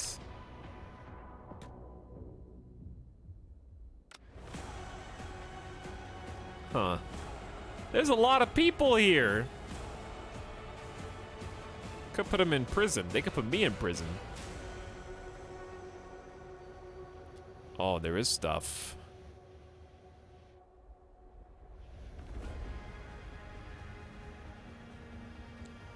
Screamer the False.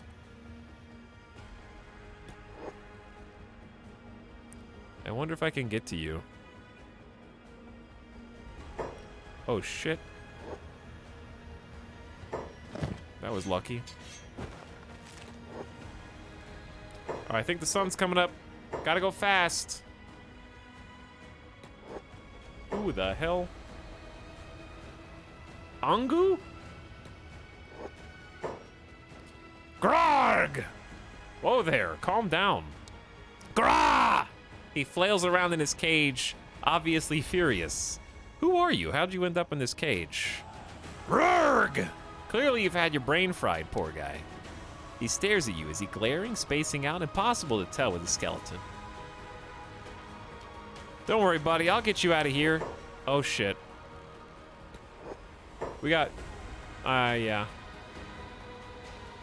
We got problems. Make it past a few lasers and a human thinks it's invincible.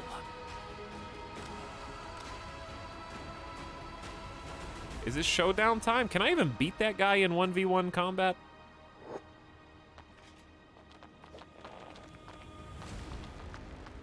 We disarmed a decent chunk of these dudes, but the main dude is still spooky. They're gonna chase me all the way down here. So... there might be a fight. Fringle? There might be a fight coming on. Prepare yourselves! Or... not. Okay. I'm fine with that, too.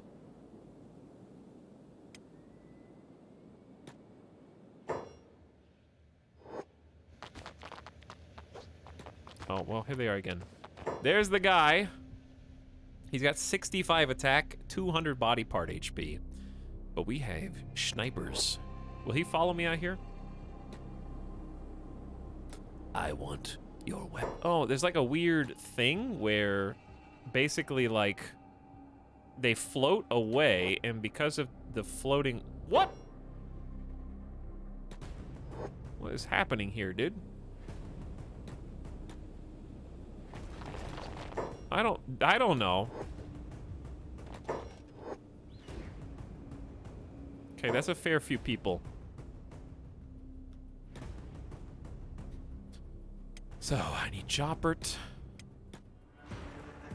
And Greasy. To go ahead and start... camera. Start sniping the big guy.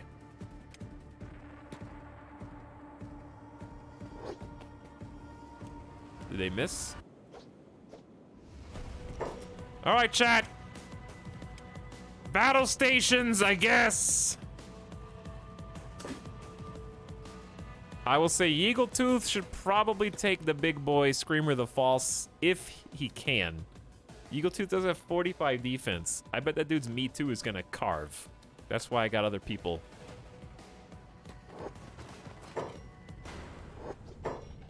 Okay, so here's what we need to do. We need to fight him away from the weak ones. You know what I'm saying? Like, let Eagletooth just handle it. I don't want anyone else to get... Oh, like that! Eagletooth, take him out. This is chaos. This is chaos!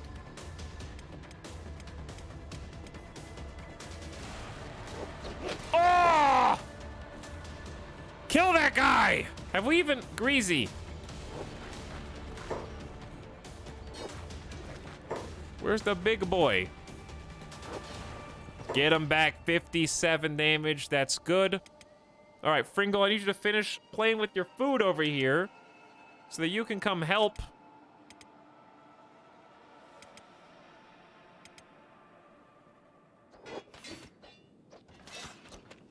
Oh, God. They're coming for us. That's right. Keep pulling it back. All right, we might need to, like, actually just peel this guy off. Are we winning? Is Eagletooth winning or losing against this nerd? This dude's leg is almost done. Ah! Oh! Where the hell did this come from?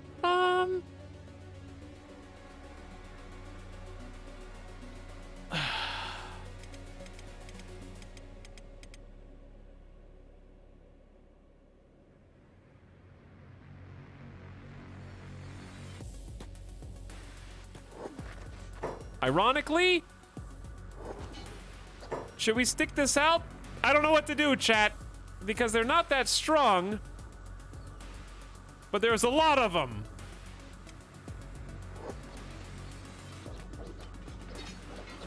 All we gotta do is take out the big boy.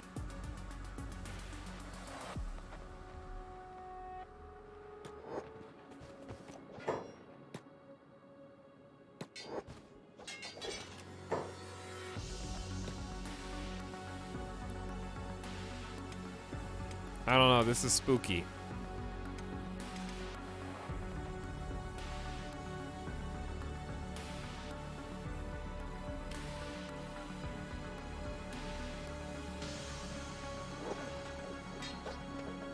We're only doing like 3 damage to him, but it's... Jesus, there's a lot of people. I see horses just going to town though, dude. Chad is going to learn how to go to town, and Fringle is just 1v20ing. This is actually Neo versus Agent Smith. Oh my god, they've even got the bow staffs! Give him a bow staff! Greasy's even doing some damn melee.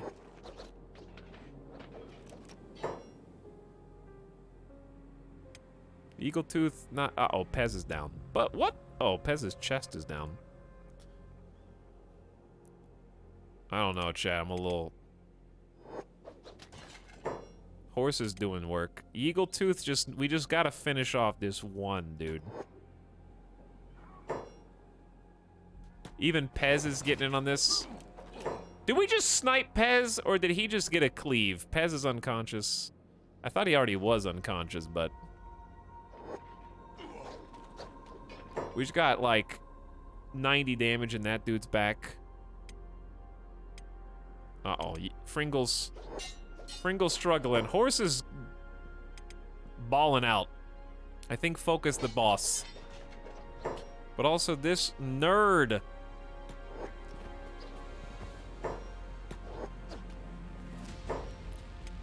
Chat, I'm worried. Boss is in quote-unquote critical. I don't know how he's even still walking. Yeagle 2's about to go down. Chad is getting in. Oh my god.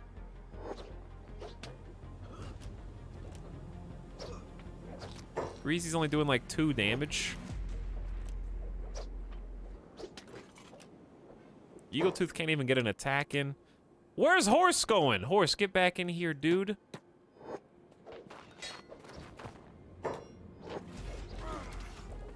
Eagletooth might be out of luck.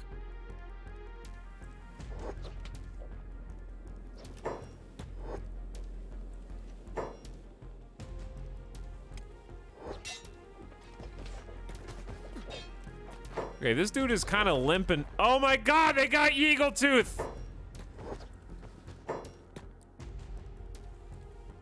Fringle's down!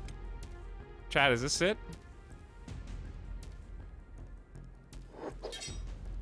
How is Chad still up? I'm gonna go block with Chad and just trust in the power of Horse and my Rangers.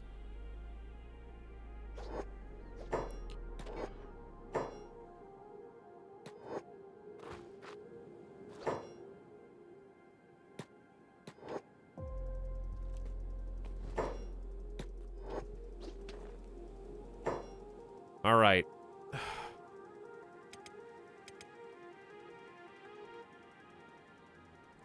This dude is almost dead.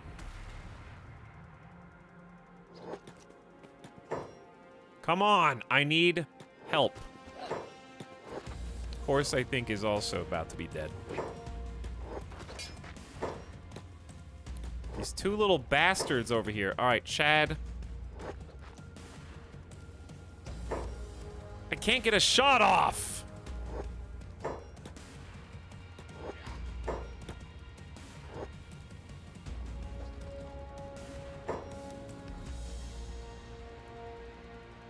It's just horse with a left arm that's about to be knocked out.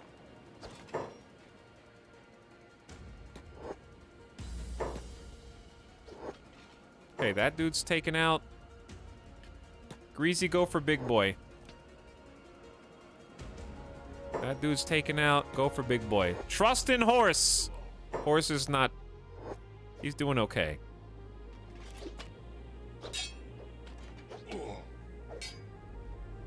Oh my god, what a gamer. And we got the big boy. All right, Chopper, take big boy. Greasy, get in a little closer. Hey, I'll take this Me Too heavy polearm. Shit, I don't have anywhere to put it. On the ground, I guess, and I'll come back for it.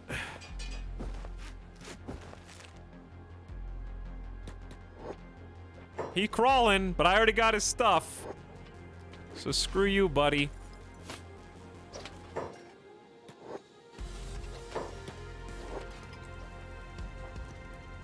Horse, please. Left arm, -7. Oh no, he doesn't have any katana skill.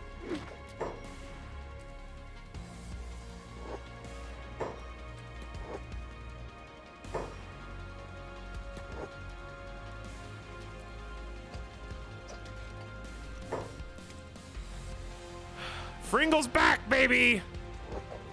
He's up and at him! Chad is also up and at him! Well, he's not really. Chad, I can't wait till another squad finds us here somehow. Just drop 2 more.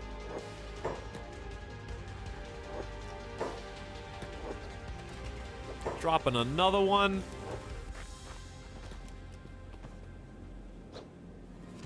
We got sniper action. Chad, you're off a block. Go for the gold, baby. Get him. Fringle is kicking. Holy shit. Learning experience for everybody involved here. We gotta get out of here. Did we just snipe Chad? Eagletooth is also up. Where is that dude going?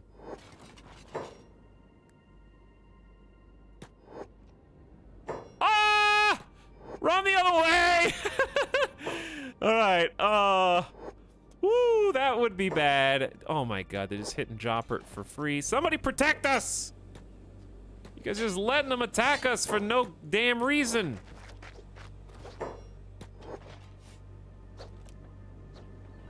Are we missing anybody? No, they're all here.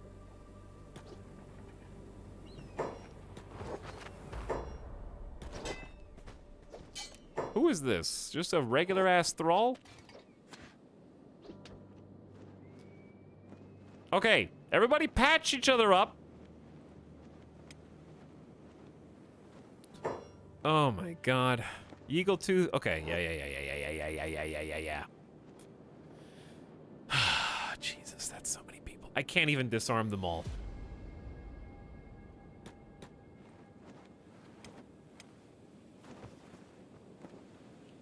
Is anybody dying? No one's dying. Crazy XP. Kyra Toby says eel? For 43 months. Hello, Kyra Toby. Thanks for the eel slub. I'm gonna have somebody go pick up this stuff.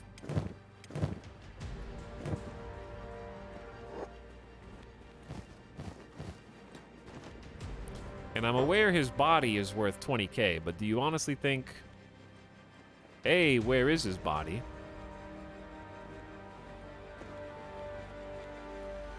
B, did he run away or die? Pez is dying. No, Pez is just in a recovery coma. He's fine. He crawled off.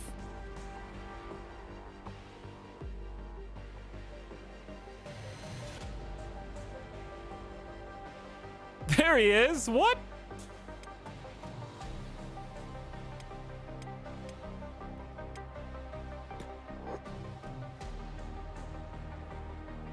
He is crawling off. Oh my god, more of them got back up.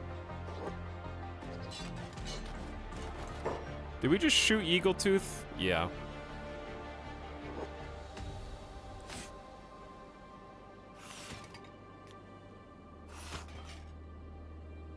Anyway, Kairotobi Mod Squad's here for 43 months. What up? Silver Ash, also back for 2 months. Yo, thanks for the sub.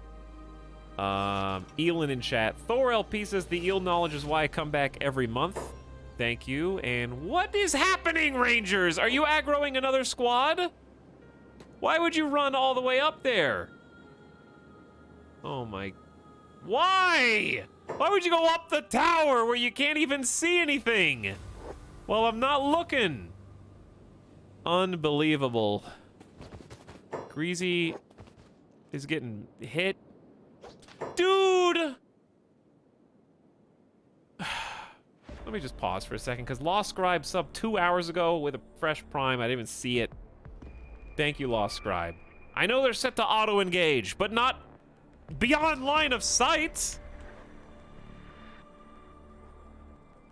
You don't have to...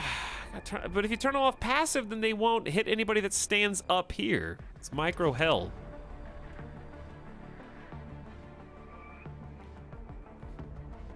Bravo Charlie Hotel says, I would like to subscribe to Eel Facts. You got him. You got him. Shit. All right, Jopper and Greasy.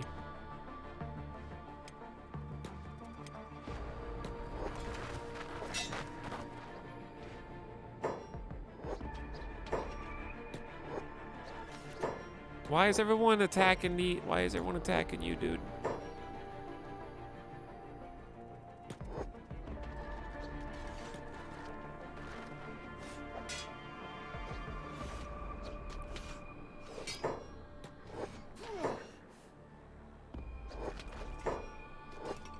Did Fringle just get downed again? We're not gonna win every single time, dude.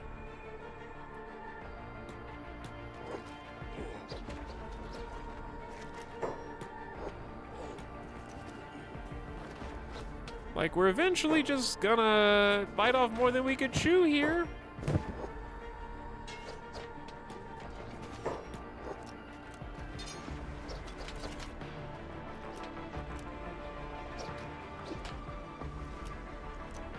Bro! Where are you going?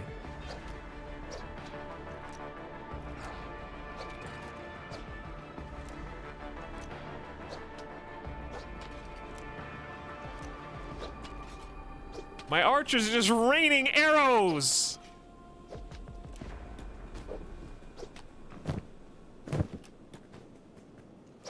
Eagle Tooth is down because, of course, he is.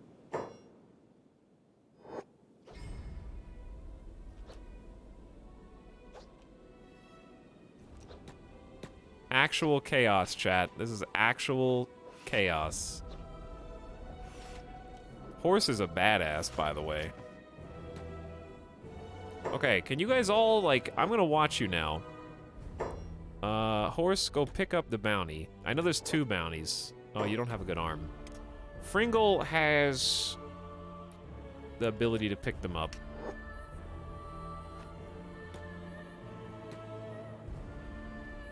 Alright, let's do repairs on Eagletooth. Then Eagletooth, repair Horse. Good God.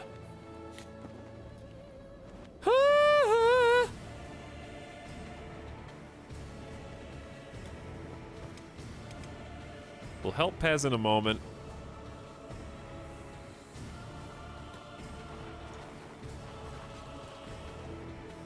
We're working on it. We're fixing everybody up. Dr. MacDaddy says, I want to be acknowledged too. Hello, Dr. MacDaddy. This is Killing Field.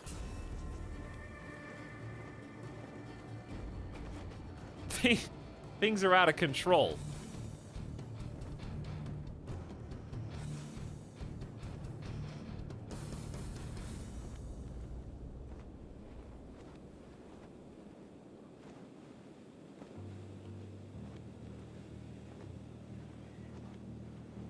One sec, chat, I need to blow my nose.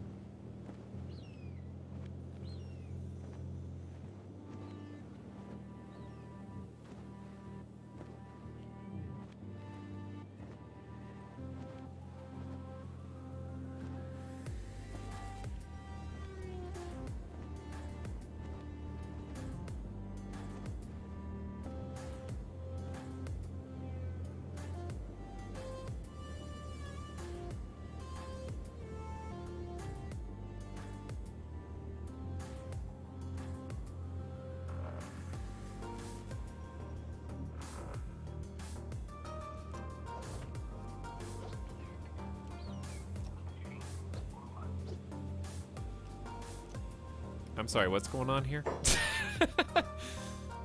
Excuse me?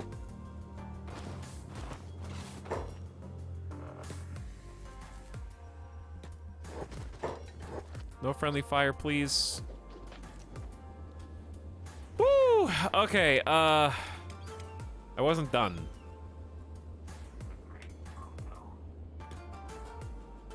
Chad's knocked out. Can someone... Yeagletooth will sort of be able... I don't know, dude. Let's go. I just picked up the wrong person.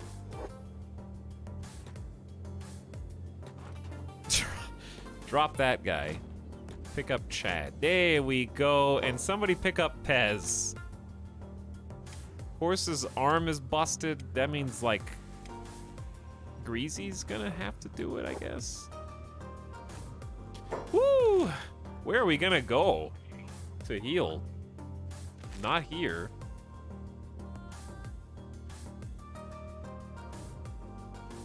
Hey, what's up, Sim? How's it going? You already missed all the eel facts today. Sorry. It's all gone. We need to heal. I'm just gonna find... I guess I'll try going north. Worst case, we might bump into more people. Super wounded. Honestly, it's probably safer inside now. Yeah, but I can't put beds down in there. Dude, if we get lasered, we're all dead. Actually, let me see where I can put beds. Oh, I can put beds right here. It's probably safer right here.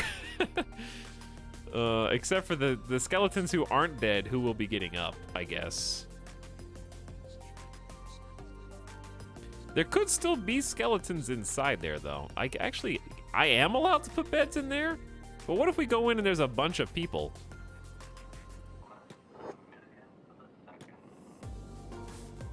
I don't know how many more there could be.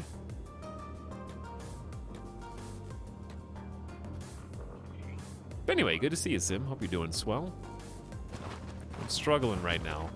It's a struggle of my own devices, I guess.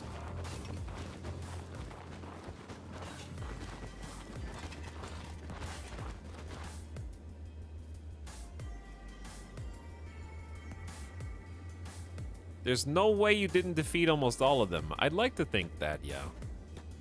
There is still the super dude. We just disarmed him, but he's still in there with 100, 200 HP per limb.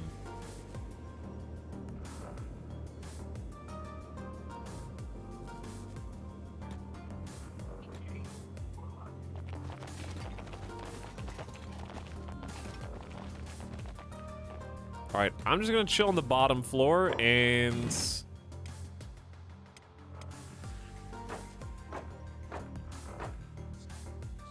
if people come in, we'll deal with it.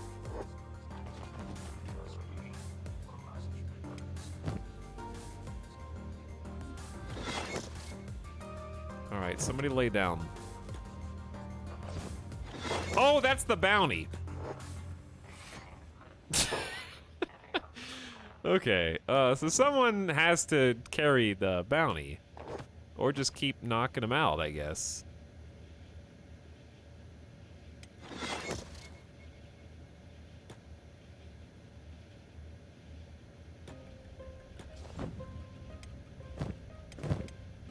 Dude, we used so many arrows in that last battle. Chad's got the other beds.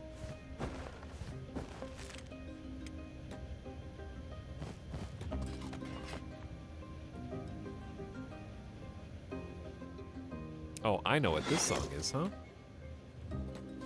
I am familiar with this one.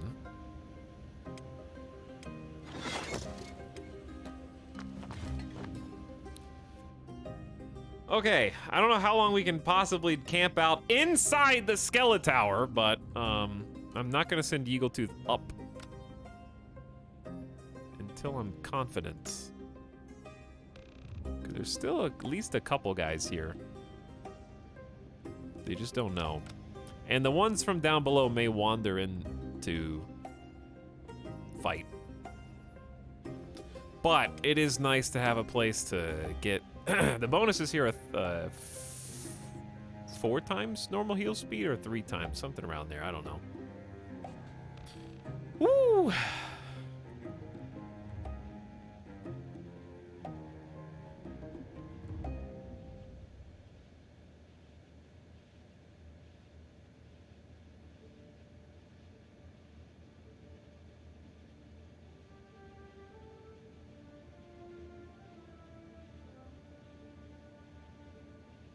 Anyway, that feels good. Let's look at some stats. What song is this? Not one we're gonna listen to. Yeah, new music may be necessary. That's a good idea. We've already listened to this recently, but I like it so much, I'm gonna listen to it again.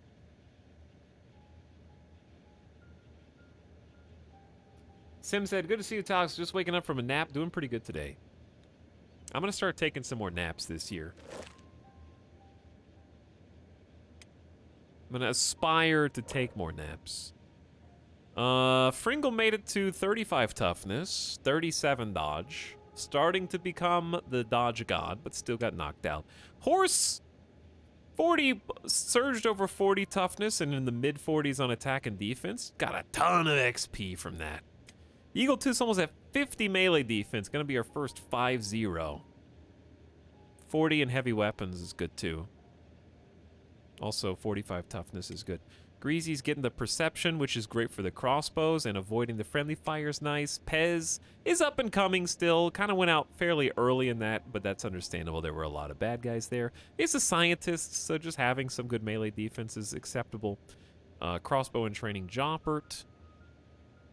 And Chadwick, who's risen from 15 to 22 katanas, 15 to 22 attack defense, and some good dex and strength. So this is still work in progress. Chad did surprisingly well compared to Pez, to be honest. We'll go a little faster, because we got a bunch of body parts to heal, but this is as good a place as any to do so. Then once a couple people kind of come back, we can go clear that top floor, maybe find the second bounty. Chat, where's the bounty? Oh, he's right there. Oh, is he dying? Does it matter if he's dying? Can you still get the bounty for a dead dude?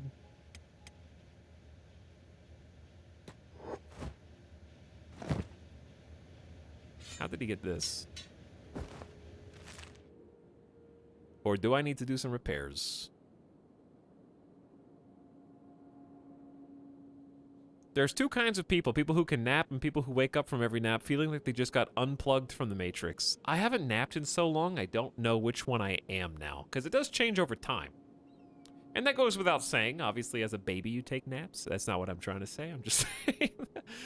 Okay, there's 2 types of naps, though. There's the accidental nap and the on-purpose nap, and there is a difference. The accidental nap never turns out well for me.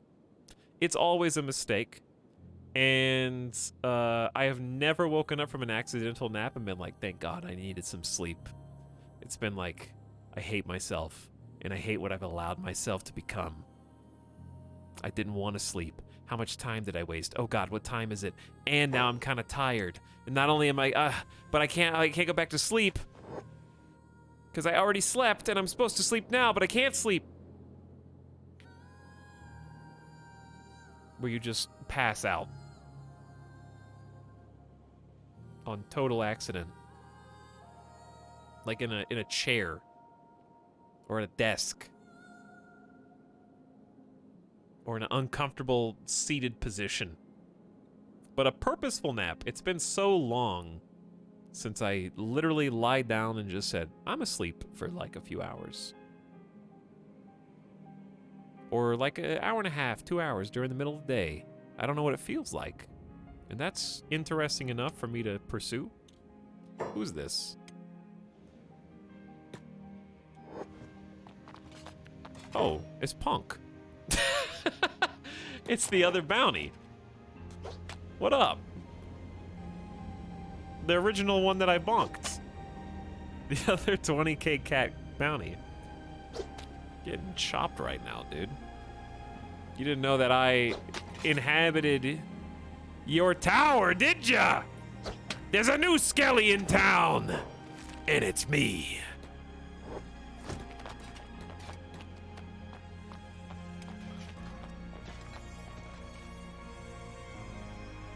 I can't nap, I end up sleeping 5+ hours at minimum. That's how I think I am, but again, there's a difference in a 6 p.m., 7 p.m. nap and like a 3 to 4 p.m. nap. And I haven't done the latter, basically ever.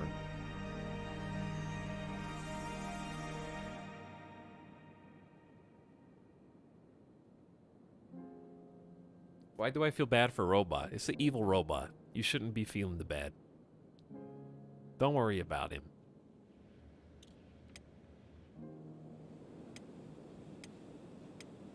Okay, Greasy's looking good. Back to healthy, almost. Pez is conscious.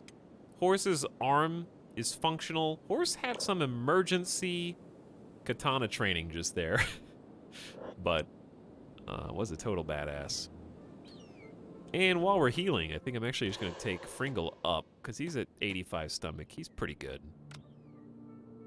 And I kind of just want to check... Ooh, there's just stuff here. Stuff that is worth money. That we may as well take. And then top floor. These guys may see us.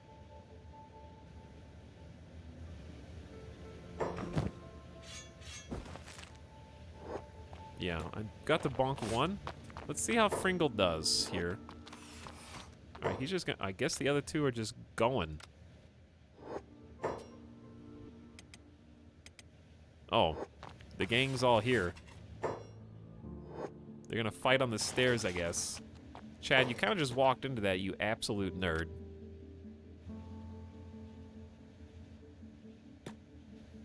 I can't... fighting on the stairs sucks! Camera! Chad, come on. Alright, you guys all just get some katana training in, I guess.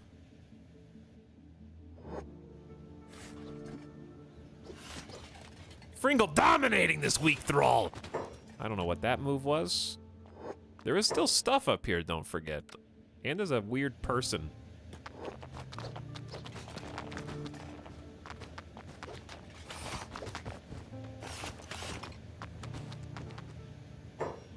Alright, the bounty is dying. Chat didn't really answer definitively whether that's a big problem or not. So here's what I'm gonna do. I want Chad to go back and heal. I want Jopper to go heal. I want Yeagletooth to hang out here passive. Someone said half pay.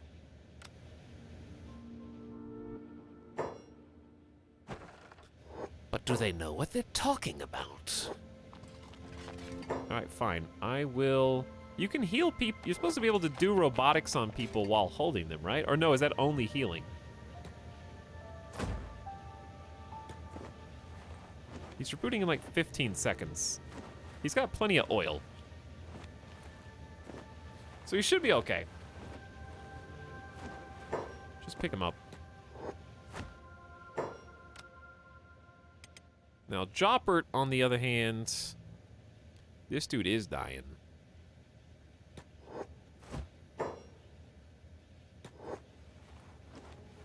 So I guess I'll fix him. There's no Skelly repair bed here. There is, but then they'll wake up on the repair bed, and then you have to kill them again. So it's a pain in the ass. All right, meanwhile, up here...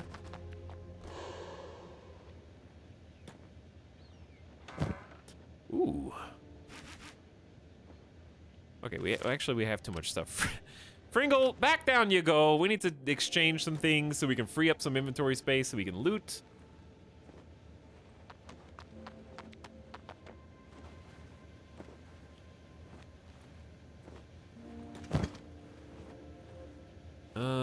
Greasy's got some room. 2 AI cores. Horse will not have room once we... Oh, let's do Jopper, yeah.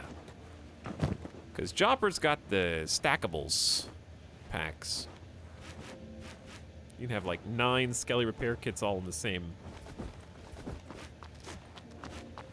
Why do I hear running?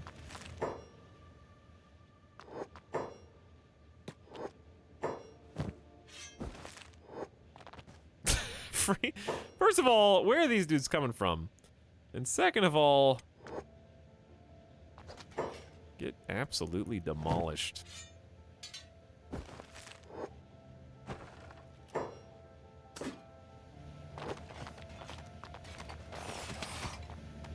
Look at these martial arts skills.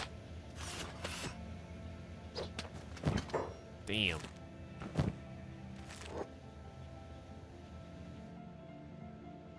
Okay, anyway, that got me all distracted.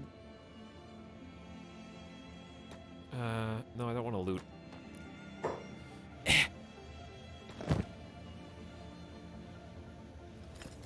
There we go. One of those. Pretty disorganized, but that's okay. All right, now, Fringle, you can go upstairs again. And we can loot the cool stuff. So yeah, do these beds work? Workers 0 of 1, power, oh, they're inactive because they have no power. So we actually can't do the repairs that we wanted to do. Oh well, we can still loot all this for whatever it's worth. These are just electrical component boxes. But these are the goodies.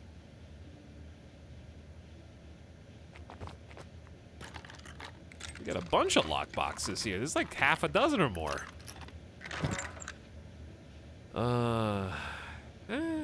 It's okay.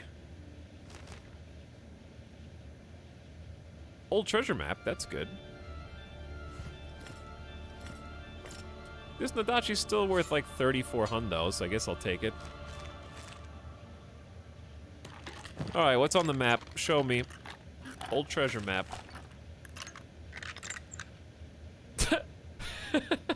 It's just a map where the hive is. I don't think I'm gonna find much treasure there, but what do I know? Model Mark II Skelly Smith staff. Okay. I guess there's no reason not to take it.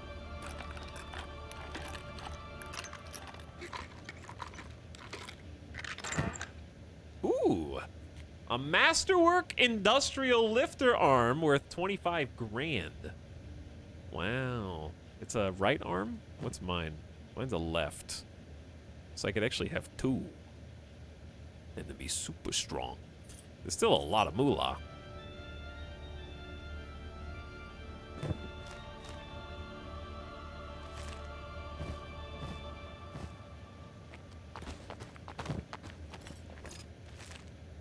Okay, ancient safe, and then we got 2 more lockboxes.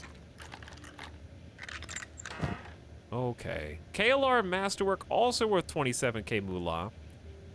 And another AI core. Dear God.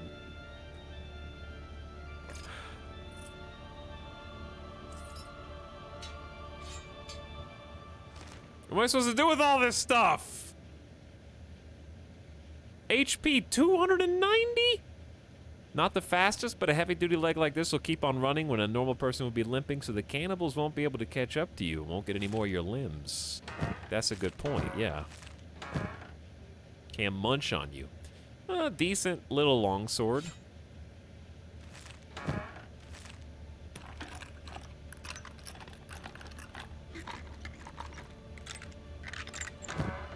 Couple more research. Okay, a few more research books.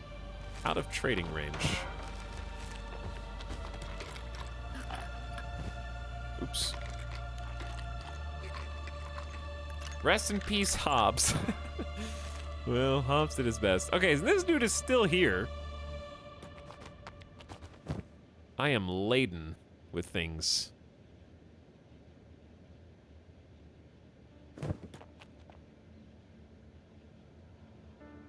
All right, Agnew. You're free to go, I guess.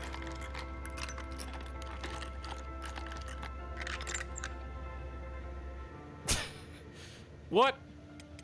He just auto joins your party? What, like, I'm not gonna leave now? He's just in. With 50 strength and no other stats. Oh my god, this guy. Literally 0 stats, 50 strength. Okay, well. Big, strong Agnew. That's funny.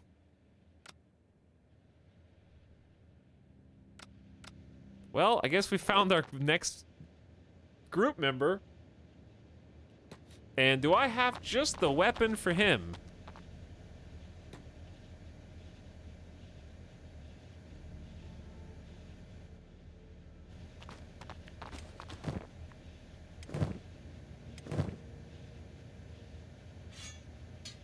Probably not.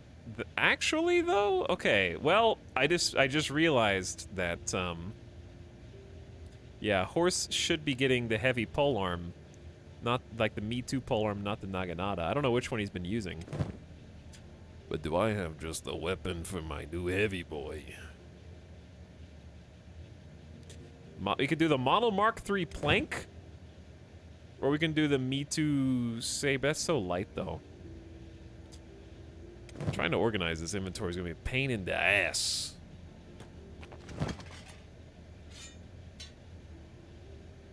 I think it'd be funny for the super strength guy to have the plank. That's 28 kilograms. Have both of our skellies just be heavy weapon gods? I don't know. We have armor technically for you too. Who's got it? Oh, you do, Horse.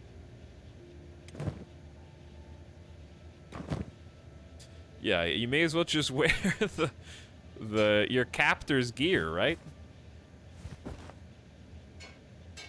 You can wear the high-grade armored skirt and the specialist-grade armored rags, and that's still better than nothing right now. And you still got room for more if we want to feed you a backpack. Like, I can just let... Oh, we got the high-grade leather plate jacket go, too.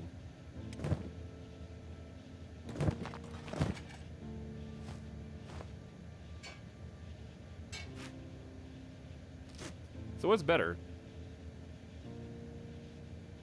Oh, this is like twice as much cut resist, but it doesn't cover as much of the body. It's got some stomach gaps, unfortunately. And this doesn't cover the stomach at all. So stomach is a huge weak point with this. But it has like twice as much cut resistance almost. Is Agnew going the way of Beep? No, Agnew is actually going to be a party member. I also have a samurai backup sword somewhere. Or we could do a longsword backup. Actually, who uses a saber right now? That makes so much more sense. Chad? No, no one's using Chad. Is anyone using a saber? No one's got sabers.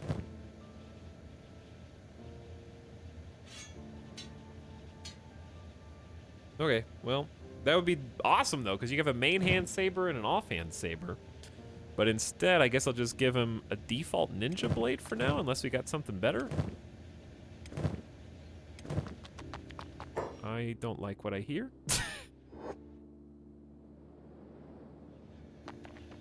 It must be upstairs.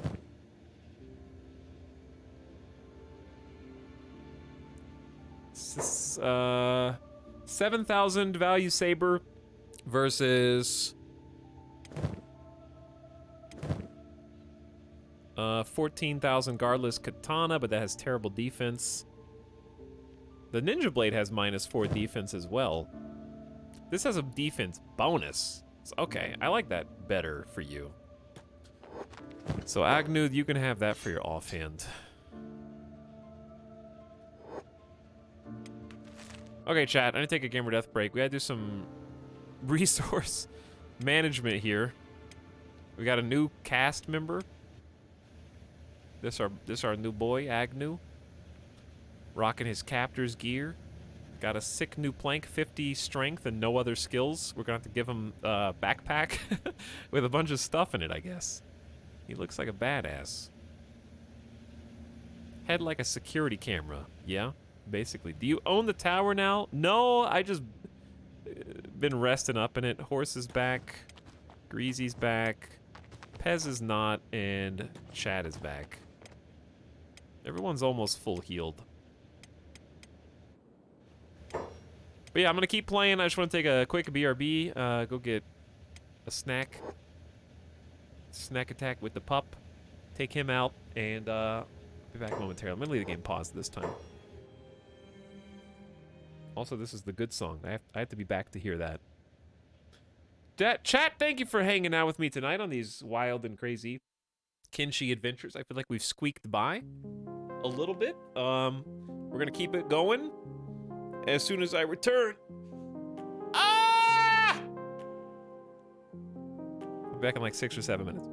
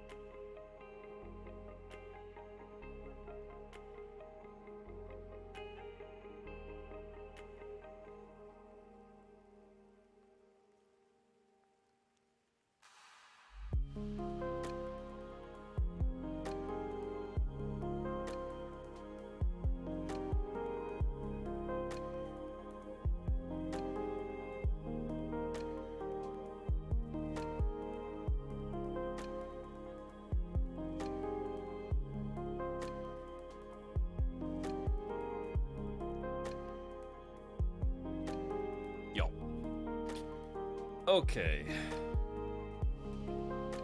Midas has had... I forgot to put the BRB up. Or did I just take it down? I don't know. Whatever. Whatever. I don't care.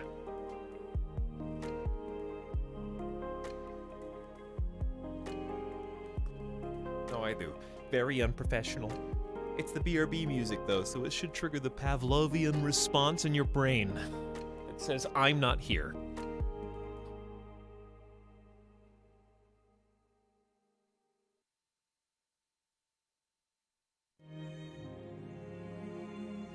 But now I am. Midas got a snacky, got some water, and I think we're ready to move on, basically. More or less.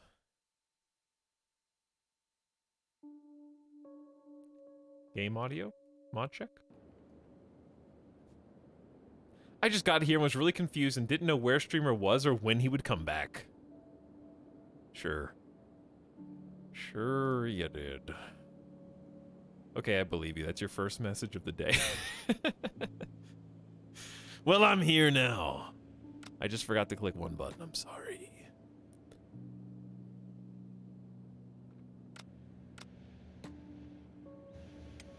If you just got here, we just, killed a bunch of robots. Captured a couple of high-profile skeleton bounties. Skeletons being robots. And now I guess we need to figure out how to turn them in. Which is easier said than done. Actually. Because the problem is if we bump into anybody else, we're gonna need Eagle Tooth to be able to fight. Is that guy dead? All right, let's heal him a little, so that he's not dying.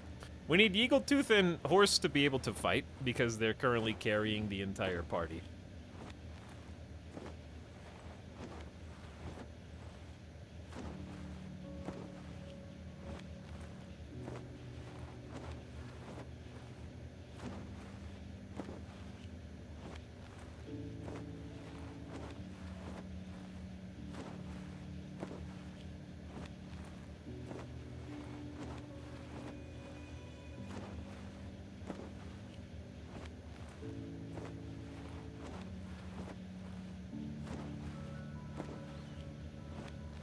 Anytime now.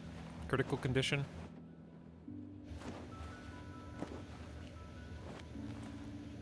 Okay. Squad shot? Do we need a squad shot? We can get a squad shot. He's playing dead right now. Okay, so he's probably fine. Let's pick him up.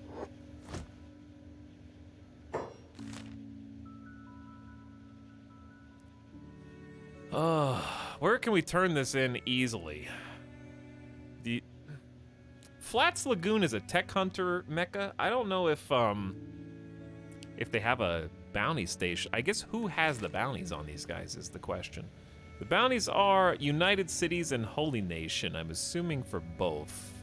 Yeah. That means we have to go back to Brink. That's, I mean, aside from me having meta knowledge of other cities, we'd have to go back to Brink. That's quite the walk, but is worth. All right, off we go then. Here we go. It's time. It's time to schmoove. Agnew doesn't have the same rules as everybody else. Agnew, how fast can you move? Athletics 1, 15 miles an hour still because they're not over encumbered. Our slowest pawn, I think, is 12. Because people are carrying other people, so we're not going to be able to outrun basically anything. But we have a new party member. That's exciting. And they're currently at the front of the line. So who is carrying the robo? Oh yeah, I was going to have somebody else besides Eagle Tooth. Oops. But they're playing dead. We might have to knock them out again. they don't let us pick them up. Because in theory, Chad should probably be carrying them. Hold on.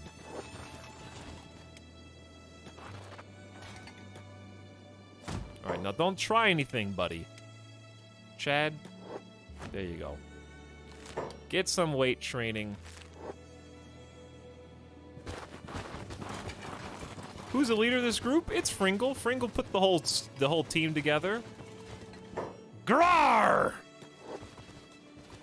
What's gotten into him? Rar! Uh-huh. Yeah, tell me about it, Agnew. Okay, now, got it all out of your system? Rar! Rog!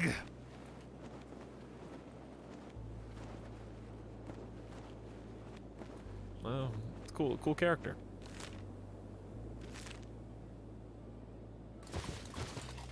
Let it all out, buddy.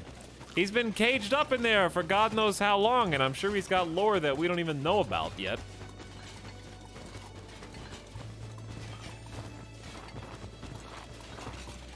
Best new party member. We got a definite strong contender, yes.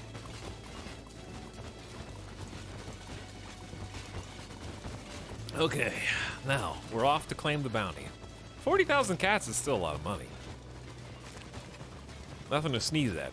Plus, we got all the stuff in our backpacks that we can do whatever we want with. Agnew could definitely carry this stuff. Fringle doesn't need to be carrying it, per se. We could just heavyweight Chad down to just do some strength training with Chad.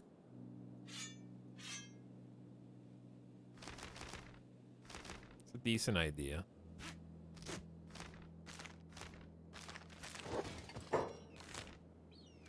It's a decent idea. So, Chad is carrying a body, and he's got a backpack. He's doing 128 when his carry capacity is technically 38. So, he's at a solid 48%. He's at a good encumbrance bonus, yeah. Carrying somebody's 200%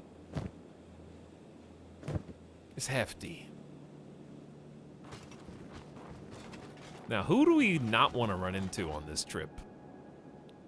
One thing I need to check is ammo. Greasy still got rounds. Okay, he's got 5 times 30, a little less. It's a little less than 150 total snipes. It goes fast, and there's blood spiders in this canyon for some unknown reason. Is this the place that I already looked at to see if it would be a cool place to settle? I think I did, and found there were no iron or copper supplies, if I'm not mistaken. I believe this is where I scouted. It's probably not big enough anyways for what I want.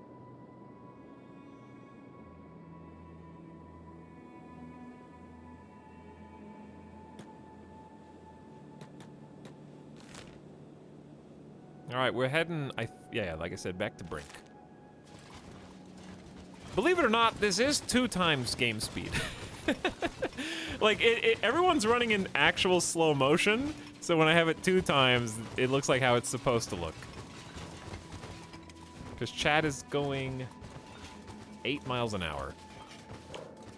Gotta train that strength, my boy. It's going up pretty fast, actually. But yeah, 2 times speed, it just looks like normal. Good morning to all of you. Have an awesome stream. Now back to the VOD. Wow. Fake chatter, just trying to get a bookmark in the VOD. P.S. Starguts, thank you for the 4-month sub. Appreciate the late night T1. And welcome to the travel stream. No, like, that was actually significant loot. We picked up 2 epic weapons. We now are in possession, just in our pockets right now, of multiple Me Too's, which are the highest tier weapon in all the lands. Ignore the giant beam pillar of fire happening just off screen. Totally normal. Well within safety regulations. But yeah, the hold saber there is one. Horse is using the new heavy polearm. This is what we looted from the robot, right? 1.54 cutting damage plus 30% armor pin. An unusual saber polearm hybrid that mitigates the disadvantages of using a polearm. So we changed from Naginata to heavy polearm. So we're losing 50%, a pretty sizable +6 attack bonus. Oh, we're getting +4. Okay. So we lose 50% damage versus animals and get 25. But what we really gain is a 30% armor pin. And the base damage is up 50%. Like, the cutting damage is 50% higher. It's a lot. Big upgrade. Eagletooth is rocking the Mark III Falling Sun. We gave Agnew the Mark III Plank. So we're in a good place. We just need a lot. We gotta train Agnew up. Total blank slate character.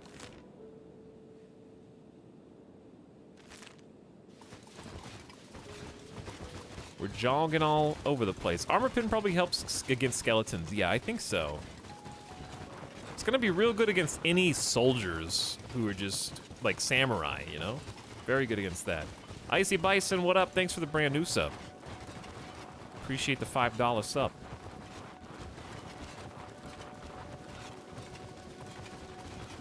VOD watchers go back 5 hours. VOD watchers missed a significant amount of eel facts today.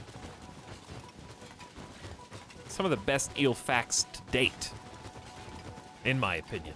Some of the last eel facts. I'm finishing the book tonight. It's gonna be done. It's true, there were many. So many eel facts.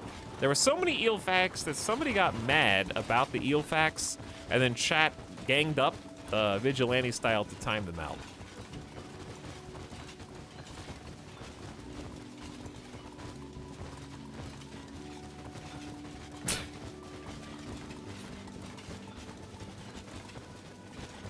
You guys did that. Yeah, you guys did that. I know a whale book? I don't think I want to read a whale book right now. I want to read the books I already have instead of buying new ones. I gotta read what I got first. I got a sleep book. I might do fiction next. Munching at my ankles. Fringle, do you want to... Let's see if Fringle can 1v1 this. Okay, Fringle is getting wrecked. Oh my god. Dear God! Everybody stop!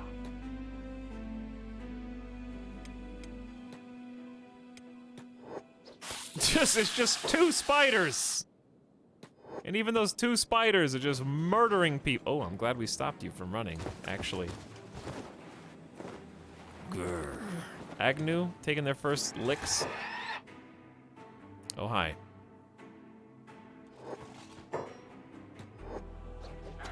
There's a lot of people right. The AoE. That's called toughness training, chat. Get used to it. Why are they all going like, aye? Why are they screaming? Why is everyone doing a battle cry? I'm very confused.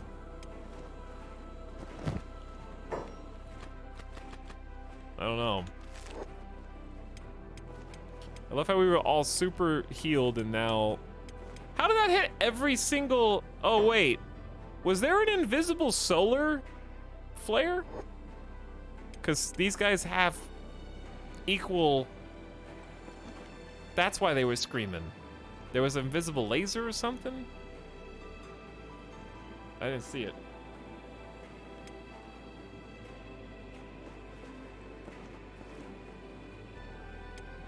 Okay, well, Fringle got beasted on. Are we ready to go again? Ooh, Eagletooth is healing the prisoner, I think.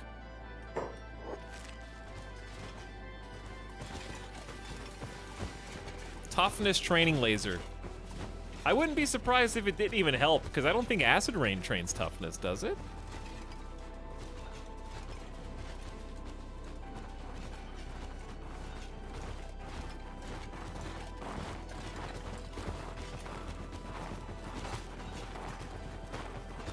Maybe it does. I was asking about that before, but I wasn't sure if there was a definitive answer. But anyway, getting harassed a little bit on the route back to trade in these bounties. Horse and Fringle just got it really rough.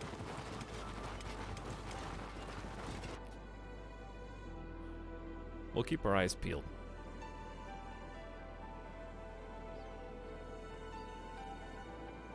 Good thing they aren't insta-death. Well, I mean, if they were insta-death, people would just be save scumming, which, by the way, thanks for reminding me. I am going to save right now. Where do these dudes come from?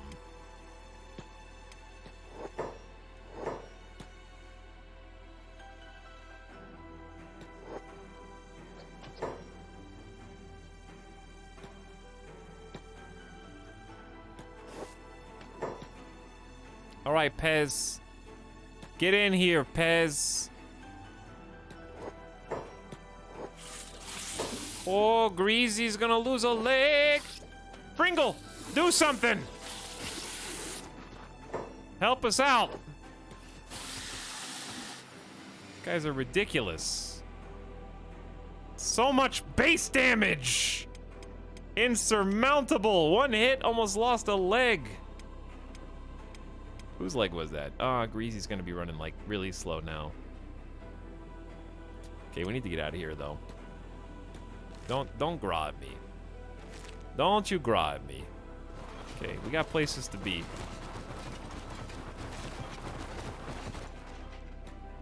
We got places to be and lasers to dodge, all right? Don't get hit.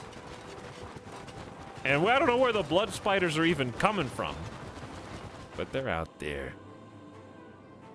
I see beak things too.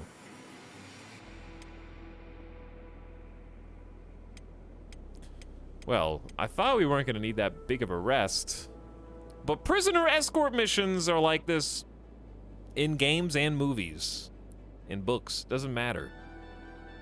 For whatever reason, if your main character is escorting a prisoner somewhere, they're going to be beset on all sides by dangerous happenstance. That's just a fact of life. Okay, we can handle this too. If we wanted to. Or we could just run behind them and maybe they won't know. But they're beak things. They have side-mounted eyeballs. And also, I just feel like we should fight them. Oh, well, they're gonna fight us anyway. So it's good you feel that way, because that's what's gonna happen.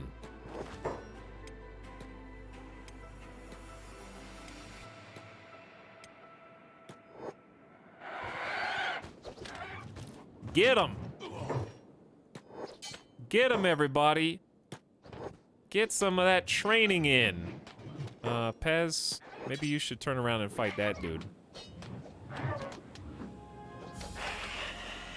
Carving him up!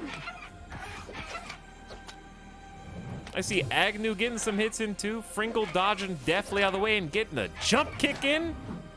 Why is this particular one so tanky though? I don't know. They're chipping away at our health. But it's for a good cause. I don't know who you're healing, but we're almost there. A little further. Greasy foot hurts. Chat. Okay, never mind.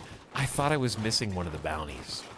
I had to take a careful look. There's two, 1, 2 right there. You can apparently one-handed shoot a ranger crossbow. I didn't know that either. So that's pretty cool.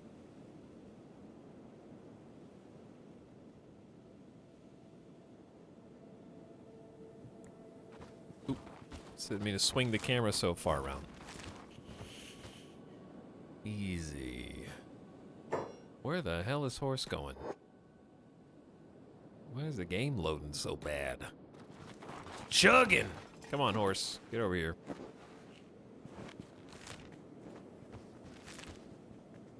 A little further.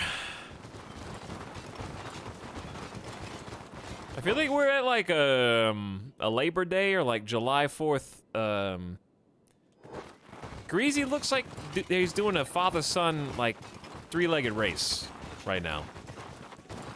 They're all so close together, like shoulder to shoulder bumping, you know? We're the wheelbarrow race mods for Kenshi. We can push people around. Both their feet are broken, and then you can have them just do the doggy paddle with their hands in order to keep moving fast.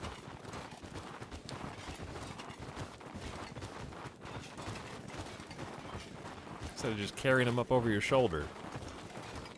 God, that was always the worst.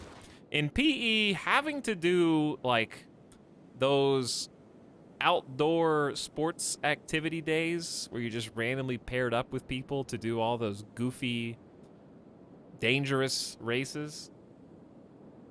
Okay, we're gonna do the egg relay race. Okay, cool. Well, the first kid's just gonna drop it and my team's out. Are you happy, teachers? Are you happy? Because this is what you made us take the entire day off learning to do. I'm honestly convinced half those activities were just the PE teachers laughing. I think so. Like, as a kid, it's very serious because it's adults telling you to do it. So, the adults wouldn't tell you to do it if it was stupid and pointless, right?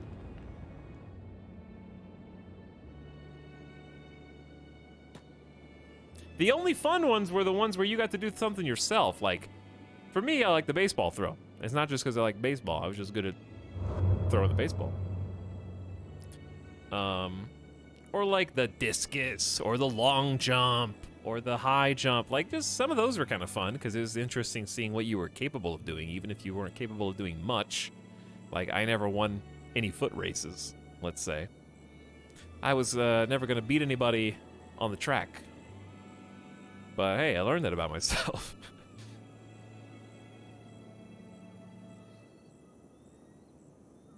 School fair, okay, school fair competition day was kind of dumb, but I did like, you know, like Oktoberfest stuff, like fall festivals and things like that. That was cool, especially as a kid.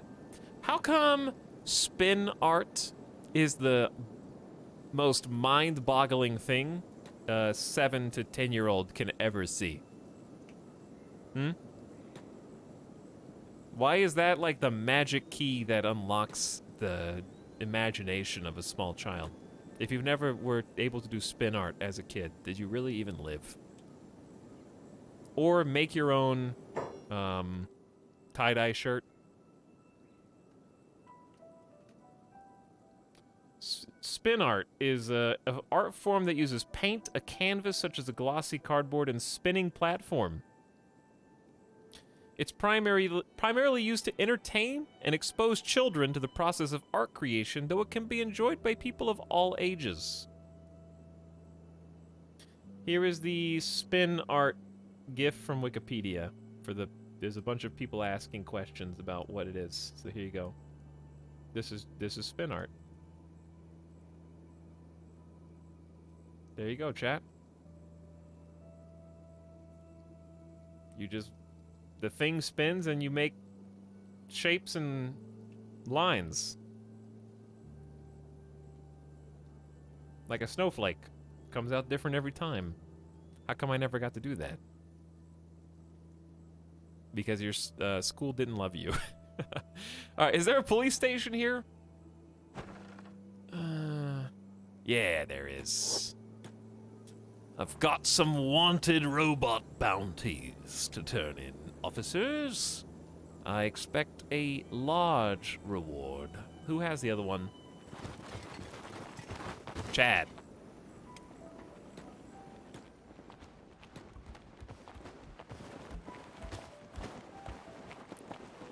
Excuse me.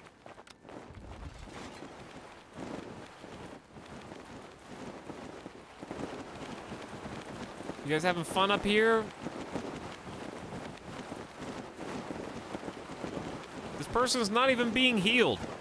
Okay, someone's healing them now.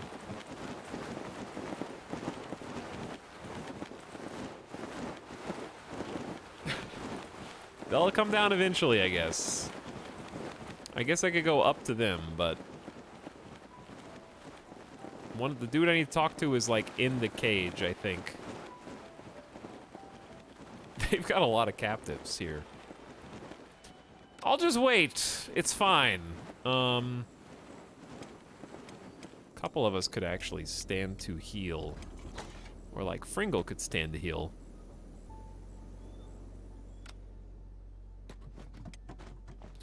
I'll send Horse in.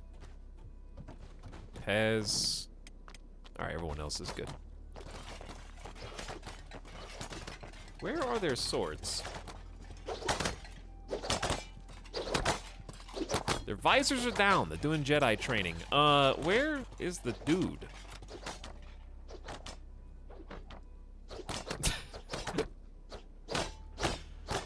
Excuse me, sir. Is it one of those days? I know. I know you don't want to work. But alas, I have work for you. I have caught a bounty. Thank you for the money. What happens if you do 2 bounties at once? Oh, I got the bounty and I'm still holding this guy. You guys can have him. The United Cities already paid the bounty, right? Yeah, I'm at 200. How much money was I just at? 170? And I went to 211. What are they gonna do when this guy gets up?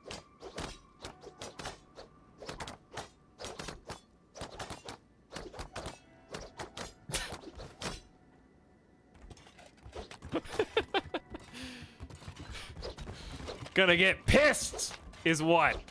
Can they even repair this skeleton? Where did he go?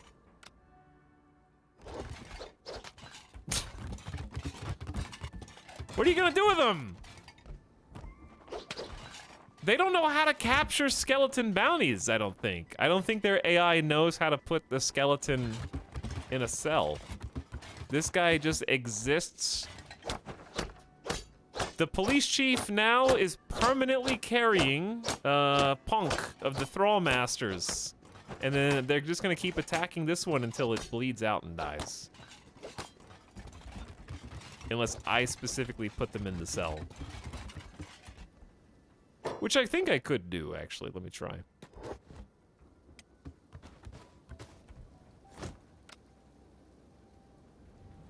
Oh. There's too many captives. They've literally got too many prisoners. I see. Well.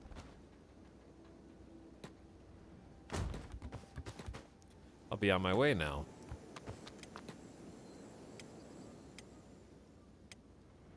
Fringle, Horse, and Pez are probably good to go.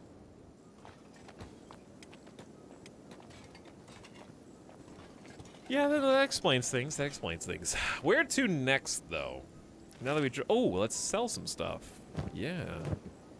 Time to vendor some goods.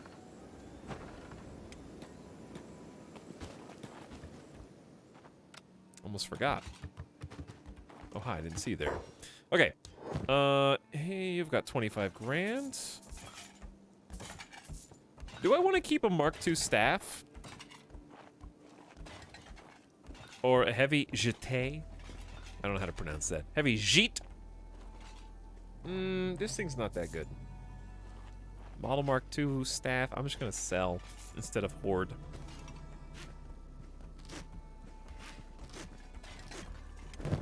Okay, Horse has an old Naginata, but it's a good one. I think it might be worth hoarding that for another polearm user. We're keeping a few spare things. Alright, Greasy's got also a set of specialist grade rags. I think I'm gonna go ahead and sell those. Keep the... Where am I gonna put these AI cores? We can't just... I guess we could just hold them forever. But it seems silly to do so.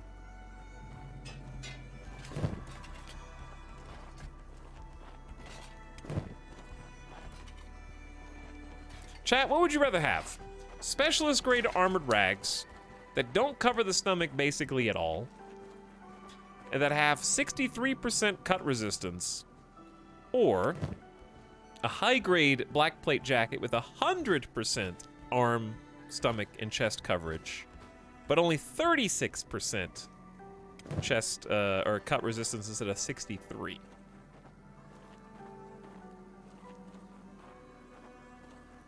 What would you rather have? Style over function.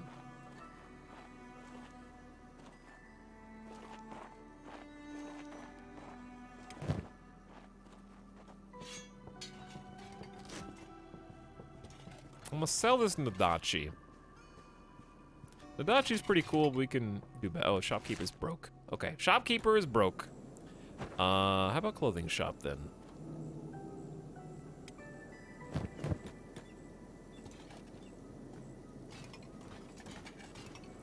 Chat likes the rags better, apparently. Rags if you buy some better pants.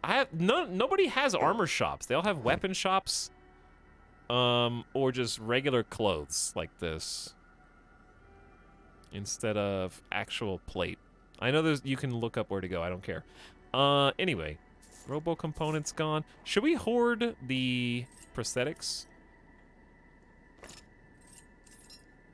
It's probably good to hoard.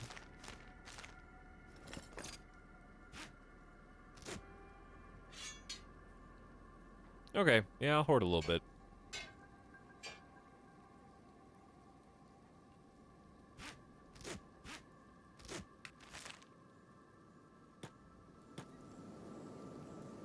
All right, I think we're ready to go. We're running out of bag space, but we have other potential pack meals. Yeah, we're probably good. Now where? In theory, just anywhere north and west. Yeah, let's just run it anywhere north and west. We got a long road, chat. I need some more eel facts. That's not the right way to go. I'll help. It's this way, actually. We're setting off! On a new adventure! Get out of this house, you buffoons! I will lead you by the hand. To the gates and beyond.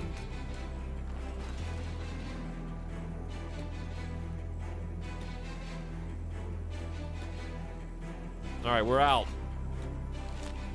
Now, we set off northwest.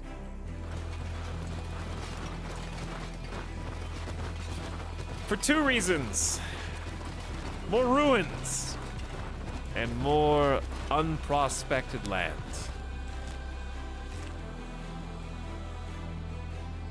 We've made our bounty. We're up to 240,000 cats. Potentially the richest we've ever been.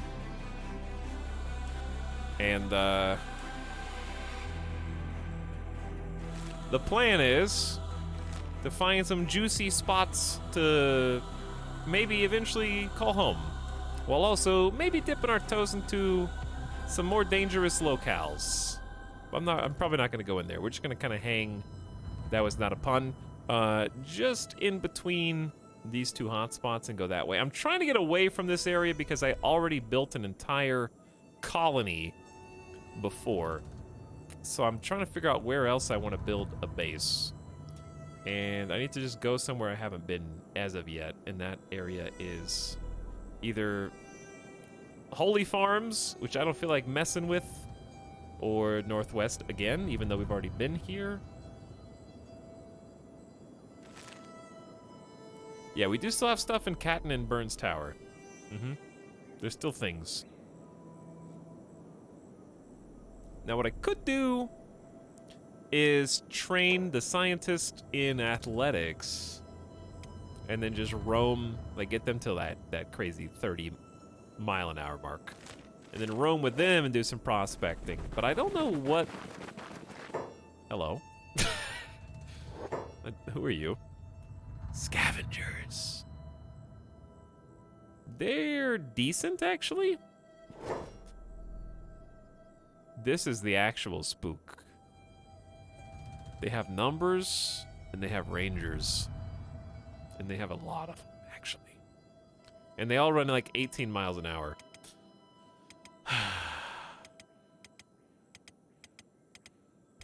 Which is a pain in the ass. Okay,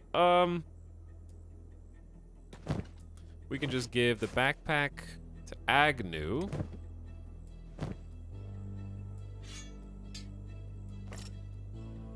So that Chad can run faster.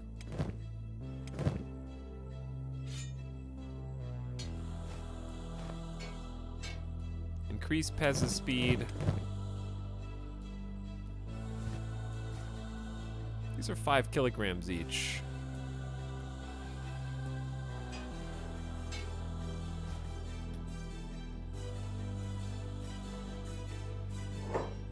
How heavy is this?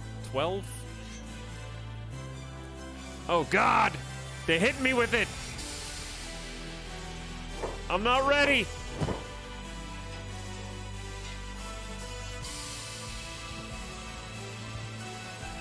I'm not ready!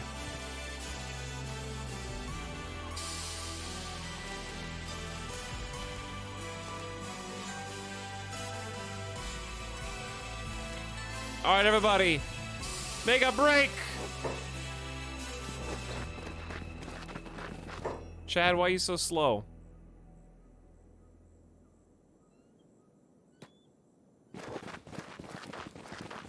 Chad's about to get got. Oh, hold on. I know what to do.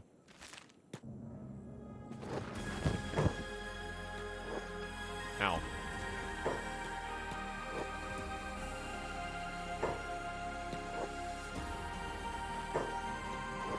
The classic strat. That's right. You guys all want... Chad! What are you doing, mate?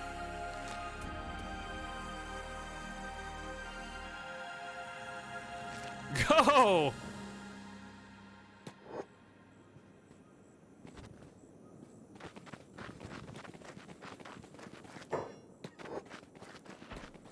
$52, get bopped. Like, I wish I could just fight all of them with just Fringle, but I feel like that's a losing battle. But it would be kind of funny. I'll let him get hit once. He's building dodge.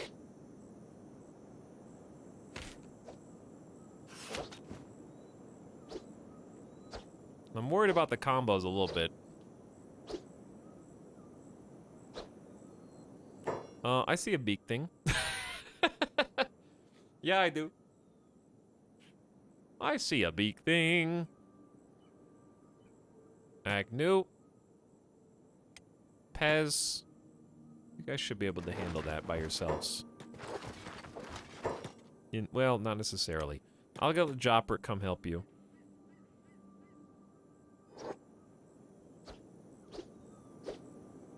Fringle.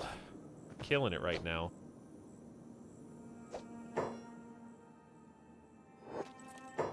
I'm sorry, Agnew, but you need the training. Pez, so do you. Ow. Ow. Alright, Fringle, time to go. Can't take too much more chest beatings. Oh, Jesus, Pez.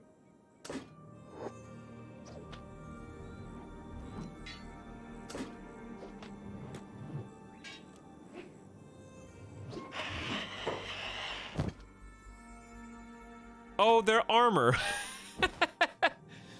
Oh yeah, they have armor. That's why they're getting hit so hard. Did anyone else strip their armor in the panic to run?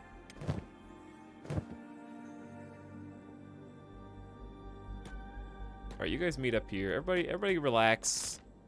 Everybody relax. Come on back. Is Pez the greatest warrior alive yet? He's working on it. He's working on it. Getting there.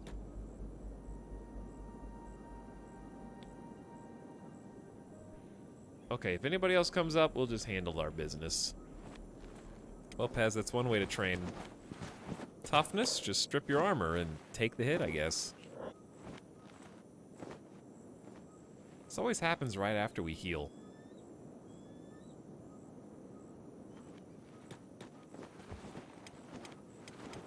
Okay, Agnew's legs being fixed up, because you gotta train toughness from scratch. You had literally one. Grurg. Grurg. Alright, back on the road. I don't know why the rest of them just kind of stopped chasing us, but we got a little lucky there. I'll take it. So, Market is a slave trading hub, I believe. So I don't think we'll be going there. Or it's like a mining town, which usually involves slave labor in the Kenshi world, unfortunately. You can declare war on whoever you want, though, you know? If you want to take justice into your own hands, you could defeat the entire... all the factions kind of suck in different ways. Tech hunters are probably the most neutral, I guess. Holy Nation, you could go to war against them. You could defeat the UC and free all the slaves from the camps. I am not that strong. Can you join a faction? Kinda. Like, I'm in the Flotsam Ninjas, who are a group of assassins. Next time we stream Kenshi, I'm gonna double down and focus on the assassination parts. But for tonight, I'm kinda alright with just fighting grass pirates. What up, nerds? Come fight me on the sands.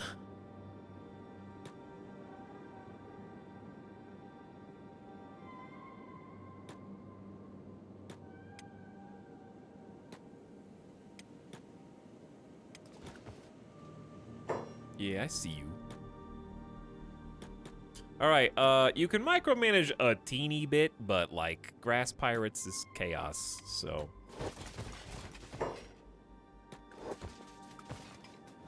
Basically, you just go. And then whatever happens, happens, I guess.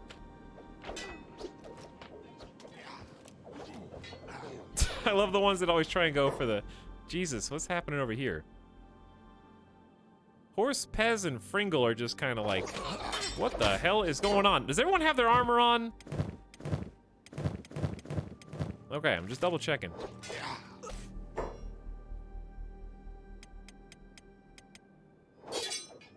Pez got knocked down! Help him up!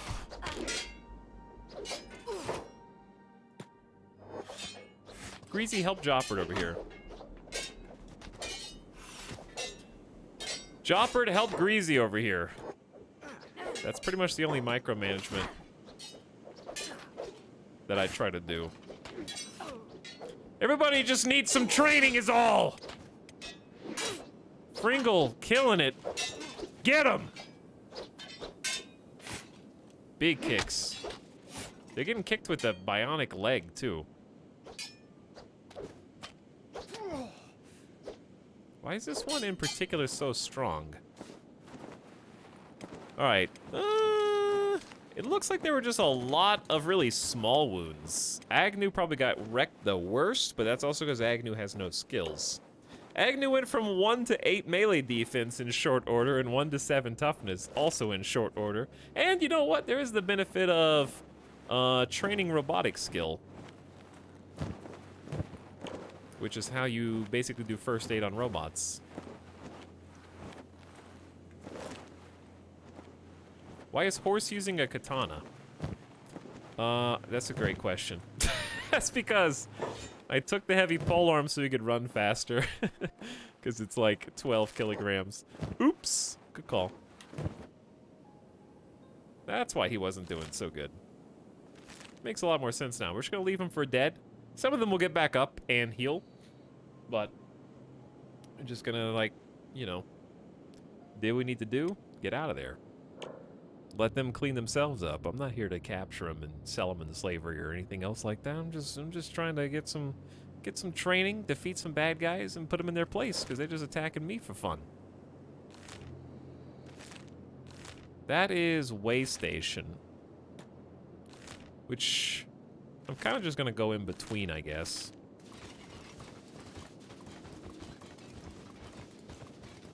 For now, anyway. But yeah, we are just kind of out here looking for trouble, I guess. Settling out here is probably not a great idea. I need some direction on where I might want to settle. I'm sure there are like meta places, but I'm just gonna see where the wind takes me. Maybe some places we've already been that I just didn't realize had good fertility and resources. Hello, GDB, once again. What up?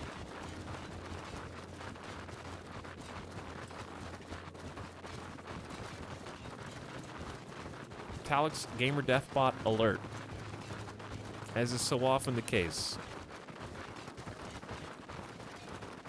I just want to do somewhere different than last time, because this was actually a really fun place to be. We did this. That was the big base last time. I have a picture of it somewhere. I may as well look for it now, actually. I'll try to find the picture. I shared it before. When we first started Kenshi. Let me see if I can find it again. Chad, let me know if I get ambushed. I can't see the screen. No, I'll probably hear it.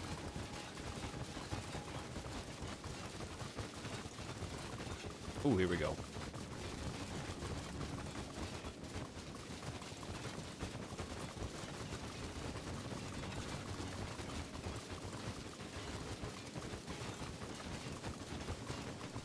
Ooh, it actually is one of these.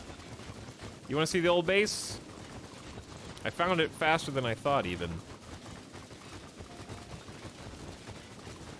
That is the old base that we carved out for ourselves. It was a big boy.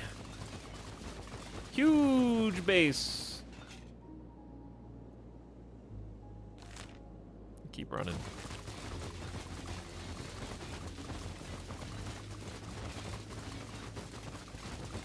We had a lot going on there. Double security towers, farms. We had manufacturing for armor, weapons, food, obviously, processing, ores, lots of copper and iron. It was good stuff. Mega base. Mega base. It was there. Oh, hi.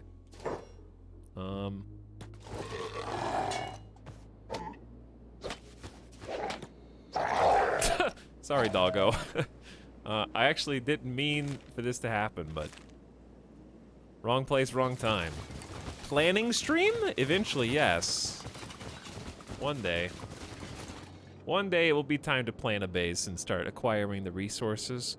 I remember manufacturing my own building materials was just a fun endeavor, you know, there's a lot of cool stuff to do. We can go peek over into the fog over here. We also have some blood raiders, who I don't remember off the top of my head. They seem to be medium, like, or low end, just 24, 25, but like 30 strength's not terrible. Let's fight them. Let's fight them.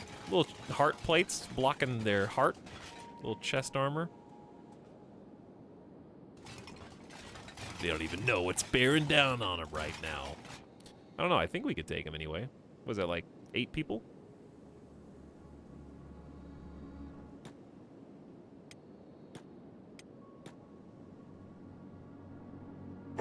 I like to just try kind of spreading out my group so that they end up fighting kind of different squads. And height advantage actually is a thing when shooting. Horse! Look at him go with his new legendary weapon, dude. Fringle getting some dodge action, then the melee cluster takes place, and we're getting kind of beat up a little bit, but it should be fine. Sorry, I'm just making sure everybody's good. Big jump kick! I saw that arrow! Come on, Pez! Are we friendly firing? Maybe, but that just helps them friendly fire less. Think about it. I like how no one ever helps Agnew. Agnew's always all by himself, poor guy. His leg's about to get carved off. Arrows just whizzing by, totally whiffing. I saw that one hit Eagle Tooth. You guys can fight other people, you know. There's other guys down here, right? Why is this dude a god? I don't know. Pez's arm's still messed up. Agnew got real messed up.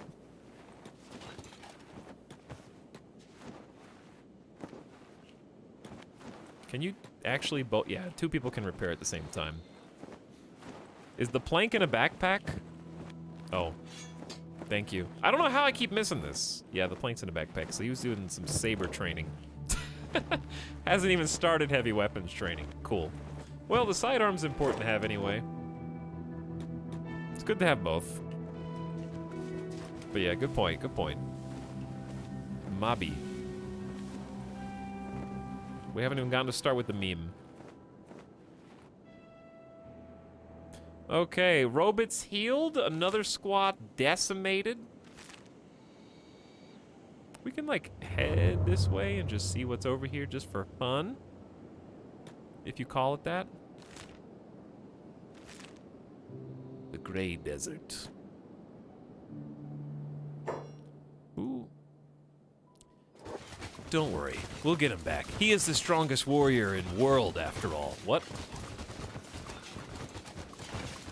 Oh, Agnew said, beep! Fringle said, beep! Hold on. Wait, what? Are they communicating about... Oh, shit. Fringle's lying to the party about the status of Beep. Technically, Fringle's the only person that knows what happened to Beep.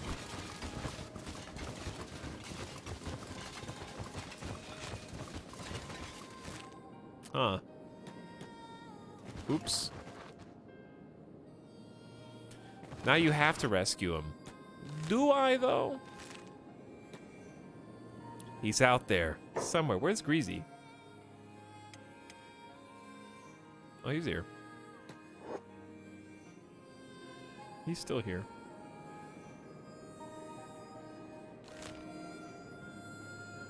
I might look around this area and just see what this whole spot looks like. We'll do some investigation. I've been happy with the progress of our fighting, though. We've definitely started to... Like, it's crazy how you start to just transition almost without noticing from like, oh my god, we killed one big thing. Wow, we're so cool, to, yeah, I could take a squad of 9 of these guys. What of it? Are we gonna choke to death here?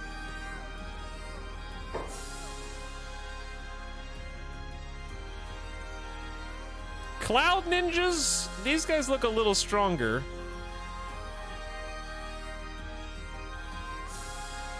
Cloud ninjas. Squad! Spread out!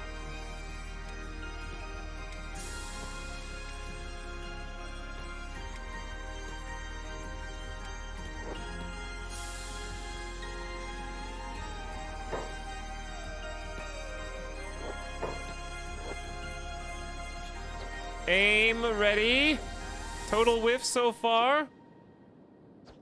Fringle is schmoving on in here. Pez. Intercept. Chad. Take this guy. Okay. Greasy. Hit whoever you want. I don't even care.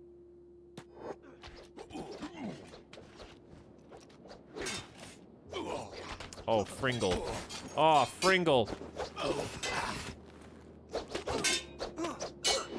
Getting chopped up a little bit. Pez, come on, Pez! You're getting sliced and diced.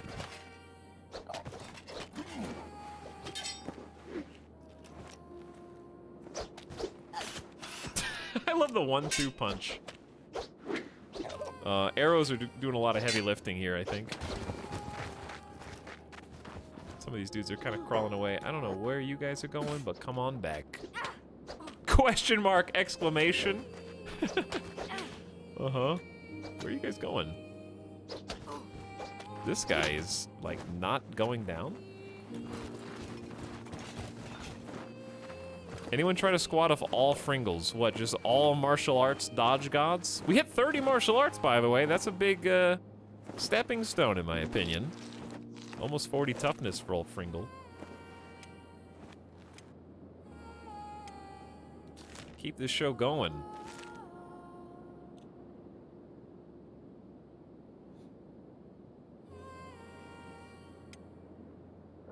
I mean, they're learning very quick, right?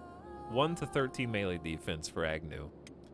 Just started with heavy weapons, so that's gonna take a while. I guess there could be more Cloud Ninjas here. I actually don't know what the zone really has hidden in it, but I guess we'll walk and find out. There's a cool bridge over there. Okay, I think this area is kind of multi-leveled. We'll explore that eventually. It's a pretty tough spot. Gonna steer clear for now. What does toughness do?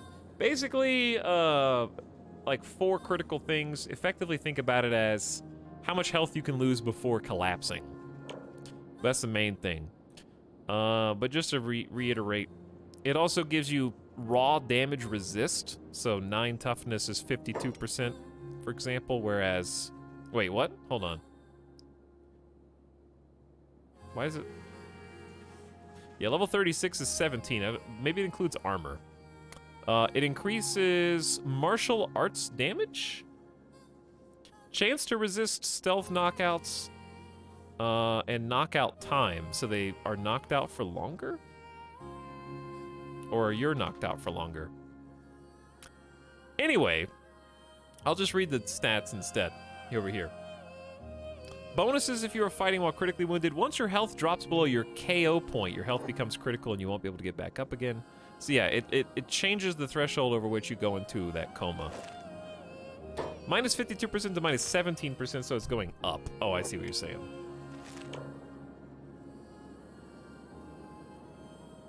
So damage resistance, instead of tanking 52% more damage, we're only taking, oh, this is poison gas.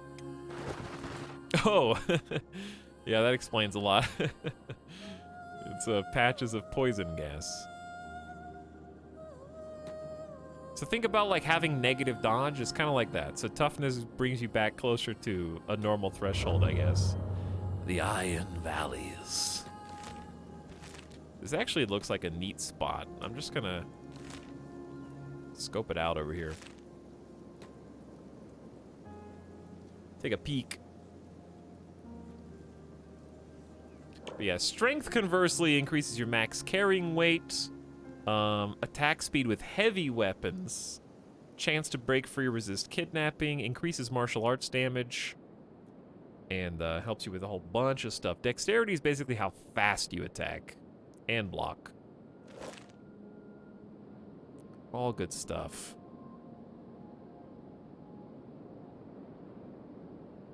Okay, so if I was a prospector and my name was Pels, I would not settle here because this place sucks.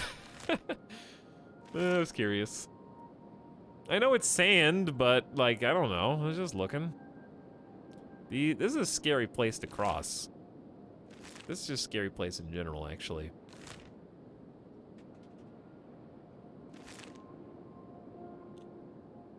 Out we go. Can I help you, son? Hmm? Can you even see him? Yeah, I think his tail. What are you doing? Uh-oh.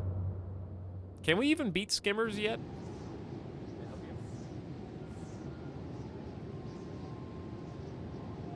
Yes. Is this the dog who did not go to the bathroom when I took him outside and who needs to go to the bathroom in the near future? I think this is one and the same. Yeah, I think this is he.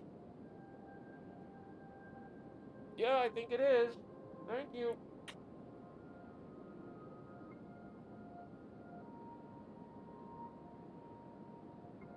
Can I help you? Can I help you? Licky boy? Okay. This is indeed a dog that needs to go to the bathroom before we have an accident.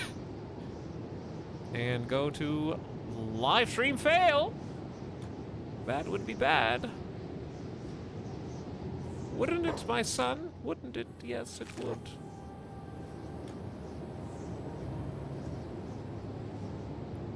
Strength also increases blunt damage, and Dex also increases cutting damage. Good to know. Good to know.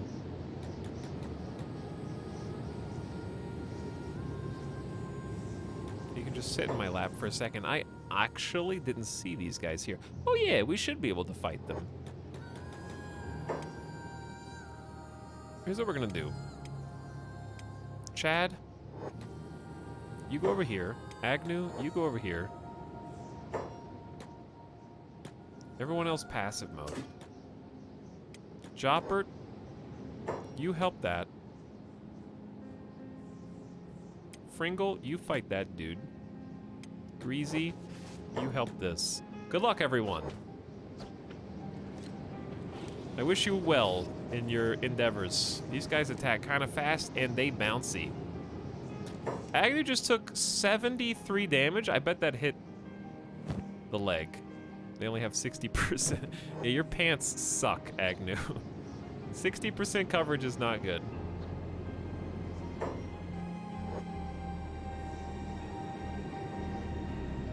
Did Fringle... Fringle just got, like, stunned. Alright, I'm gonna have Horse step in.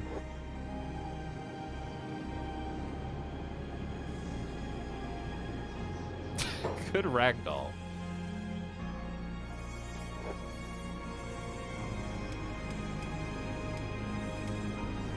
Agnew's head is breaking!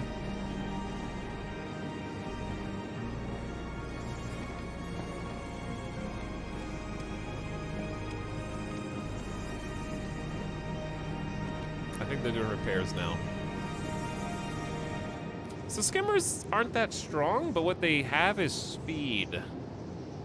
That fast attack is... There's a lot of them here too, yeah. There's a lot.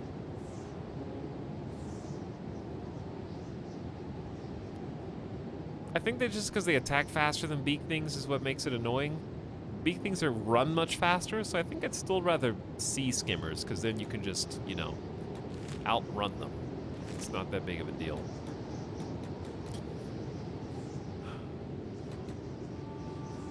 But anyways, chat, I kind of intended today to be I was gonna stop at like 6.5 hours because I need to make some food tonight, and also I was just a little tired today. But since we're kind of in between missions right now, and I actually don't have anywhere that I'm actively going, I think I would rather take dog out, make sure Midas is good and fed, and also be on time tomorrow for some, I think, FMV games. So, sorry for the shorter stream. But I would rather have 6 to 7 hours of really fun, good Kenshi than drag it out artificially for, like, the sake of time. Because I had a good time. And I like new member Agnew in this squad. He's training quite fast. And I'm hoping next time my goal is going to be to either do the Holy Nation assassination, since we kind of have been traveling towards Holy Nation territory inadvertently, and also doing some more prospecting for somewhere to actually settle. And then we can kind of focus on hiring a couple crew members, and we can, it's going to take more than one stream to find a place, but we can still keep exploring in the meantime anyways.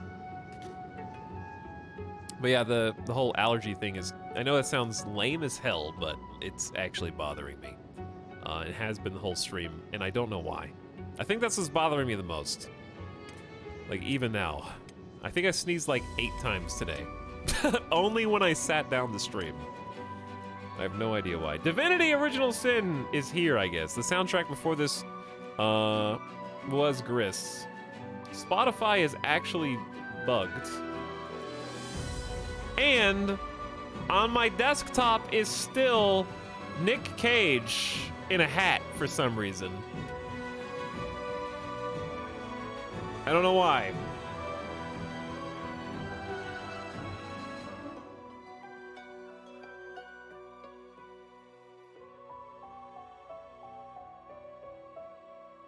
But anyway, whew.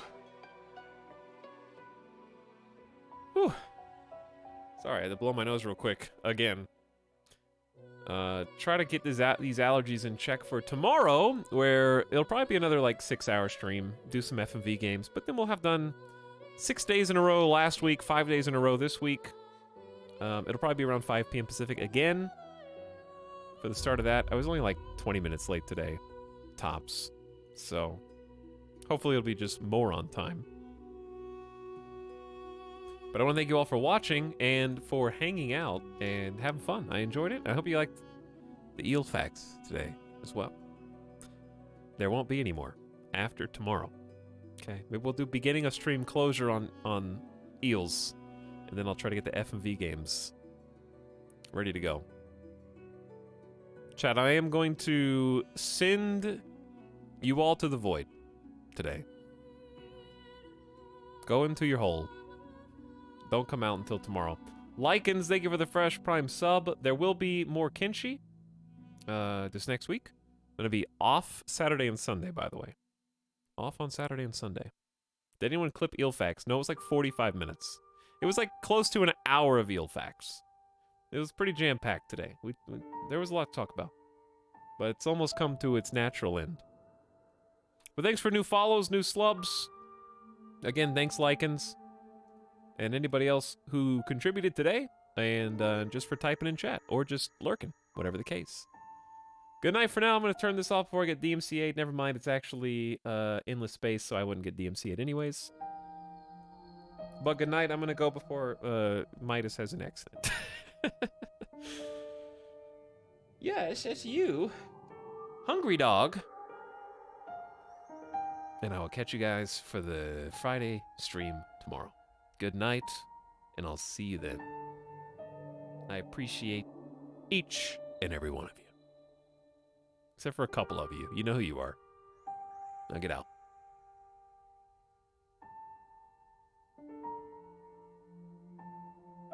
Or else I'm gonna hit you with Benjamin Linus. He's watching you. He knows. This is actually not far from Weird Champ. This could be our channel's Weird Champ.